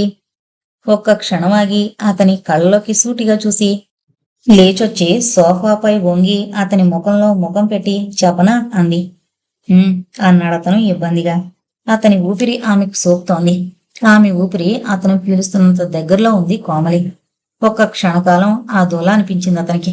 ఈ రోజు శతదినోత్సవం అంది కొంటిగా నవ్వుతూ. అబ్బబ్బా, నీకు ఈ సినిమాలు పిచ్చి వదలదా ఏంటి? అందుకే వచ్చావా నా వెంట ఈ ఊరు? ఏ పిక్చర్, సినిమా యాక్టర్స్ వచ్చారా? ఇప్పుడు ఫస్ట్ షోకి వెళ్ళాలా చెప్పు, టికెట్స్ తెప్పించాలా అన్నాడు విసుగ్గా. ఆ మాటలకి ఆమె ముఖం ముడుచుకుని వెళ్ళింది మంచం మీదకి. ఆమెకి ఎక్కడలేని కోపం వచ్చింది. ఉక్రోషం గుండెల్లోంచి తన్నుకొస్తోంది. అతనితో పోట్లాడాలని, గుండెలపై దబదబా బాదాలని అనిపిస్తోంది. అతను లేచి వెళ్లి ఆమె దగ్గరగా కూర్చుని మెల్లగా మధుర స్వరంతో పిలిచాడు, కోమలి. ఆమె సమాధానం ఇవ్వలేదు. కోపం వచ్చిందా? లేదులే, వెళదాం పద. ఏ హాలో చెప్పు, టికెట్స్ రిజర్వ్ చేస్తాను. మళ్ళీ నువ్వు తయారయ్యేసరికి పక్కా గంట కావాలి. చివాలను లేచింది కోమలి. నన్నంటావు గాని అసలు సినిమాలంటే పిచ్చి పుట్టింది నీకే. ఈ మధ్య సినిమాలు బాగా చూస్తున్నావు. నేను చెప్పబోయేది వేరు, పూర్తిగా వినకుండానే అనేస్తావు నన్ను అంది, ముఖం ఇటు తిప్పకుండానే. అతను ఆమెను మెల్లగా ఇటు తిప్పి, చెప్పు, నువ్వు పూర్తిగా చెప్పకుండానే నేనేం చేయగలను అన్నాడు. ఆ కాస్త కోపానికే ఆమె బుగ్గలు కందిపోయాయి. కళ్ళు కొద్దిగా ఉబ్బాయి. కదిలిస్తే కురిసే వర్షంలా ఉన్నాయి కళ్ళు. బుగ్గలు కంది ఎంత అందంగా ఉన్నాయి తెలుసా? బంగినపల్లి మామిడి పళ్ళలా ఉన్నాయి నీ బుగ్గలు అన్నాడు నవ్వుతూ. అమ్మో, కొడుకుని తినేసేవు సార్. ఇంటి వద్ద ఎంతకంటే మంచి బుగ్గలున్నాయి, జాగ్రత్త, వాటిని గుర్తు తెచ్చుకోండి అంది వెంటనే నవ్వేసి. ఆమెకి అతని మాటలు సిగ్గుగాని కోపంగాని కలిగించలేదు. హఠాత్తుగా కొరడాతో కొట్టినట్టయి వెనక్కి తగ్గాడు కళ్యాణ్. అతనికి తన ఉత్సాహంపై తనకే సిగ్గేసింది. కాని కోమలి అదేమీ గమనించకుండా అతని చెయ్యి తన చేతుల్లోకి తీసుకుని కళ్యాణ్ అని పిలిచింది మృదువుగా నిమురుతూ. అన్నాడు పరధ్యానంగా. మన పరిచయం జరిగి ఈ రోజుతో సరిగ్గా 100 రోజులు గడిచాయి, గుర్తుందా? అదా, ఆ విషయం ముందుగానే చెప్పరాదు అన్నాడు నవ్వుతూ. నన్ను చెప్పనిస్తేనా నువ్వు? శతదినోత్సవం అనగానే నీకు సినిమాలపై దృష్టి వెళ్ళిందాయే. చెప్పానుగా, ఊరికే నన్నంటావు గాని నీకే ఈ మధ్య సినిమాలపై ధ్యాస ఎక్కువైంది అంది నవ్వుతూ. సర్లే, ఇప్పుడేం చేద్దాం చెప్పు. సెలబ్రేట్ చేద్దామా? నీ ఇష్టం. ఏమీ వద్దు, శుభ్రంగా కడుపు నిండా భోంచేసి రెస్ట్ తీసుకుందాం. నేను ఈ ప్రయాణాలతో, ఈ పనులతో బాగా అలసిపోయాను. నువ్వు అలసట ఫీల్ అవుతున్నట్టే ఉన్నావు అంది. ఓకే అన్నాడతను. My dear hero, you are good boy. That's why I love you. Yes guru, I love you.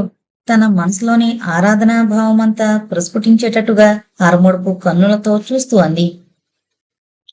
అతనికి ఆ ప్రేమ, ఆ ఆరాధన, ఆ ఆప్యాయత భరించలేనట్టుగా అనిపించింది. లేచి వెళ్లి సోఫాలో కూర్చున్నాడు. ఏదోలా ఉంది అతనికి. కణ్ అంది. ఉలిక్కి పడ్డాడు ఆ పిలుపుకి. ఏంటది, ఎందుకలా ఉలిక్కి పడ్డావు? అతనేం అనలేదు. కణ్, I love you very much. Thanks అన్నాడు. అతనికి ఆ ప్రేమ భరింపురాందిగా ఉంది. కొన్ని క్షణాలు నిశ్శబ్దంగా గడిచిపోయాయి. అతను ఆమెను సూటిగా చూడలేకపోతున్నాడు. ఏదో జంకు, ఏదో బెరుకు, ఏదో చెప్పరాని భయం. ఆమె సూటిగా చూస్తుంది అతన్నే. కోమలి, ఏం మీకు అక్క గుర్తుకొస్తుందా? అవాక్కైపోయాడతను. ఓ నిమిషమాగి కోమలి అన్నాడు బరువుగా. What sir? నువ్వెందుకలా మాట్లాడతావు? ఏమన్నాను స్వామీజీ? అక్క గుర్తుకొస్తుందా అని అడిగాను తప్ప. భర్తకి భార్య గుర్తుకు రాకుండా ఉంటుందా? అందులో నీలాంటి భర్తకి. అయినా మీకు భార్య ఎప్పుడూ గుర్తుకొచ్చేది తెలియకపోవచ్చు, కానీ ఆ మాత్రం ఊహించలేనా? ఆమె నిర్భయత్వానికి, నిజాయితీకి, సూటిగా బాణం నాటినట్టు మాట్లాడే తీరుకి అతను ఆశ్చర్యపడ్డాడు, మెచ్చుకున్నాడు. ఆమెని అలా జయించలేను అనుకుని భోంచేద్దామా అని అడిగాడు. యువర్ ఆర్డర్ అంది నవ్వుతూ. త్రుళ్ళుతూ కేరింతలాడుతూ ఉంటుంది కోమలి ఎప్పుడు. చమత్కారంగా చలాకీగా ఉండే ఈ పిల్లలో విషాదం పాళ్లు ఉన్నాయంటే ఎవరు నమ్ముతారు అనుకున్నాడు. ఇద్దరూ కబుర్ల మధ్య భోజనాలు ముగించారు. భోజనాలయ్యాక ఇద్దరూ చెరో మంచంపై వాలిపోయారు. ఇది బాగుంది కదూ. ఏంటి? ఎవరికో వండని అన్నం, వడకని వస్త్రం అన్నారట. అలాగే ఇలా లాడ్జిల్లో దిగితే కట్టని ఇల్లు, వండని భోజనం, పెట్టని సర్వెంట్సు కదూ. అఫ్కోర్స్ డబ్బులు ఖర్చవుతాయనుకో. అయినా ఈ రోజుల్లో డబ్బు ఖర్చు కాందే ఏమొస్తుంది? ఆఖరికి తాగే నీళ్లకు కూడా పన్ను కడుతున్నామాయే. అతనేం అనలేదు. ఎందుకో అలసటగా ఉంది. మంచం కొద్దిగా గోడవైపు లాక్కుని పడుకున్నాడు. పైకప్పు వంక చూస్తూ ఎప్పుడో నిద్రపోయాడు. టేబుల్ లైట్ వెలిగించుకుని మిహారకులుడు చదువుతూ ఉండిపోయిన కోమలి అతన్ని గమనించలేదు. చదువులో మునిగిపోయింది. సుమారు 11 గంటల ప్రాంతాన పుస్తకం పక్కన పెట్టి లైట్ ఆర్పబోతున్న కోమలి అతని వైపు చూసింది. ప్రశాంతంగా పసిబిడ్డలా నిద్రపోతున్నాడతను. ఏ చికాకులు లేని వ్యక్తులు నిద్రపోతూ ఉంటే వాళ్ళ ముఖాల్లో దేవతలు కనిపిస్తారట. ఎంత హాయిగా నిద్రపోతున్నాడు. అవును, అతనికేం ప్రాబ్లమ్స్? అయితే గీతే తనే ప్రాబ్లం. పాపం, తన వల్ల అతను జీవితంలో చాలా సుఖాల్ని కోల్పోతున్నాడు. మంచం మీద నుంచి లేచి వెళ్లి చూసింది. You are beautiful, I like you, brave man, I love you, తనలో తాను అనుకున్నట్టుగా అంది. ఒక క్షణం ఎర్రగా, అందంగా, గులాబీ రేకుల్లా మృదువుగా చిన్నగా ఉన్న అతని పెదాల్ని ముద్దు పెట్టుకోవాలనిపించింది. లే తీగలా ముందు కొంగింది. చప్పున ఆగింది. బలవంతాన ఆ కోరికే అణుచుకుని డ్రెస్ మార్చుకుని పడుకుంది. తన మంచం అతని మంచానికి ఆనించింది. ఆలోచనల్ని దూరం చేసుకుంది. ఎప్పుడో నిద్రలోకి జారిపోయింది. హఠాత్తుగా మెలకువైంది. కళ్ళు విప్పి చూశాడు కళ్యాణ్. పైన సీలింగ్ ఫ్యాన్ తిరుగుతోంది వేగంగా. గుండెపై ఏదో బరువుగా అనిపించింది. నిదానించి చూస్తే కోమలి చెయ్యి. తామరతుడులా సుకుమారంగా ఉండే ఈ అమ్మాయి చెయ్యి ఎందుకింత బరువుగా ఉంది? ఓహో, పరాయి వస్తువు ఇంత బరువు కాబోలు అనుకున్నాడు. మెల్లగా ఆ చెయ్యి తీసేసి కూర్చున్నాడు. తను మంచం దూరంగా జరుపుకుని పడుకుంటే ఆమె మరీ దగ్గరగా లాక్కుని పడుకుని తనపై చెయ్యి వేసుకుని పడుకుందే అనుకున్నాడు. తాను దూరంగా వెళ్లాలనుకునే కొద్దీ ఆమె దగ్గరికి రావడానికి ప్రయత్నిస్తోంది. చిత్రం. ఆమె హాయిగా నిద్రపోతోంది. తన నిద్ర చెడింది. అటు చూశాడతను. నైటీలో చాలా మనోహరంగా కనిపించింది. ఉల్లి పొరలాంటి ఆ దుస్తుల్లో వాటి చాటున ఆమె తను సౌందర్యం లేమబ్బు చాటు వెన్నెల వరదలా ఉంది. కళ్ళు టప్టప్లాడించి మూసుకున్నాడు. మూసుకున్న క్షణకాలం కళ్ల ముందు ఆమె రూపే నిలిచింది. తర్వాత చిత్రంగా అంతలో ఆమె రూపు మాయమై కమల ముందు నిలిచింది. తీయతీయగా నవ్వుతోంది. టక్కున కళ్ళు తెరిచాడు. తీర్చిదిద్దిన శిల్పంలా కమల ఎదురుగా నిల్చుని నవ్వుతోంది. అరే, ఎప్పుడొచ్చావు కమల? ఇప్పుడే, అరసెకను క్రితం. కూర్చో, నిల్చున్నావేం? నేనెందుకిక? పక్కలో పడుకోబెట్టుకున్నారుగా. కమల. కమల అని కాదు, కోమలి అని పిలుచుకోండి కాండి. ఎందుకలా అపార్థం చేసుకుంటావు? ఈ 3 నెలలుగా ఆమెతో తిరుగుతున్నాను, కానీ ఒక్కసారైనా ఆమెను ముట్టుకోలేదు. ఆఖరికి ఆమె బయట కొంగునైనా స్పృశించలేదు. ఆ మాటలకి మృదువుగా నవ్వింది కమల. అదే అదే నేనంటోంది సార్. ఆ అమ్మాయితో మీరు కూడని పలకరాని సంబంధం ఉన్నా నేనంతగా విచారించేదాన్ని కాదు. అలాంటివి ఏనాడో ఓనాడు పుట్టుకుని తెగిపోతాయి. కానీ కళ్యాణ్, మీరు ఈ 100 నాళ్లుగా ఆమె చిటికన వేలినైనా ఆ భావంతో స్పృశించలేదంటే ఆమెపై మీకెంత గౌరవం ఉందో, ఆమెని ఎంతగా ఆరాధిస్తున్నారో నేను గ్రహించుకోగలను. మీకు ఆమె శరీరం అక్కర్లేదండి. ఆమె మనసు, ఆమె ప్రేమ కావాలి. అవునా? అందుకే నేను భయపడుతున్నాను. శత్రువుని గురించి భయపడాలి, కానీ స్నేహం చాటును రగిలే పగని చూసి ఇంకా భయపడాలి. ఇది అలాంటిదే. చొప్పున వెళ్లిపోయింది కమల. ఉలిక్కి పడ్డాడు కళ్యాణ్. సరిగ్గా అప్పుడే టెలిఫోన్ మోగింది. తల విదిలించుకుని పరిశీలనగా చూస్తే కమల లేదు. ఎక్కడ కమల? ఇంతదాకా తనతో మాట్లాడి పోట్లాడిన కమల ఎక్కడికి వెళ్ళిపోయింది? కళ్ళు నులుముకొని మరోసారి చూశాడు. వేసిన తలుపులు వేసినట్టే ఉన్నాయి. ఎలా వచ్చింది కమల? కమల రాలేదు. అదంతా తన భ్రమ. గదిలోకి రావడానికి తలుపులడ్డం కానీ మదిలోకి రావడానికి తలుపులెప్పుడూ సిద్ధమే కదా. అదంతా తన భ్రమ. కేవలం తన మనసు కల్పించుకున్న చిత్రం. తన మనసుకి మమతకి జరిగిన సంఘర్షణ. తనకు కోమలిపై ప్రేమ పెరుగుతోందా? మనసులో ఆమెకి స్థానం కల్పిస్తున్నాడా? కోమలి వైపు చూశాడు దీక్షగా. సరిగ్గా ఆ సమయంలో కోమలి నవ్వింది. కేవలం అమృతం తాగిన వాళ్లే అంత అందంగా నవ్వగలరు అనిపించింది. ప్రశంసాపూర్వకంగా చూశాడు ఆమె వైపు. టెలిఫోన్ మళ్లీ మళ్లీ మోగసాగింది. విసుక్కుంటూ వెళ్లి ఫోన్ ఎత్తాడు. సారీ ఫర్ ద డిస్టర్బెన్స్, మీకు ట్రంక్ కాల్ అన్నాడు రిసెప్షనిస్టు. కనెక్షన్ ఇవ్వండి అన్నాడు చిరాగ్గా. ఈ సమయంలో తనకి ఎక్కడిది కాలు అనుకున్నాడు. కొన్ని క్షణాల తర్వాత హలో అన్నారు అట్నుంచి. హలో, నేను కళ్యాణ్ని. బాబుగారు ఆదుర్దాగా పిలిచింది ఆయా కుముదం. కుముదం గొంతు గుర్తుపట్టాడు. ఏంటాయా? బాబుగారు, పెదబాబు గారికి హార్ట్అటాక్ వచ్చింది. చాలా బాధపడుతున్నారు. పోటు ఆగాగి వస్తోంది. చాలా ప్రమాదం అన్నారు. డాక్టర్ బాబు వచ్చి ఇక్కడే ఉన్నారు. మిమ్మల్ని అమ్మాయి గారిని వెంటనే బయలుదేరి రమ్మంటున్నారు. గాదిగాదికంగా కంగారుగా గబగబా చెప్పింది కుముదం. ఆ వార్త వినగానే కళ్యాణ్ మతిపోయినట్లయింది. నేను వెంటనే బయలుదేరుస్తున్నాను. కోమలి నిద్రపోతుంది. ఇదిగో ఇప్పుడే తయారై వస్తాం, 1:30లోగా వస్తాం అని ఫోన్ పెట్టేసి ఇటు తిరిగాడతను. మనసులోని గాబరానంతా అణుచుకుని కోమల వైపు చూశాడు. ఒకవేళ ఫోన్ శబ్దానికి లేచిందేమోనని అతని భయం. కాని హాయిగా నిద్రపోతోంది కోమలి. నిద్రలోనే నవ్వుతోంది కులాసాగా. ఇంత సుఖంగా హాయిగా నిద్రపోతున్న ఈ అమ్మాయిని ఇప్పుడు నిద్ర లేవగొట్టి మీ నాన్నకి గుండెపోటొచ్చింది అని చెప్పాలా అనిపించింది అతనికి. అయినా తప్పదు. ఒక క్షణం తర్వాత కోమలి కోమలి అని పిలిచాడు. కళ్ళు తెరిచింది. స్వప్నభంగమైన దేవతల అతని వైపు చూసి మెల్లగా నవ్వింది. ఏంటి అంది మొద్దు వదలని కళ్ళతో చూసి, మత్తిక్కిన గొంతుకుతో. ఆమెకి ఆ సమయంలో అతని పిలుపు గమ్మత్తుగా ఉంది. లే, త్వరగా డ్రెస్గా, నాన్నగారికి గుండెపోటొచ్చిందట. ఇప్పుడే ఆయా ట్రంకాలు చేసి చెప్పింది. బరువుగా ఉన్నాయి అతని మాటలు. ఎలా ఉందట? ఆదురుద్దాగా అడిగింది. ఏం పర్వాలేదులే, డాక్టర్ గారు వచ్చి అక్కడే ఉన్నారట. ప్రశాంతంగా పడుకుని నిద్రపోతున్నారట. అయినా ఆమెకి ధైర్యం చెక్కలేదు. ఆందోళనతో ముఖం పాలిపోయింది. దిగులుగా లేచి క్షణాలపై డ్రెస్ మార్చుకుంది.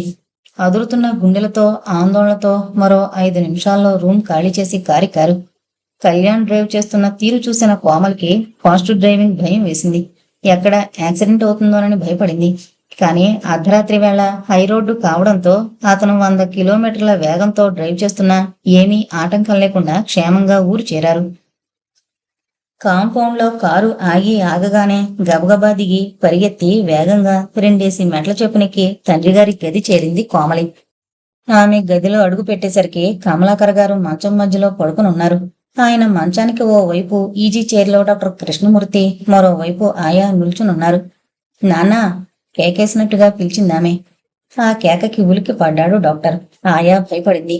అపస్మారక స్థితిలో ఉన్న కమలాకర్ గారు బరువుగా కళ్ళు తెరిచారు. సరిగ్గా ఆ సమయంలో గదిలో అడుగు పెట్టాడు కళ్యాణ్. పాపా, అస్పష్టంగా ఉంది ఆయన కంఠస్వరం. బరువు, బాధ రెండూ ప్రతిధ్వనిస్తున్నాయి ఆ పిలుపులో. మంచానికి దగ్గరగా వచ్చాడు కళ్యాణ్. కూతురి చెయ్యి ఓ చేత్తో, కళ్యాణ్ చెయ్యి మరో చేత్తో పట్టుకుని దీనంగా చూశాడు కమలాకర్. నాన్నా, కమలాకర్ గారు. ఇద్దరూ ఒకే సమయంలో పిలిచారు. నాన్నా గాదిగాదికంగా పిలిచింది. పాపా, మళ్ళీ బరువుగా పిలిచాడాయన. మంచంపై ఓ వారగా కూర్చుంది కోమలి. కళ్యాణ్ కొద్దిగా ముందుకు వాలాడు. నా పని అయిపోయింది, ఇక లాభం లేదు. ఈ దెబ్బ నుంచి కోలుకోలేను. పాపా, నీ గురించే ఆందోళనగా ఉంది. కళ్యాణ్, ఆ అమ్మాయి బాధ్యత నీపైనే పెడుతున్నాను. నీ ఇష్టం, దాని బాగోగులన్నీ నీవే. ఓ మంచి సంబంధం చూసి పెళ్లి చేయి. నా వాటాలో ఇద్దరికీ సమంగా ఇచ్చేయి. ఆ అమ్మాయికంటూ ఓ భాగం ఉండాలి. నువ్వు వ్యాపారంలో తోడుగా ఉంటావులే, ఆ ధైర్యం నాకుంది. ఇంత దుఃఖంలోనూ నాకు నువ్వు ఉన్నావనే ధైర్యం ఉంది. దాంతోనే నేను నిశ్చింతగా కన్ను మూయగలుగుతున్నాను. ఆయాసపడుతూ నెమ్మదిగా తన మనసులోని ఆలోచనల్ని వివరించాడు. మీకేం పర్వాలేదు, త్వరలో కోలుకుంటారు. పేలవంగా నవ్వాడు. నా విషయం నాకు తెలుస్తోంది. మృత్యుఛాయ కనిపిస్తోంది. మరణ బాధ అంటే ఏంటో తెలుస్తోంది. నేను మాట్లాడుతున్నానంటే ఒక్కో నరం తెంచుకుని ఒక్కో మాట పలకగలుగుతున్నాను. కళ్యాణ్ ఏమీ అనలేదు. ఆయన చేతిని మృదువుగా నిమిరాడు. పాపా, నాన్నా, కళ్యాణ్ చూసిన సంబంధం చేసుకో. ఇక అతని నీకు గార్డియన్. నాన్నా, అవునమ్మా, నాకు పెళ్ళొద్దు. నువ్వు కాదు కూడదంటే నేను కళ్యాణ్ని చేసుకుంటానంతే. వింటున్న నలుగురు ఆ మాటలకి నిర్ఘాంతపోయారు. కమలాకర్ గారికి వింతగా సంతోషంగా ఉంది. అవునన్నా, నేను ఈ గడిచిన 3 నెలల్లో ఆయన్ని బాగా స్టడీ చేశాను. నా విషయం తెలిసి ఆయన నన్ను ప్రేమగా చూసుకున్నారు. నాకు అంతకంటే మంచి భర్త లభించడు, అది నిజం. దీనంగా కళ్యాణ్ వైపు చూశారాయన. ఆ చూపుల్లో దీనత్వం ఉంది, అర్థింపు ఉంది. ఆయన మళ్ళీ కూతురు వైపు చూసి తిరిగి అతని వైపు చూశాడు వేడుకోలుగా. ఆయన చూపుల్లోని వేడుకోలతో పాటు మృత్యుఛాయల్ని స్పష్టంగా చూశాడు కళ్యాణ్. ఆయన ముఖంలో వస్తున్న మార్పును చూసి డాక్టర్ గాబరా పడ్డాడు. అయ్యో, మళ్ళీ అటాక్ వస్తున్నట్టుంది అన్నాడు గాబరాగా. మూసుకుపోతున్న కనురెప్పల్ని బరువుగా ఎత్తి చూస్తూ కళ్యాణ్ వైపు, అదంతా తన ఆఖరి అభ్యర్థన అన్నట్టుగా చూసి, తర్వాత కూతురు వైపు, అదే తన ఆఖరి చూపు అన్నట్టుగా చూసి, బలహీనమవుతున్న చేతులతో ఇద్దరి చేతులు కలిపాడాయన. తర్వాత కనురెప్పలు మూతబడ్డాయి. అందరూ నిశ్చేష్టులై చూడసాగారు. కొన్ని క్షణాల తర్వాత చేతులు నిస్సహాయంగా వాలిపోయాయి. కొన్ని వందల కుటుంబాలకి ఆసరా ఇచ్చి అభయమిచ్చిన ఆ చేతులు బలహీనపడిపోయాయి. డాక్టర్ అయ్యో అన్నాడు అది గమనించి. ఆ క్షణంలో అందరూ కమలాకర్ గారి ముఖం చూశారు. నరాలన్నీ బీసుకుపోయాయి. ఆయన ప్రాణాలు అనంత వాయువుల్లో కలిసిపోయాయి. సారీ అని ఆయనకి దుప్పటి కప్పాడు డాక్టర్. నాన్న, కెవ్వున కేకవేసి పడిపోయింది కోమలి. అపరకర్మలు బ్రహ్మాండంగా జరిపించాడు కళ్యాణ్. ఆయనకేం కొరత? కూతురైనా కొడుకులా చూసుకున్నారు కోమల్ని. ఆమెకు సంపూర్ణ స్వాతంత్రం ఇచ్చారు. ఆమె పొరపాటు చేసిందే తప్ప తప్పు చేయలేదు. అది సరిదిద్దుకుంది. ఆఖరికి ఆమె తన జీవిత భాగస్వామిని ఎన్నుకోవడంలోనూ తన ఇష్టాన్నే నెరవేర్చుకోగలిగింది. అది ఆయనకి నచ్చింది. కమలాకర్ గారి చితికి నిప్పంటించాడతను. దానికి తన అధికారాన్ని గురించి ఎవరూ ప్రశ్నించలేదు. ఫ్యాక్టరీ భాగస్వామిగా, మనసుకి నచ్చినవాడుగా, నీతిపరుడుగా, నిజాయితీ కలవాడుగా ఆయన మనసు దోచుకున్నాడతను. అతనికంటే కావలసిన వాళ్ళు ఇంకెవరున్నారు? దాయాదుల ప్రసక్తే లేకపోయే. సరిగ్గా ఆ సమయంలో కోమలి తన గదిలో మంచంపై కోమాలో పడుంది. తండ్రి చావు కళ్ళారా చూసిన ఆమెకు స్పృహ పోయింది. అంతే, మళ్లీ స్పృహ రాలేదు. ఆ 10 రోజులు అంతే. ఎప్పుడు తెలివొస్తుంది, వెంటనే తండ్రి స్మృతులు గుర్తుకొస్తాయి. మళ్లీ స్పృహ తప్పిపోతుంది. కర్మలన్నీ ఏమాత్రం లోటు రాకుండా పూర్తి చేశాడతను. సువర్ణదానము, గోదానము, భూదానము అన్న చోట కకృతి పడకుండా అలాగే జరిపించాడు. అప్పటికి తీరింది అతనికి కోమల్ని చూసేందుకు. నిజంగా ఈ హిందూ కర్మకాండంలో ఎంత మానసిక క్లేశం, శారీరక క్లేశం ఉందో ఇప్పుడు అతనికి బాగా తెలిసొచ్చింది. కళ్యాణ్ గదిలోకి అతని వెంట డాక్టర్ గారు కూడా వచ్చారు. ఆయన ఏదో ఇంజెక్షన్ ఇచ్చారు. చాలా సెంటిమెంట్ డెవలప్ చేసుకుంది. ఉన్న ఏకైక అనుబంధం అంత హఠాత్తుగా తెగిపోయేసరికి మనసు చెదిరిపోయింది. దాంతో స్పృహ తప్పిపోతుంది. డాక్టర్ ఆ మాటలు పూర్తి చేసి చేయకముందే బరువుగా కళ్ళు తెరిచింది కోమలి. ఆమెని చూడగానే చిరునవ్వు నవ్వాడు కళ్యాణ్. నవ్వు ముఖంతో అన్నారు డాక్టర్ గారు. నువ్విలా అధైర్యపడిపోయి మంచం పడితే ఎలాగమ్మా? నాన్నగారు ఆయుష్ తీరిపోయారు. దాన్ని అన్ని విషయాల్లాగే తీసుకోవాలి మనం. ఏముంది చెప్పు, మొన్న ఆయన, రేపో మాపో నేను, ఆ తర్వాత మీరు. వయసు ప్రకారం అంతా వెళ్ళిపోవలసిన వారం. చావు మనిషికెప్పుడు తథ్యం. కాదంటే కాస్త ముందు వెనక అంతే. నువ్వు ఆలోచనలు తగ్గించుకోవాలి, ధైర్యాన్ని పెంచుకోవాలి. నీకేమమ్మా? హిమాలయంలాగా కళ్యాణ్ నీకు అన్నిటా అండదండగా ఉన్నాడు. అతని నీడలో నువ్వు సేద తీరాలి. మరో ఇంజెక్షన్ చేశాడు డాక్టర్. కళ్యాణ్ దిగులంతా గుండెల్లోనే దాచుకుని నవ్వుతూ చూశాడు ఆమె వైపు, ధైర్యం చెబుతున్నట్టుగా. దీనత్వమంతా ఉట్టిపడేట్టుగా కళ్యాణ్ వైపు చూసిందామె. ఆ చూపులకి కరిగిపోయాడతను. కోమలి ఆర్ద్రంగా పిలిచాడు. కణ్. ఆ పిలుపు ఆ నోటంట అప్పుడప్పుడు వింటూనే ఉన్నా విన్నప్పుడల్లా ఉలిక్కిపడ్డం తప్పడం లేదతనికి. చేయి చాచిందామె. ఆమె చేతిని తన చేతిలోకి తీసుకున్నాడతను. ఆమె కళ్ళ నిండా నీళ్లు. అతను సున్నితంగా చూస్తూ తుడిచి, లే, మొహం ఎలా వడలిపోయిందో చూసుకో. మొహం కడుపుంది గాని పద. ఇలా అయితే ఎలా? ఎంత ఆస్తి, ఎంత సంసారం, ఎంత వ్యాపారం అన్నీ చూసుకోవద్దు అన్నాడు సున్నితంగా, మందిస్తున్నట్టుగా, తన సహజమైన చిరునవ్వు మాయకుండా. జీవం లేనట్టుగా నవ్విందామె. నువ్వు ఉన్నావుగా అన్నింటికీను. నువ్వు ఉంటేనే నేనున్నట్టు. నువ్వు లేంది నేనెవర్ని? నువ్వు నేను ఒకటే. నేనే నువ్వు, నువ్వే నేను. అలాగే, కాదన్నానా? నవ్వుతూ అన్నాడు. మరింకేం? అయినా నువ్విలా మంచం పట్టుకుని ఉండకూడదు. వెనకటి కోమల్లాగే హెల్ అండ్ హెల్దీగా ఉండాలి. తుళ్ళుతూ, నవ్వుతూ, నవ్విస్తూ ఉండే నువ్వు ఇలా ఉండిపోతే ఎలా ఉంటుంది నాకు? నవ్విందామె. జీవకళొచ్చిన ఆమె ముఖం చూసి ఆయా తృప్తిగా నిట్టూర్చింది. ఆమెకి చాలా సంతోషంగా ఉంది. డాక్టర్ బాబు గారు కూడా గాఢంగా నిశ్వసించారు. లేచి బాత్రూంలోకి వెళ్ళింది కోమలి. కిందకి వెళ్ళాడు కళ్యాణ్. ఆయా, ఈ విషయం మన నలుగురు మధ్య ఉండాలి, జాగ్రత్త. ఆమె కళ్యాణ్ని పెళ్లి చేసుకున్నట్టు ఇప్పుడే తెలియకూడదు లోకానికి. సమయం వచ్చినప్పుడు వెల్లడిద్దాం అన్నాడు డాక్టర్ కృష్ణమూర్తి. బాబుగారు, కోమలి నా కడుపున పుట్టకపోయినా నా బిడ్డలా పెంచాను. ఈ రహస్యం నాతోనే సమాధవుతుంది అంది ఆయా దృఢ స్వరంతో. ఆ కంఠంలో ఆ కుటుంబం అంటే ఉన్న విశ్వాసం, కమలాకర్ గారంటే ఉండే గౌరవం, కోమలంటే ఉండే ప్రేమ ప్రతిధ్వనించాయి. అదే నేననిదీను. ఏమిటంటున్నారు డాక్టర్? బాత్రూమ్ నుండి వస్తూ అడిగింది కోమలి. ఆ ప్రశ్నకి క్షణకాలం తడబడ్డారు డాక్టర్. ఏం లేదమ్మా, నీ గురించే అని ఆమెను చూసి గాబరాగా, ఏంటమ్మా అలా తడబడుతున్నావు అని అడిగారు. ఎందుకో నడుం కింద భాగమంతా చలనం కోల్పోతున్నట్టుగా బరువుగా ఉంది. అడుగు తీసి అడుగు పెట్టాలంటే నరక యాతనగా ఉంది. ప్రాణం పోతున్నంత బాధగా ఉంది అంది. ఆమె ముఖంలో బాధ ప్రస్ఫుటంగా కనిపిస్తోంది. షాక్ అయ్యాడు డాక్టర్. అంతలో కిందకి వెళ్లిన కళ్యాణ్ లీడర్ గారితో సహా తిరిగొచ్చాడు. That's good. ఇప్పుడెలా ఉన్నావో చూడు అన్నాడతను. నవ్వింది కోమలి. నాన్నగారి పేరున్న షేర్స్, బాండ్స్, బ్యాంక్ అకౌంట్స్ అన్నీ నీ పేర ట్రాన్స్ఫర్ చేయించడానికి ప్లేడర్ గారిని పిలిపించాను. నువ్వు ఈ పేపర్స్ పై సంతకం చేస్తే కోర్టులో దాఖలు చేస్తారాయన అంది నిర్లిప్తంగా. ప్లేడర్ గారు అందించిన కాగితాలపై సంతకాలు చేసింది. ప్లేడర్ గారు అవి తీసుకుని వెళ్లిపోయారు. తర్వాత కోమల్ని పరీక్ష చేసిన డాక్టర్ గారు కళ్యాణ్ని ఓ పక్కగా తీసుకెళ్లి రహస్యంగా చెప్పాడు. కళ్యాణ్, ఈ విషయం చాలా ఘోరమైంది. అయినా చెప్పక తప్పదు. ఆ రోజు కమలాకర్ గారు పోయిన షాకులో కోమలి నర్వస్ బాగా దెబ్బతిన్నట్టుగా ఉన్నాయి. ఆమెకి పూర్తి విశ్రాంతి అవసరం. ఎంతైనా జాగ్రత్తగా ఉండాలి. న్యూరో సర్జన్ కి, ఆర్థోపెడిక్ స్పెషలిస్ట్ కి చూపిద్దాం. ఆయన నడుం కింద భాగమంతా పనిచేయకపోవచ్చు. ఇది నా అనుమానమే. అయినా అది నిజమైతే కొన్నాళ్ళకి పెరాలసిస్ వచ్చి ఆమె కాళ్ళు పడిపోవచ్చు. అప్పుడు మనం ఏం చేయలేం. Let's not wish it. నిర్ఘాంతపోయాడు కళ్యాణ్ మైగాడ్ అంటూ. అన్నీ కుదురుకుని తిరిగి జీవితం మామూలు గాడిలో పడ్డానికి 3 నెలలు పట్టింది. అన్ని అకౌంట్స్ కోమల పేర ట్రాన్స్ఫర్ అయ్యాయి. ఆమె ఇప్పుడు వాటాదారురాలైంది. తీరిక లేనన్ని పనులు, తీరిక లేనన్ని ఒత్తిళ్లు. అయినా ఆమె మేడ దిగి రావడం లేదు.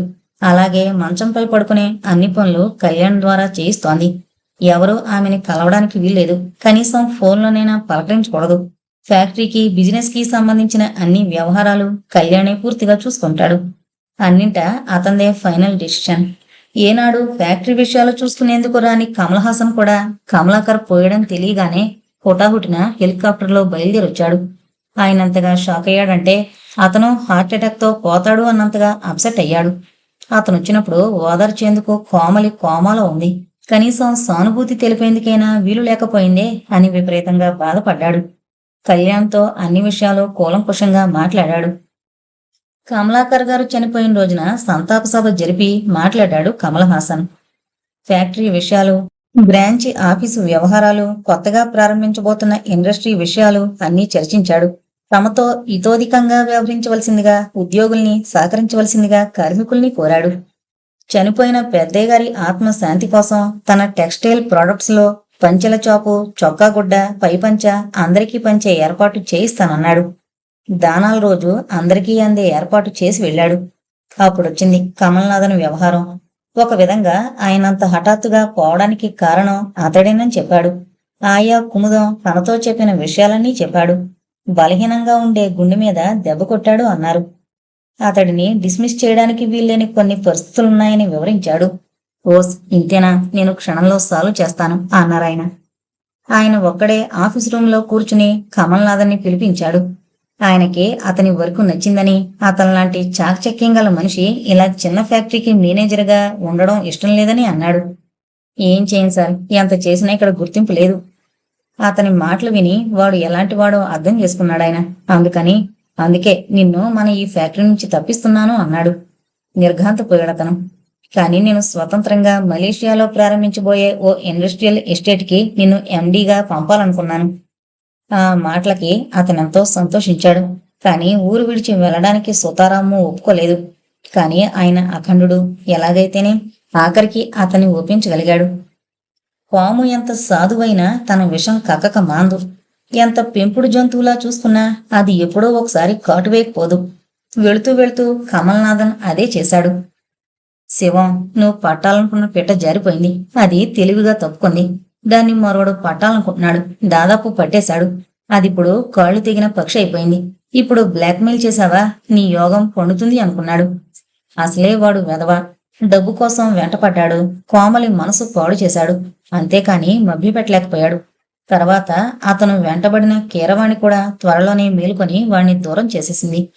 ఇప్పుడు అతను ఒక విధంగా ఫూల్ అయ్యాడు. అంచేత చొప్పున కమల్నాథన్ మాట విన్నాడు. కాని కళ్యాణ్ కోమలి చుట్టూ ఏర్పరిచిన భద్రత వాణ్ణి కాంపౌండ్ గేటు దాటి రానివ్వలేదు. ఆమె కోసం ఫోన్లో ప్రయత్నిస్తే ఏ పిలుపు ఆమెకి చెక్కు కాకుండా వెళ్లకుండా ఉండడంతో అది వ్యర్థమైంది. అతను నిరాశతో వదిలేశాడు. ఆఖరికి రాసిన ఉత్తరానికి కళ్యాణ్ ఘాటుగా సమాధానమిచ్చి ఇకపై బుద్ధిగా ఉండకపోతే కోర్టుకి లాగుతానని రాయడంతో ఆ విధంగా కోమలిని అరచేతిలో ముత్యంలా భద్రంగా చూసుకున్నాడు కళ్యాణ్. గతమంతా కళ్ల ముందు తిరగడంతో గుండెల్లో కలుక్కుమన్నట్టయింది. బాధతో కళ్ళు మూసుకున్నాడతను. తడిసిన చెక్కిళ్లని తుడుచుకున్నాడు. కళ్ళు మూసుకున్నంత మాత్రాన కథ చెదిరిపోతుందా? మరిచిపోవాలనుకున్న మరుపొస్తుందా? అది సాధ్యమా? తల విదిలించుకున్నాడు కళ్యాణ్. భోజనానికొస్తారా? చప్పున కళ్ళు తెరిచాడు. తన సహజ సిద్ధమైన చిరునవ్వు పేదాల మీద నృత్యం చేస్తూ ఉండగా ప్రశ్నించింది కమల. కళ్ళు టప్టప్లాడించి చూశాడతను. తలంటి పోసుకుని బారుగా విడిచిన కురులు అందంగా అలల్లాడుతున్నాయి. ముంగురులు నుదుటి మీద తారట్లాడుతున్నాయి. పసుపు రాసుకున్న ముఖం స్వర్ణకాంతితో పోటీ పడుతోంది. కాటుక దిద్దుకున్న కళ్ళు శోభయమానంగా ఉన్నాయి. కాని కళ్ళు కొంచెం గంభీరతను ప్రదర్శిస్తున్నాయి. కొద్దిగా ఎర్రబడ్డాయి. దుఃఖంతోనో కోపంతోనో తెలియడం లేదు. ఎంత చూసినా ఇంకా చూడబుద్దయ్యే అందం ఆమెది. అప్పుడేనా అన్నాడు ఆమె మళ్ళీ ప్రశ్నించడంతో. తలెత్తి గోడవైపు చూసిందామె. ఆ చూపులో మీరు చూడండి అన్న అభ్యర్థన ఉంది. చూశాడతను మామూలుగా. టైం చూడగానే 1 గంట. అబ్బా, అప్పుడే 1 గంట అయిందా? ఓ సినిమా చూసినట్టు, నవల చదివినట్టు కోమల్ని గురించి ఆలోచిస్తూ ఉంటే అంత సమయం గడిచిపోయిందా అనిపించింది. మీ ఆలోచనల్లో మీకు టైం తెలియలేదు అన్నట్టుగా చూసింది. కొద్దిగా పేదాలు విచ్చుకున్నాయి. కాని ఆమె కళ్ళవైపు చూడని అతనికి ఆ విషయం తెలియలేదు. అతని మనసు మరో దారి పట్టింది మళ్ళీ. అతనికి పెండ్యులం పైనున్న తమ ఇద్దరి ఫోటో కనిపించింది. ఆ రోజు శోభనం, మరో రోజు ముచ్చటగా ముచ్చటపడి తీయించుకున్న ఫోటో అది. అంతదాకా జీవితంలో ఒంటరిగా ఉన్న తాము జంటగా అయిన మరుసటి రోజు, తమ అసంపూర్ణ జీవితాలకి ఓ పూర్ణత్వం వచ్చిన రోజు, ఒకరు ఇద్దరై ఇద్దరు ఒకరైన రోజు. ఆ తీపి తలపుల మధురిమ పూర్ణంగా తమ ముఖబింబాలపై ముద్రపడి 24 గంటలు నిండక మునిపే తీయించుకున్న ఫోటో అది. ఆ ఆనందం, ఆ ఆత్మీయత, ఒకరినొకరు క్షణమైనా విడిచి ఉండలేనట్లుగా సాక్ష్యం చెబుతున్న ఆ కళ్ళు, బ్రతుకులోని సార్థక్యతంతా పండించుకోగలిగిన తృప్తిని ఫోటోగ్రఫీ చేస్తున్న కళ్ళు. ఆ ఫోటోని పెండ్యులంపై అతికించాడు. ఫ్రేమ్లో బిగించాడు. ఎన్లార్జ్ చేయించి బెడ్రూంలో ఉంచాడు. తన ఆత్మీయతానురాగాలు చూసి నవ్వింది కమల. అప్పుడు తనన్న మాటలు ఇంకా స్పష్టంగా గుర్తున్నాయి. కమల, కాలం జీవితాలకి సంకేతం. ఆ కాలానికి సంకేతం గడియారం. ఆ గడియారానికి ప్రాణం పెండ్యులం. ఆ పెండ్యులంపై మనిద్దరం జంటగా ఉన్నామంటే దాని అర్థమేమిటో తెలుసా? సాంసారిక జీవితానికి మనిద్దరం ప్రాణి ప్రాణులం. కదలిక మన సంకేతం. అదే నిత్య చైతన్యవంతమైన జీవితానికి తీపి గుర్తు. అది కదిలినప్పుడల్లా మనం కదిలినట్లే. మనలో కదలిక ఉందంటే అది చైతన్యానికి గుర్తు. గడియారానికి ప్రాణం దానికి, మనకి ప్రాణం ప్రేమ. అదే మనలో అందంగా కదలాడే చైతన్య చిహ్నం. నవ్వుతావేం కమలా? ఫోటో ఫ్రేమ్లో ఇద్దరం బందీలయ్యామంటే ఏంటో తెలుసా నీకు? కోరి కోరి మనం మనంతటా ఈ స్వీట్ హోమ్కి బందీలయ్యామని అర్థం. ఇందులో సుఖం ఉంది, సంతోషం ఉంది. ఇది మన ఇద్దరి అనురాగానికి సంకేతం. ఇది మధురమైన బంధం, మమతానురాగాల అపూర్వ బంధం. ఆ మాటలు అప్పుడు కమల విని తన వైపు గర్వంగా చూసింది. మరి ఇప్పుడో? అవన్నీ అక్షరాక్షరం గుర్తుకు రాగానే, మదిలో తీయని తలపుగా మెదలగానే అతని గుండె క్షణకాలం బాధగా మూలిగింది. ఆ మాటలు తనిప్పుడు పూర్ణ మనసుతో అనగలదా? ఏమైంది ఆ భావన? ఎక్కడికి వెళ్ళింది ఆ ఆత్మీయత? ఫ్రేమ్లో ఒక ఫోటో చెదిరి మరో ఫోటో వస్తుందా? లేదు. జంటగా రెండూ ఉంటున్నాయి. అదెక్కడ సాధ్యం? చిత్రమైన విషయం కదూ. 2 ఫోటోలు ఎప్పుడూ తన ఫోటో పక్కన ఉండలేవు. ఒకటి తప్పనిసరిగా ఫేడౌట్ కావాల్సిందే, తప్పదు. మరైతే ఇప్పుడు ఎవరు ఫేడౌట్ కావాలి? కమల, కోమలి. ఇద్దర్లో ఎవరు? ఇద్దర్లో ఒకరే ఉండాలి. ఆ ఇద్దర్లో ఎవరుండాలి? ఎవరు పోవాలి? కమలనా, కోమలనా? తల విదిలించుకున్నాడు కళ్యాణ్. పదండి భోజనానికి. తిరిగి ఆలోచనల్లో పడిపోయిన భర్తని చూస్తూ అడిగింది కమల. ఆకలిగా లేదు, మనస్సంతా అదోలా ఉంది. నేనేం తినలేను. నువ్వు వెళ్ళి భోంచేయి అన్నట్టుగా చూశాడు. ఆమె ముఖం అదోలా అయింది. అదే మాట అనుంటే కమల మరీ బాధపడేది. ఆమెనింకా బాధ పెట్టడం న్యాయమా? నిట్టూర్చి లేచాడు కళ్యాణ్. ఇద్దరూ రాగానే డైనింగ్ టేబుల్పై అన్నీ అమర్చసాగింది కృష్ణవేణమ్మగారు. బాత్రూం నుంచి భర్త మొహం కడుక్కుని రాగానే మేం వడ్డించుకుని భోంచేస్తాం. నువ్వు వెళ్ళు పిన్ని అంది ఆమె.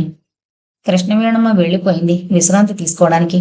క్షణంసేపు చూసి భర్త కంచం దగ్గరగా లాక్కుని తనే కలిపి అతనికి ముద్దలు తినిపించింది. 10 నెలల పాప ఇలా తినేశాడతను. అంత బాధలోనూ ఆమెకి భర్తను చూస్తే ముచ్చట వేసింది. పసిపిల్లాళ్ళ అన్నీ మర్చిపోయి గోరుముద్దలు తింటున్న భర్తని చూడగానే ఆమెకి మళ్ళీ కోమలి గుర్తుకొచ్చింది. ఏది ఏమైనా ఈ హక్కు మాత్రం తను పోగొట్టుకోకూడదు అనుకుంది. భోజనం పూర్తి కాగానే కళ్యాణ్ మళ్ళీ వెళ్ళాడు తన గదిలోకి. కమల భోజనానికి కూర్చోబోతూ ఉండగా డ్రాయింగ్ రూంలోని ఫోన్ మోగింది. ఫోన్ ఎత్తాడు కళ్యాణ్. హలో. ఆ ఆ ఇప్పుడు రాలేను అని మరో మాటకి తావివ్వకుండా ఫోన్ కట్ చేశాడు తను.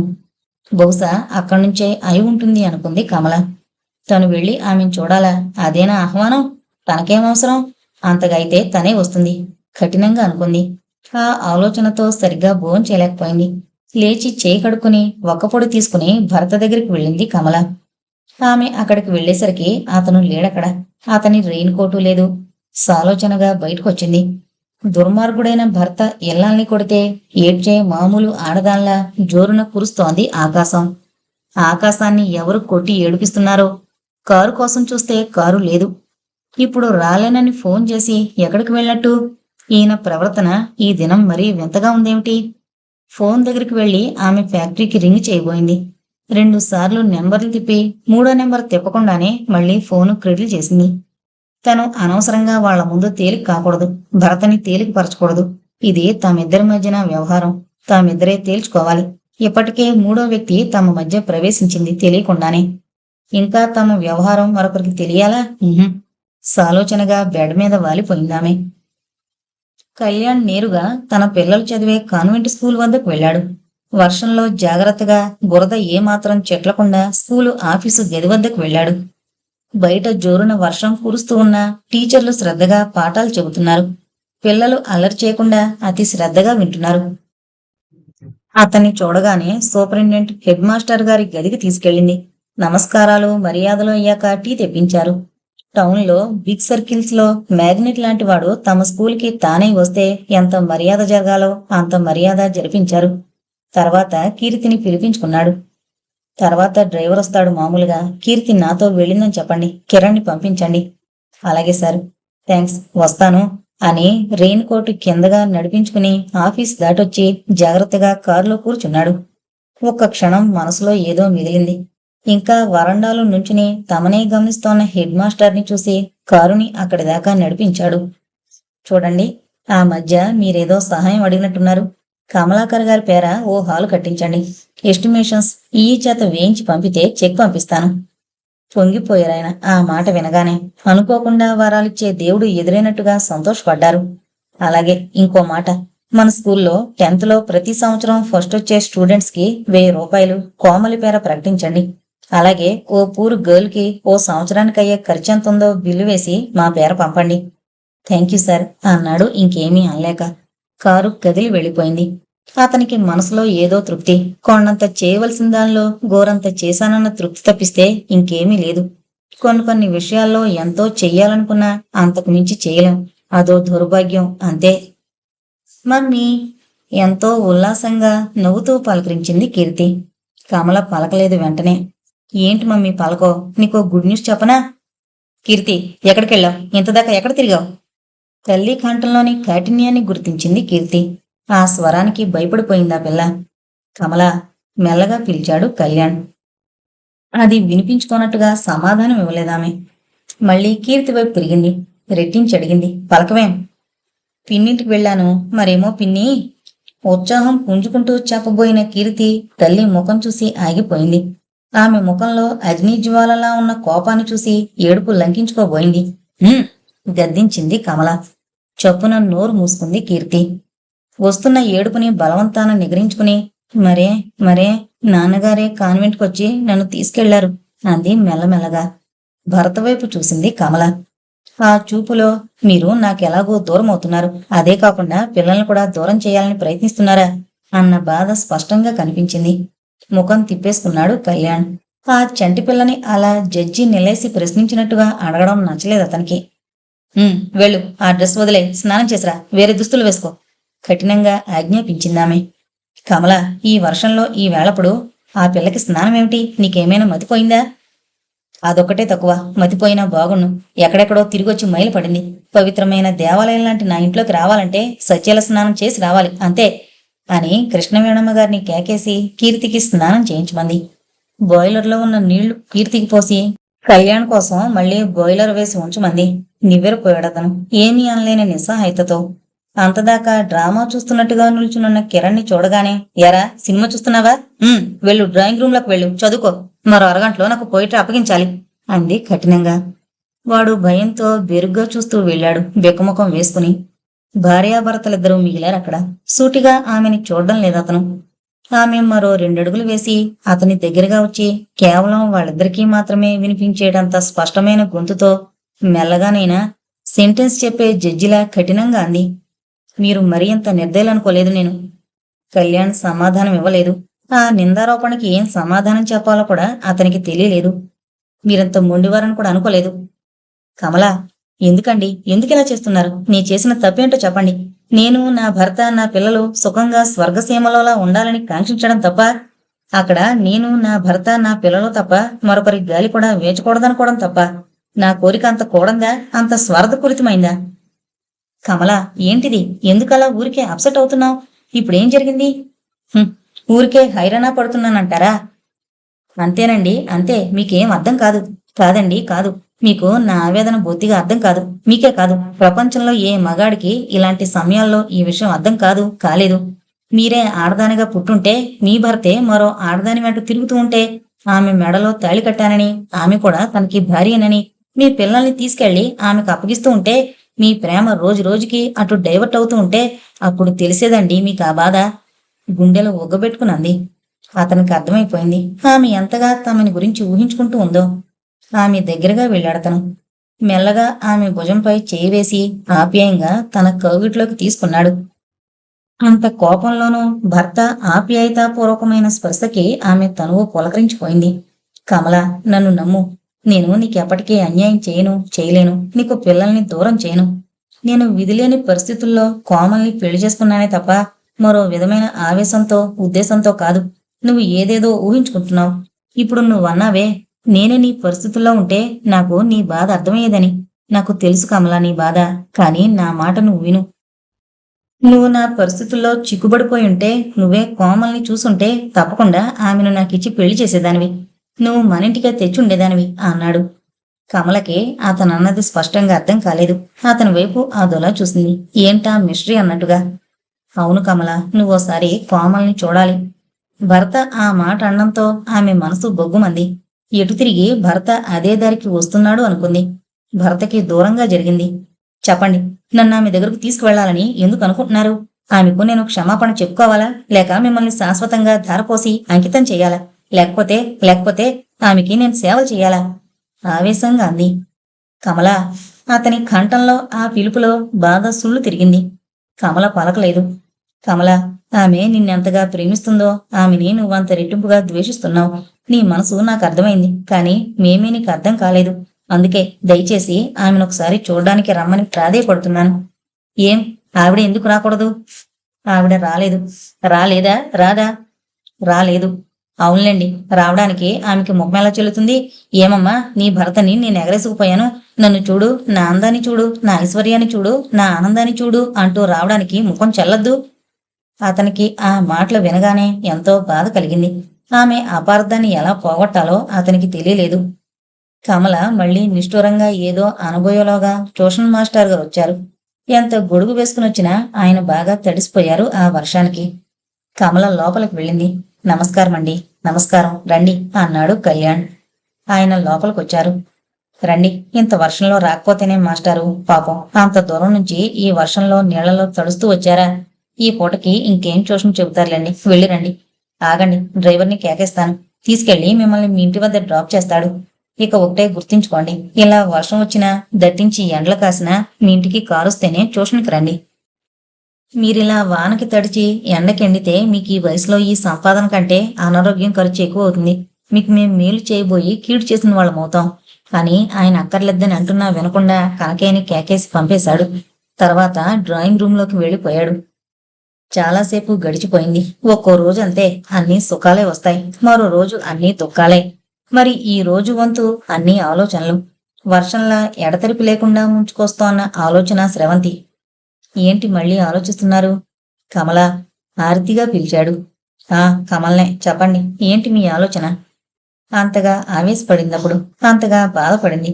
ఉదయం నుంచి ఈ విషయాలే ఆలోచిస్తూ ఉండడంతో ముఖంలో కొంత కాంతి తగ్గింది. అయినా ఆ చిరునవ్వు అలాగే ఉంది. ఎంత చిత్రం! నిన్ను గురించే. తన మనస్సంతా ఆ 2 మాటల్లో ఇమిడ్చాడు. కనుబొమ్మలు ముడివేసి అడిగింది. నన్ను గురించా, ఆవిడి గురించా? నిజం చెప్పండి. కమలా, ఏం బాధగా ఉందా మీకు? ఆమె ముఖంలోకి తీక్షణంగా చూశాడతను. ఆమె పేదాలు నవ్వుతూనే ఉన్నాయి. కళ్లల్లో బాధ తారట్లాడుతూనే ఉంది. ఇప్పుడు మళ్లీ మాటల్లో కూడా బాధ కనిపిస్తోంది. కమలా, కమలా, నిన్ను చాలా బాధ పెడుతున్నాను. నన్ను క్షమించు. నువ్వే క్షమించాలి నన్ను. నువ్వే నన్ను క్షమించలేని రోజున నువ్వే నన్ను క్షమించకపోతే ఇక నాకు క్షమ అనేది ఆ భగవంతుడి వద్ద కూడా లభ్యం కాదు. తన మనసులో సుళ్ళు తిరిగిన ఆ భావలహరిని అక్షర రూపంలో వ్యక్తం చెయ్యాలనుకున్నాడు. కాని ఆమె ముఖం చూస్తూ ఆ మాటలు చెప్పలేకపోయాడు. అయితే ఆమె ఆ భావాలన్నీ చదివేసింది. వేడిగా టీ తీసుకుంటారా? ఆమె అంత చొప్పున విషయం మార్చడం అతనికి వింతగా అనిపించింది. అలాగే చూశాడు ఆమె వైపు. అంతలో కృష్ణవేణమ్మ పాటుతో టీ తెచ్చింది. ఆమె చేతిలోంచి పాటు అందుకుంది కమల. ఆమె వెళ్ళిపోగానే కప్పు నిండా వంచిచ్చింది. అతనేమీ అనకుండా తాగేశాడు. ఆమె కూడా తాగింది. ఖాళీ కప్పు అందివ్వగానే మళ్ళీ కప్పు నింపించింది. వద్దు. అదేం బాగలేదా? మీరు టీ 2 కప్పులు తాగుతారుగా. ఇప్పుడొద్దు కమల. కళ్ళకు చెయ్యి అడ్డం పెట్టుకుని అన్నాడు. చూడండి, నాపై కోపం ఉండొచ్చు కాదన్ను, కానీ తినే వాటి మీద తాగే వాటి మీద కోపగించుకోరాదు. అదెప్పుడూ కూడదు. దీనంగా చూశాడు. మౌనంగా కప్పు అందించింది. తీసుకుని బుద్ధిమంతుడైన కుర్రాళ్లా తాగేశాడు. ఖాళీ కప్పు అందుకుని గిరున వెనుతిరిగి వెళ్లబోయింది కమల. ఆ పిలుపులో 1000 అభ్యర్థనలు. చూడండి, ఇంట్లో పిల్లలున్నారు. ఇప్పుడేం వద్దు. కృష్ణవీణమ్మ గారున్నారు. మనం ఘర్షణ పడ్డం ఆమెకెందుకు తెలియాలి? పని మనుషులున్నారు. వాళ్ళకెందుకు చులకన కావాలి? మీకిష్టమైతే రాత్రికి మాట్లాడుకుందాం అంది ముఖం మీదుగా తల తిప్పి చూస్తూ. ఆమె ముఖంలో చిరునవ్వు అలాగే వెలుగుతోంది. అతనింకేమీ అనలేదు. కమల వెళ్ళిపోయింది అతి మామూలుగా. కొండపోతగా కురుస్తున్న వర్షాన్ని అలాగే చూస్తూ ఉండిపోయాడు కళ్యాణ్. చీకట్లు బాగా ముసురుకున్నాయి. ఆ రాత్రి అతనికి మాట్లాడే అవకాశం ఇవ్వలేదు కమల. డైనింగ్ రూమ్ నుంచి నేరుగా బెడ్రూమ్కి వచ్చేసింది. అంతదాకా భయంగా జరుగ్గా చూస్తున్న కీర్తిని ప్రేమగా దగ్గరకు తీసుకుని పక్కలో వేసుకుని పడుకుంది. ఆ పిల్ల డొక్కలో దూరి పడుకుంది. సాయంకాలం నుంచి భయపడిన భయంతో చలి చలి అంటూ నిండుగా రగ్గు కూడా కప్పేసుకుంది కమల. ఉస్సూరుమనుకున్నాడు కళ్యాణ్. అతనికేమీ పాలు పోలేదు. కమలతో ఎలా వ్యవహరించాలో, కమలకు అర్థమయ్యేలా ఎలా చెప్పాలో అతనికి తోచడం లేదు. నిరాశ నిస్పృహలతో ఏమీ అనలేకపోయాడతను. నిట్టూర్చి కిరణ్ని తన పక్కలో పడుకోబెట్టుకుని పడుకున్నాడు. ఆలోచనలతో సతమతమవుతోన్న మనసు ఎప్పుడో మగతగా కునికింది. Good evening. గుడ్ ఈవినింగ్ నవ్వుతూ అంది కోమలి. వెళ్ళి ఆమె పక్కనే బెడ్ మీద కూర్చుంది కీర్తి. ఏమండి, మీరెప్పుడూ బెడ్ మీదే ఉంటారా? తన చిన్ని కళ్ళు సందేహాన్ని వ్యక్తం చేస్తుండగా అడిగింది. అవును. ఏం? మీరు కిందకి వెళ్ళరా? వెళ్ళను. ఏం? భోజనానికి కూడా వెళ్ళరా? భోజనం ఇక్కడికే తెచ్చి ఈ బెడ్కి అనుకూలంగా పెడతారు, ఆ చిన్న టేబుల్ పైన. మరి స్నానానికో? వీల్ చైర్లో ఆయా సాయంతో వెళతాను. నడవలేరా? కుతూహలంగా అడిగింది. నవ్వుతూ అంది. ఏమండి, మీకు నడవలేకపోతే కష్టంగా ఉండదా? అయినా ఎప్పుడూ నవ్వుతూనే ఉంటారేం? మా అమ్మ అంతే, ఎప్పుడూ నవ్వుతూనే ఉంటుంది చూసారా? ఆమె కోపగించుకుంటున్నా నవ్వుతూనే చివాట్లు పెడుతుంది. అలాగా? చిరునవ్వుతో అంది. అరే, మీరు ఎలా నవ్వగలరండి? మీకేం బాధల్లేవా? పెద్దయితే అన్ని కష్టాలు కన్నీళ్ళేనట్టుగా. చిన్నతనమే హాయిగా ఉంటుందట కదా. మా టీచర్ చెబుతుంది. అలాగా అంది. ఏమండి, మీకు నిజంగా బాధగా ఉండదా? కానీ నువ్వు నన్ను ఆంటీ అనకుండా అలా ఏమండి అంటుంటే మాత్రం చాలా బాధగా దుఃఖంగా ఉంటుంది. కొద్దిగా సిగ్గుపడుతూ నవ్వింది కీర్తి. పెద్దవాళ్లను మర్యాదగా ఏమండి అని పిలవాలని మా అమ్మగారు నేర్పారు. కానీ నన్ను ఆంటీ అనే పిలవాలి. అంతగైతే మీ అమ్మగారిని అడుగు ఈసారి. ఎందుకంటీ? నేను మీ అమ్మగారికి చల్లాయనమ్మా. మరి నిన్నెప్పుడు చూడలేదేమంటీ నేను? తాతయ్య గారి ఊరు శ్రీశైలం వెళ్ళినప్పుడు నిన్ను చూడలేదు. ఇంకో పిన్ని బాబాయ్ వచ్చారొకసారి. మరి నువ్వెప్పుడూ మా ఇంటికి రాలేదేం? ఆ పిల్ల ప్రశ్నలకి క్షణకాలం నివ్వెరపోయినా వెంటనే తేరుకుని మళ్ళీ బదులు చెప్పింది. ఆ పిన్నిని కానమ్మా, బలవంతంగా మీ నాన్నగారి మెడకి గుదిబండగా ముడిపడ్డ పిన్నిని, కొత్త పిన్ని. అందుకే మీ ఇంటికి రాలేదు. పైగా ఎక్కడికి వెళ్లేందుకు నేను నడవలేను కదా. ఆమె మాటలు కీర్తికి అర్థం కాలేదు. మీ అమ్మగారిని ఒకసారి రమ్మంటావా అమ్మా? అలాగే ఆంటీ. కీర్తిని దగ్గరగా లాక్కుని ముద్దు పెట్టుకుని స్వీట్ గర్ల్ అంది. ఒక్క క్షణమాగి, ఇదిగో ఈ ఫ్రాకు నీకు, ఈ బిస్కెట్స్ నీకు, ఈ చాక్లెట్స్ నీకు అన్నయ్యకి, ఈ పెన్స్ చెరొకటి, ఈ బ్యాగ్స్ మీ ఇద్దరికీను అనిచ్చింది. వద్దాంటీ, అమ్మ కోపడుతుంది. ఆ మధ్య ఒకసారి ఇలాగే పక్కింటి పిన్నిగారు బర్ఫీలు పెడితే తెచ్చుకున్నందుకు చాలా కోపడింది నన్ను అంది ఆశగా వాటి వైపే చూస్తూ. మమ్మీ ఏం అందలేమ్మా. ఒకవేళ కోపడినా నన్నే కోపడుతుంది. అంతగా కోపడితే ఈ ఆస్తంతా మీ ఇద్దరిదేనని చెప్పేయ్ అంది కోమలి నవ్వుతూ. ఆ మాట నవ్వుతూ అన్నా ఆమె ముఖంలో బాధ లీలగా తారట్లాడింది. అది గమనించిన కళ్యాణ్ కోమలి, ఏంటిది అన్నాడు మందలింపుగా. ఏం, నేను తప్పుగా అన్నానా? తప్పు ఒప్పో నాకు తెలీదు, కానీ నువ్వంత దీనంగా మాట్లాడకూడదు. నీ సహించలేను, భరించలేను. నిర్లిప్తంగా ఉండిపోయింది కోమలి. తండ్రిని ఆమెని పరిశీలనగా చూస్తోంది కీర్తి. సమయం భారంగా గడిచిపోతున్నట్లుగా అనిపించింది. ఇక వెళ్ళిరానా ఆంటీ? టీచర్ వచ్చే వేళైంది. మళ్ళీ మమ్మీ కోపడుతుంది అంది కీర్తి. మళ్ళీ ఎప్పుడొస్తావమ్మా? రేపొస్తాగా. నువ్వు నాలా నడిచేదాకా నేను రోజూ వస్తానంటీ అంది మంచం దిగి. ఆ పిల్ల మాటలు ఆమెలో నూతనోత్సాహాన్ని కలిగించాయి. ఆ ఆప్యాయతకి కళ్ళనీళ్లు తిరిగాయి. నీళ్లు నిండిన కళ్ళతో చూసింది. దిగులు, సంతోషం రెండూ ఉన్నాయి అందులో. ఒక కంట నీరు, మరో కంట పన్నీరు అన్నట్టుగా ఉందామె పరిస్థితి. వస్తా ఆంటీ, టాటా. ఇవి తీసుకెళ్ళమ్మా. వద్దాంటీ. ఆంటీపై ప్రేమ ఉంటే తీసుకెళ్ళమ్మా, లేకపోతే వద్దులే. కీర్తి బదులు చెప్పలేకపోయింది. ఆయా, ఇవి తీసుకెళ్లి కారులో పెట్టు అంది కోమలి. తర్వాత మరో 5 నిమిషాలకి కారు వెళ్లిపోయింది. వెలుగంతా కీర్తితోనే వెళ్లిపోయినట్టుగా ఉంది. ఆమెకి కళ్యాణ్ వెళ్లిన లోటు కంటే కీర్తి లేని లోటు ఎక్కువగా కనిపించింది. పాల గ్లాసుతో వచ్చిన కుముదాన్ని పిలిచింది. ఆయా. ఏమ్మా, కీర్తి చాలా బాగుంటుంది కదూ? ఆమెకేమమ్మా, బంగారు బొమ్మ. మాట్లాడుతూ ఉంటే ముద్దులు మూటగట్టినట్టుగా ఉంటుంది. ఆయా అంది సంతోషంగా. ఆ పిల్లని చూస్తూ అలాగే ఉండిపోవాలనిపిస్తోంది. ఆ పిల్ల మాటలు వింటుంటే ఇంకేం కావాలనిపిస్తుంది? అవునమ్మా, పణిగారి శైలజ ఇలాగే మాట్లాడుతోంది. ఒక్కో పిల్లలో భగవంతుడు అలా తెలివితేటలు, అందం పోగు చేసి పెడతాడు. ఆయా, నేను కీర్తిని పెంచుకుంటాను. ఏమాయా, సమాధానం చెప్పవు. మీ పిచ్చి అభిమానం కాని వాళ్ళమ్మగారు పెంపు కిందికిస్తారమ్మా. ఎందుకెవరాయా? ఆవిడికి కొడుకున్నాడుగా. ఉన్నదే ఒక కూతురు, ఒక కొడుకు. అయినా ఎవరి పిల్లల వాళ్ళకి బరువా? గుండెల్లో బాణంలా సూటిగా నాటిందా మాట. విలవిల్లాడిపోయింది. ఆ పిల్లలు నా పిల్లలు కారా అయ్యా అంది దీనంగా. అప్పటికే ఆమె కళ్ళు నీళ్లతో నిండిపోయాయి. కుముదం కోమలి దగ్గరగా వచ్చి కూర్చుని మృదువుగా తలనిమురుతూ, పిచ్చి తల్లి, ఆ మొగుడే నీ మొగుడని ఖచ్చితంగా చెప్పుకోలేకున్నావు. ఇక ఆ పిల్లలు నీ పిల్లలని ఎలా అనుకోగలవమ్మా అంది. ఆ మాటలు పన్నీరు జల్లినట్టుగా ఉన్నాయి. ఒక్క క్షణమాగి, ఇంతకీ కళ్యాణ్ లాంటి ఉత్తముడు నీ భర్త కావడం నీ అదృష్టం తల్లి. అదే ఆ దగుల్బాజీ లాంటి వాడు నీ భర్త అయి ఉంటే ఈసరికి నీ ఆస్తంతా కర్పూరంలా హరించిపోయేది. నిన్ను నానా హింసల పాలు చేసి ఉండేవాడు అంది. మగవాళ్ళు అంత కఠినంగా ఉంటారాయా? కట్టుకున్న ఇల్లాల్ని అంత ఘోరం పాలు చేస్తారా? బేలగా ప్రశ్నించిన ఆ తీరుకి ఆయా గుండె కరిగిపోయింది. ఉంటారట తల్లి. ఆస్తి కోసం భార్యని చంపేవాళ్ళు, భార్య కంటే అందగత్తైన అమ్మాయి జతపడితే భార్యని వదిలేసేవాళ్ళు, ఇంకా రకరకాలుగా ఉంటారట.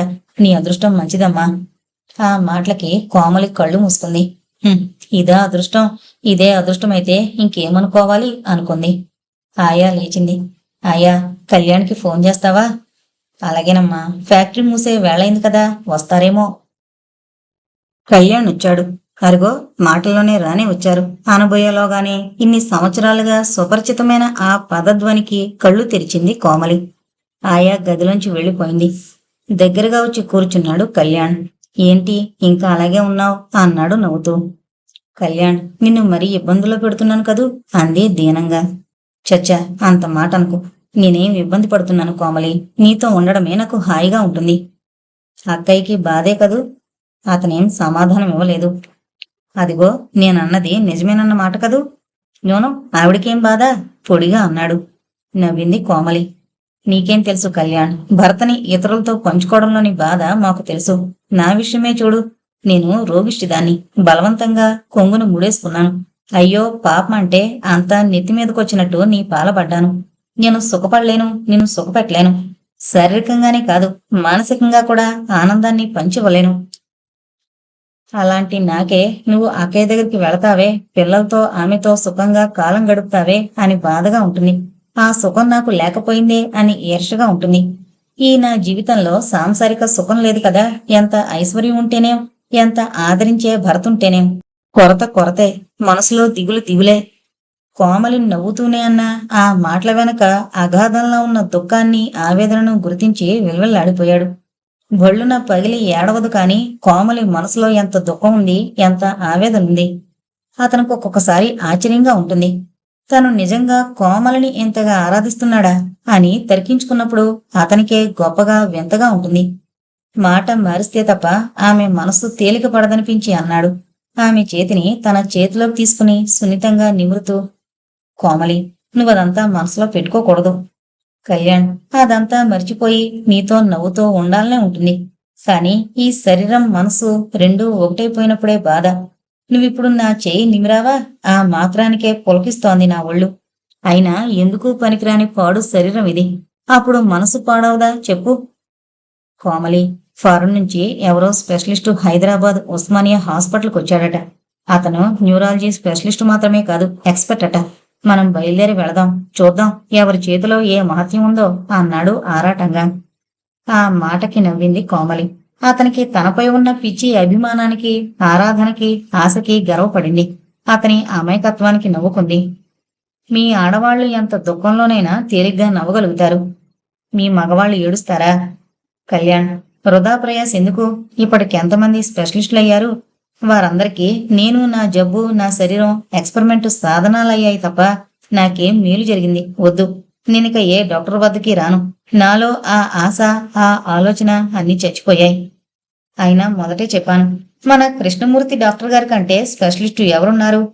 అంతా ఎక్స్రేలు చూసి చెప్పేది ఆయన పేషెంట్ని చూడగానే చెబుతారు. ఆయనే తనతో కాదన్నాక ఇంకెవరు చేయగలరు?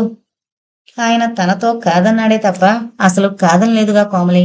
అలా నిరాశ పడకూడదు. మన ప్రయత్నం చెయ్యాలి. ఎవరి చేతిలో ఏ మహత్యం ఉంటుందో ఎవరికి తెలుసు. ఆఖరిదాకా మన ప్రయత్నం చేస్తూనే ఉండాలి. ఇదే నా ఆఖరి దశ. ఆయుష్ తీరితే ఎప్పుడో గుటుకుమంటాను. అప్పుడు నాకు శాంతి, బాధ నివృత్తి. కొంచెం సేపాగి మీకందరికీ కొంత ఊరట అంది పేలవంగా నవ్వుతూ. చిచ్చి, ఎంత మాట నోటికొస్తే అంత మాట అనేసేడువేనా? నాకేం బాధ అన్నాడు. నీకు కాదు, అక్కయ్యకి. ఆమెకి ఎంత చిత్తక్షోభో నాకు తెలుసు. ఆమెకేం బాధ కాదు. అలా అన్నావంటే ఏకంగా అందరం ఇక్కడే కాపురం పెట్టేస్తాం. చాలా. ఆ మాటలు వినగానే క్షణకాలం ఆమె కళ్ళు మిలమిలా మెరిశాయి. అంతే, చొప్పున వెలిగిన మతాబులాగా మళ్లీ మామూలైపోయాయి. ఆశ స్థానంలో నిరాశ నిండింది. ఒక్క క్షణం అతని వైపు ప్రేమగా చూసింది. అందులో కొంత జాలి కూడా ఉంది. అది నీ అత్యాశ కళ్యాణ్. మించిన ప్రేమ, అత్యాశ అలా అనిపిస్తాయి తప్ప అది సాధ్యం కాదు. అక్కయ్యే కాదు, ఏ ఆడది అలా రాదు. ఏ ఆడది అలా రాకపోవచ్చు. కానీ కమలొస్తుంది. కమల విషయం నీకు తెలీదు. కమలకి నేనంటే అంత ప్రేమ. నా కోసం ఏమైనా చేస్తుంది. అదే నా అనుమానం కూడా. ఎందుకు నీకు ఈ పంతం? అనవసరంగా శ్రమపడకు. ఆమె మనసుని ఇప్పటికే గాయపరిచాను. ఇంకా ఆమెకెందుకు చిత్తక్షోభ? ఆమె నీ కోసం ఎదురు చూస్తూ ఉంటుంది. ఏ భార్య అయినా తన భర్త సాయంకాలం కాగానే ఇంటికి రావాలని ఎదురు చూస్తూ ఉంటుంది. అతను రావడం ఆలస్యమయ్యే కొద్దీ ఆమెకి ఆందోళన ఎక్కువవుతూ ఉంటుంది. నువ్వు వెళ్ళిరా. ఆమె ఎదురు చూస్తూ ఉంటుంది. ఆమెని ఒత్తిడి చేస్తే నా మీద ఒట్టే. అతను ఏదో అనబోయాడు. ఆమె అతన్ని తొందరపెట్టి పంపించింది. అతనటు వెళ్లగానే బొరువెక్కిన గుండెల్లో భారమంతా దిగిపోయేలా దిండులో ముఖం దాచుకుని ఏడ్చింది. గుండెలు అవిసేలా ఏడ్చి ఏడ్చి సొమసిల్లినట్టు పడుకుంది.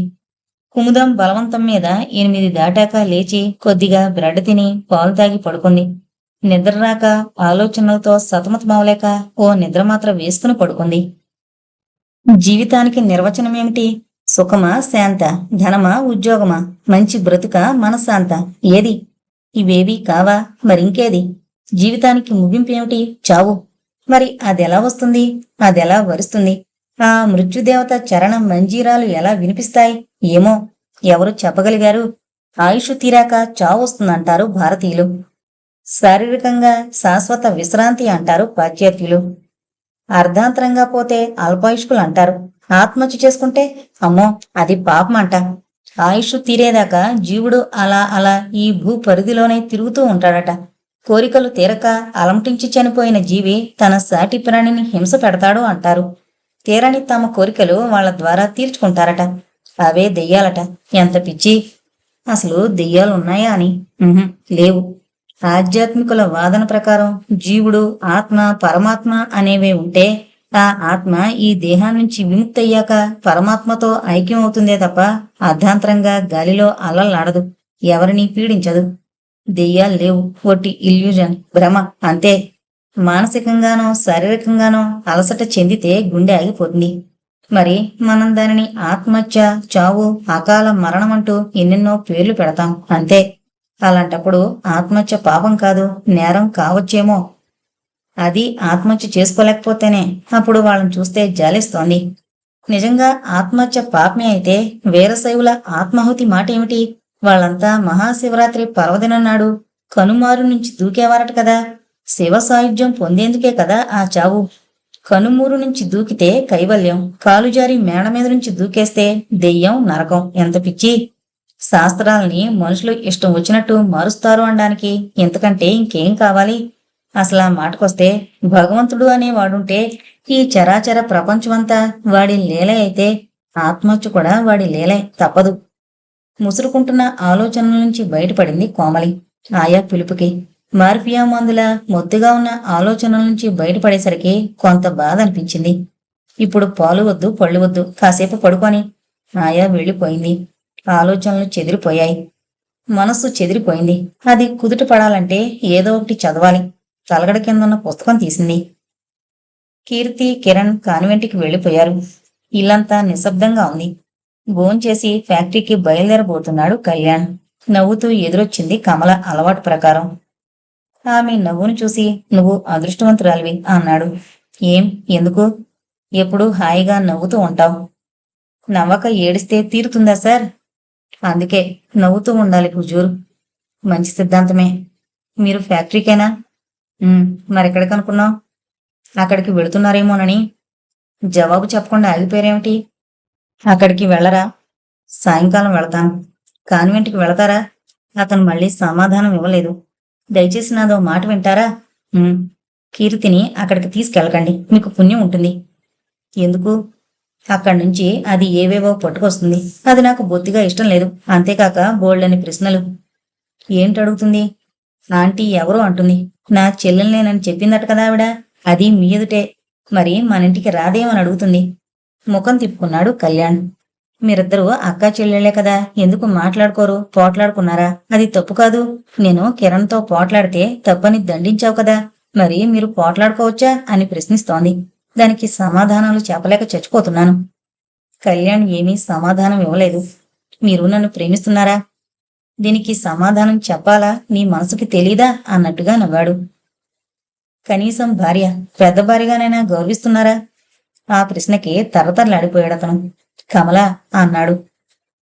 మీకు నా మాటలే బాధాకరంగా ఉన్నాయే, నాకు మీ చేతలంతా బాధాకరంగా ఉంటాయో ఊహించుకోండి.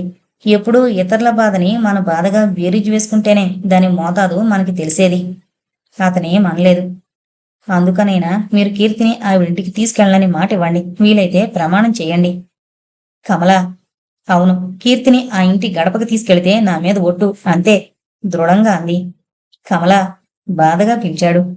చూడండి, ఇన్నేళ్ల దాంపత్య జీవితంలోనూ నీ నుంచి నేనేదీ కోరలేదు, ఏదీ ఆశించలేదు ప్రత్యేకంగా.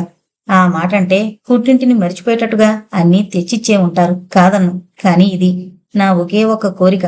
మళ్లీ జీవితంలో మిమ్మల్ని ఏమీ కోరను. ఈ మాట మాత్రం నెరవేర్చండి. దీనంగా చూశాడతను. కణ్, ఒక వరలో 2 కత్తులు ఇమ్మడం, ఇది అంతే. నీకు అర్థం కావడం లేదు.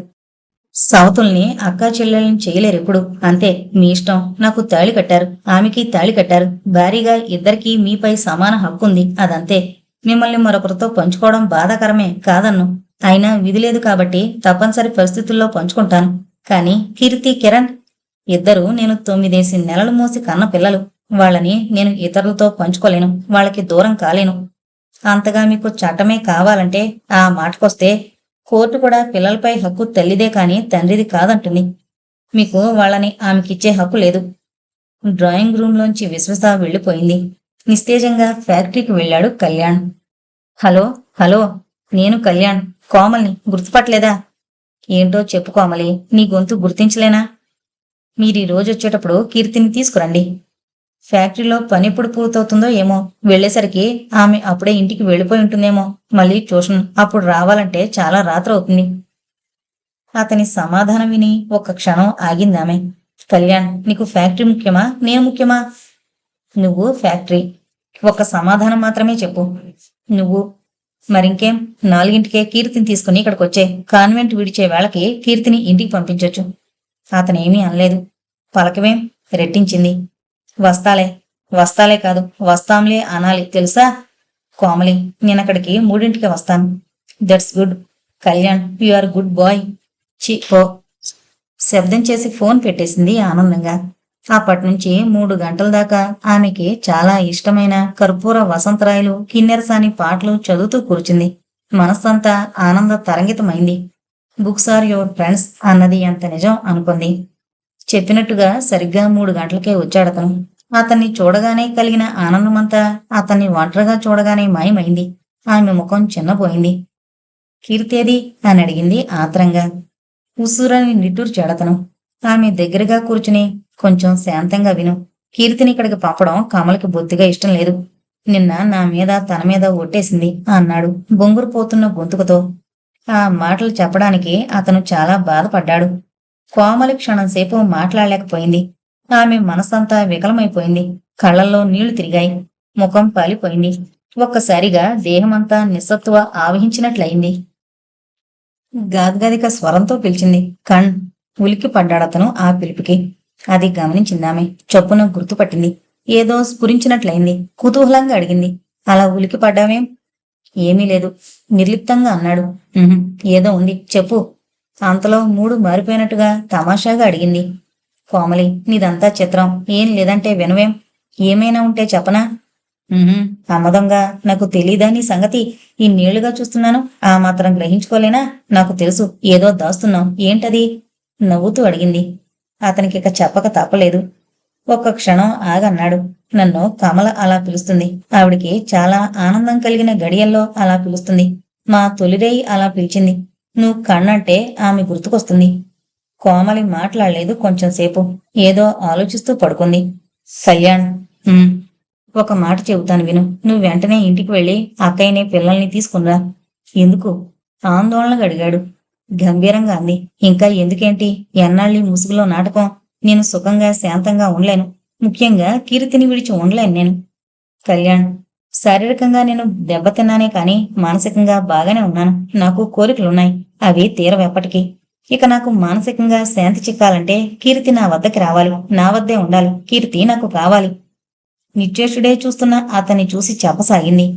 చెప్పాగా, నాకు కోరికలున్నాయని. అందరిలాగే సుఖించాలని. ఈ హై క్లాసు సొసైటీ కుటుంబాల్లా కాక మధ్యతరగతి కుటుంబాల్లోని భార్యాభర్తల్లా పిల్లలతో సుఖపడాలని ఉండేది. కానీ నా మనసుపై బాగా దెబ్బ కొట్టాడు శివం. దాంతో నేను పూర్తిగా అప్సెట్ అయ్యాను. మానసికంగా గాయపడిన నన్ను నీ చేతుల్లో ఉంచాడు నాన్న. ఇష్టంగానో అయిష్టంగానో కుతూహలంతోటో ఉత్సాహంతోటో నువ్వు మానసికంగా గాయపడిన నన్ను మనిషిని చేశావు. నాలో చచ్చిపోయిన మమతల్ని తిరిగి ప్రాణం పోసి బ్రతికించావు. నీ ఆత్మీయతతో నేను నీకు చేరువయ్యాను. నిన్ను చూసినప్పుడల్లా నీకు పెళ్ళయిందని కాని నీకు భార్యా పిల్లలు ఉన్నారని కాని అనిపించేది కాదు. అలా అలా నీపై అనురాగం పెంచుకున్నాను. నీకు చేరువయ్యాను. ఎటో చూస్తూ కలలోలా మాట్లాడుతున్న ఆమెను చూసి, కోమలి, ఇప్పుడదంతా ఎందుకు అన్నాడు గాబరాగా. అవును, ఇప్పుడెందుకు? అక్కర్లేదు. కోమలి, ఏం భయపడకండి. నాకేం మతిపోలేదు. ఇప్పుడు ఇదంతా అక్కర్లేదు. ఇదంతా అక్కయ్యకే చెప్పాలి. మీరు వెళ్ళి వెంటనే అక్కయ్యని తీసుకురండి. పిల్లల్ని పిలుచుకురండి. కోమలి, వద్దొద్దు. ఆమె ఇక్కడికి రాదు. వస్తుంది, తప్పకొస్తుంది కళ్యాణ్. ఆమెకి నేనెవరో తెలియదు కదూ. ఎంతవరకు ఎవరో అభాగ్యురాలు, దౌర్భాగ్యురాలు తన భరత ఒడిలో ప్రవేశించిందని తెలుసు. కానీ నేనే ఆ దెయ్యాన్నని తెలియదు కదా. ఆ పాపిష్టిదాన్ని నేనేనని తెలియదు కదా. అందుకే వెళ్ళి కమలాకర గారమ్మాయిని చూసొద్దాం రాను. తప్పకొస్తుంది. నిర్ఘాంత పోయాడతను. వెళ్ళు కళ్యాణ్, వెళ్ళు. కోమలి, ఎందుకంత త్వరపడుతున్నావు? సమయం మించిపోకముందే ఎవరెవరికి ఏమేం చెప్పుకోవాలో అదంతా చెప్పుకోవాలి. కళ్యాణ్, మై డియర్ కణ్, నన్ను ప్రేమగా పిలవని. అందరినీ చూసుకొనివ్వు. భయపడ్డాడతను. బెదురు కళ్లతో ఆందోళనగా చూశాడు. వెళ్ళు. ఒక మహారాణి ఆజ్ఞాపించినంత ప్రేమగా ఆజ్ఞాపించింది. భగవంతుడా, ఏంటిదంతా అనుకుంటూ వెళ్ళాడతను. అతనలా వెళ్ళగానే ఆలోచనల్లో పడింది కోమలి. చాలా సమయం గడిచిపోయింది. అప్పటికి దాదాపు 5 గంటలే ఉంటుంది. కుముదం టీ తెచ్చి ఇచ్చి వెళ్ళింది. ఇప్పుడప్పుడే మరెవరూ ఆ గదికి రారని నిశ్చయించుకుంది. అతి కష్టం మీద వీల్ చైర్లోకి మారింది. చెల్పదాకా నడిపించుకుంటూ వెళ్ళింది. ఇంజెక్షన్ బాటిల్ కోసం వెతికింది. వెతగ్గా వెతగ్గా చివరకది దొరికింది. సిరంజి తీసుకుని లోడు చేసింది. ఇంజెక్షన్ చేసుకుంది. తిరిగి సిరంజి లోడు చేసుకుంది. ఇంజెక్షన్ చేసుకుంది. అలా అలా 12 ఇంజెక్షన్స్ చేసుకుంది. కసిగా నిశ్వసించింది. ఆమె కళ్ళు తేలిపోతున్నాయి. అతి కష్టం మీద మంచం చేరుకుంది. కమల, త్వరగా బయలుదేరు. ఒక విధమైన ఆందోళనతో ఆరాటంతో గాబరాగా పిలిచాడు. కారు నుంచి దిగి పరిగెత్తినంత వేగంగా వచ్చాడు. కీర్తి, కిరణ్, మీరు బయలుదేరండి. అతని ముఖంలో ఆవేదన గూడు కట్టుకుంది. ఎక్కడికి? ముగ్గురు ఒకేసారి ప్రశ్నించారు. చెబుతాగా. చెప్పండి. కమలకు కూడా అతన్ని చూస్తుంటే ఏదో భయం, ఆందోళన కలుగుతోంది. కమలాకర్ గారింటికి వెళదాం పదా. క్షణం కూడా ఆలస్యం సహించలేనట్టుగా అన్నాడు.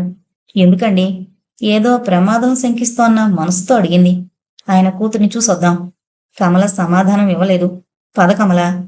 ఇప్పుడేం తొందర వచ్చిందండి? కమల, ప్లీజ్ నన్ను ప్రశ్నించుకో, వెళదాంరా. అతని ముఖంలో ఆందోళన, ఆరాటం క్షణక్షణానికి ఎక్కువవుతున్నాయి. బీపీ పెరిగిపోతున్న గుండె జబ్బు రోగిలా ఉన్నాడు. ఇహ తర్కించకుండా బయలుదేరింది కమల.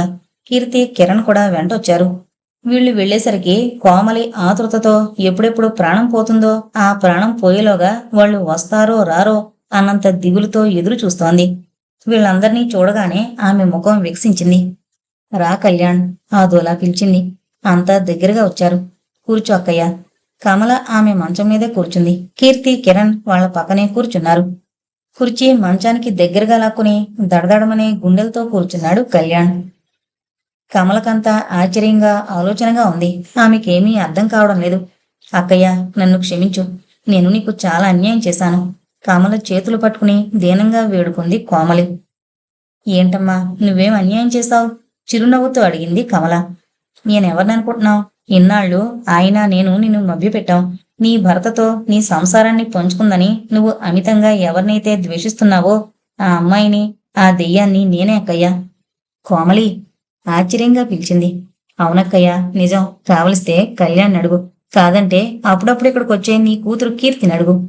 ఏమీ అనలేకపోయింది కమల. కళ్యాణ్ వైపు చూసిందామె. అతనేం నోరారా అనలేదు. దిగులుతో చూశాడు. అప్రయత్నంగా కీర్తి వైపు చూసింది. చిన్నపిల్లల్ని ఈ వ్యవహారాల్లోకి దించకూడదనుకుంటూనే చూసింది. అవును మమ్మీ, నేను చూడ్డానికి వచ్చే ఆంటీ ఈమె. నిన్ను అడిగింది ఈ ఆంటీ గురించే, అమాయకంగా అంది కీర్తి. నిర్ఘాంతపోయింది కమల. తన పక్కనే పిడుగు పడ్డట్టుగా ఊహించుకుంది. తను ద్వేషించేది ఈమెనా? ఈ అభాగ్య యువతి, ఈ అనారోగ్యం మనిషి తన సర్వస్వాన్ని హరిస్తోందని, తన భర్తని తనకి కాకుండా చేస్తోందని అసూయపడింది. ఈమె మీద తను పంతం పట్టి తన కీర్తిని పంపనని ఒట్టివేసింది. My God! అక్కయ్య. కోమలి కమల చేయిని అలాగే ఉంచుకుని మృదువుగా నిమురుతూ పిలిచింది. ఏమ్మా? ఆర్ద్రంగా పలికింది. నేను చాలా ఘోరమైన నేరం చేశానక్కయ్య. జీవితంలో ఎప్పుడూ పోగొట్టుకోకూడని మనసుని ఓ అభాగ్యుడి ముందు పారేసుకున్నాను. మనసు లేక పిచ్చిదాన్నై తిరిగే సమయంలో డాడీ కళ్యాణ్కి నన్ను అప్పగించారు.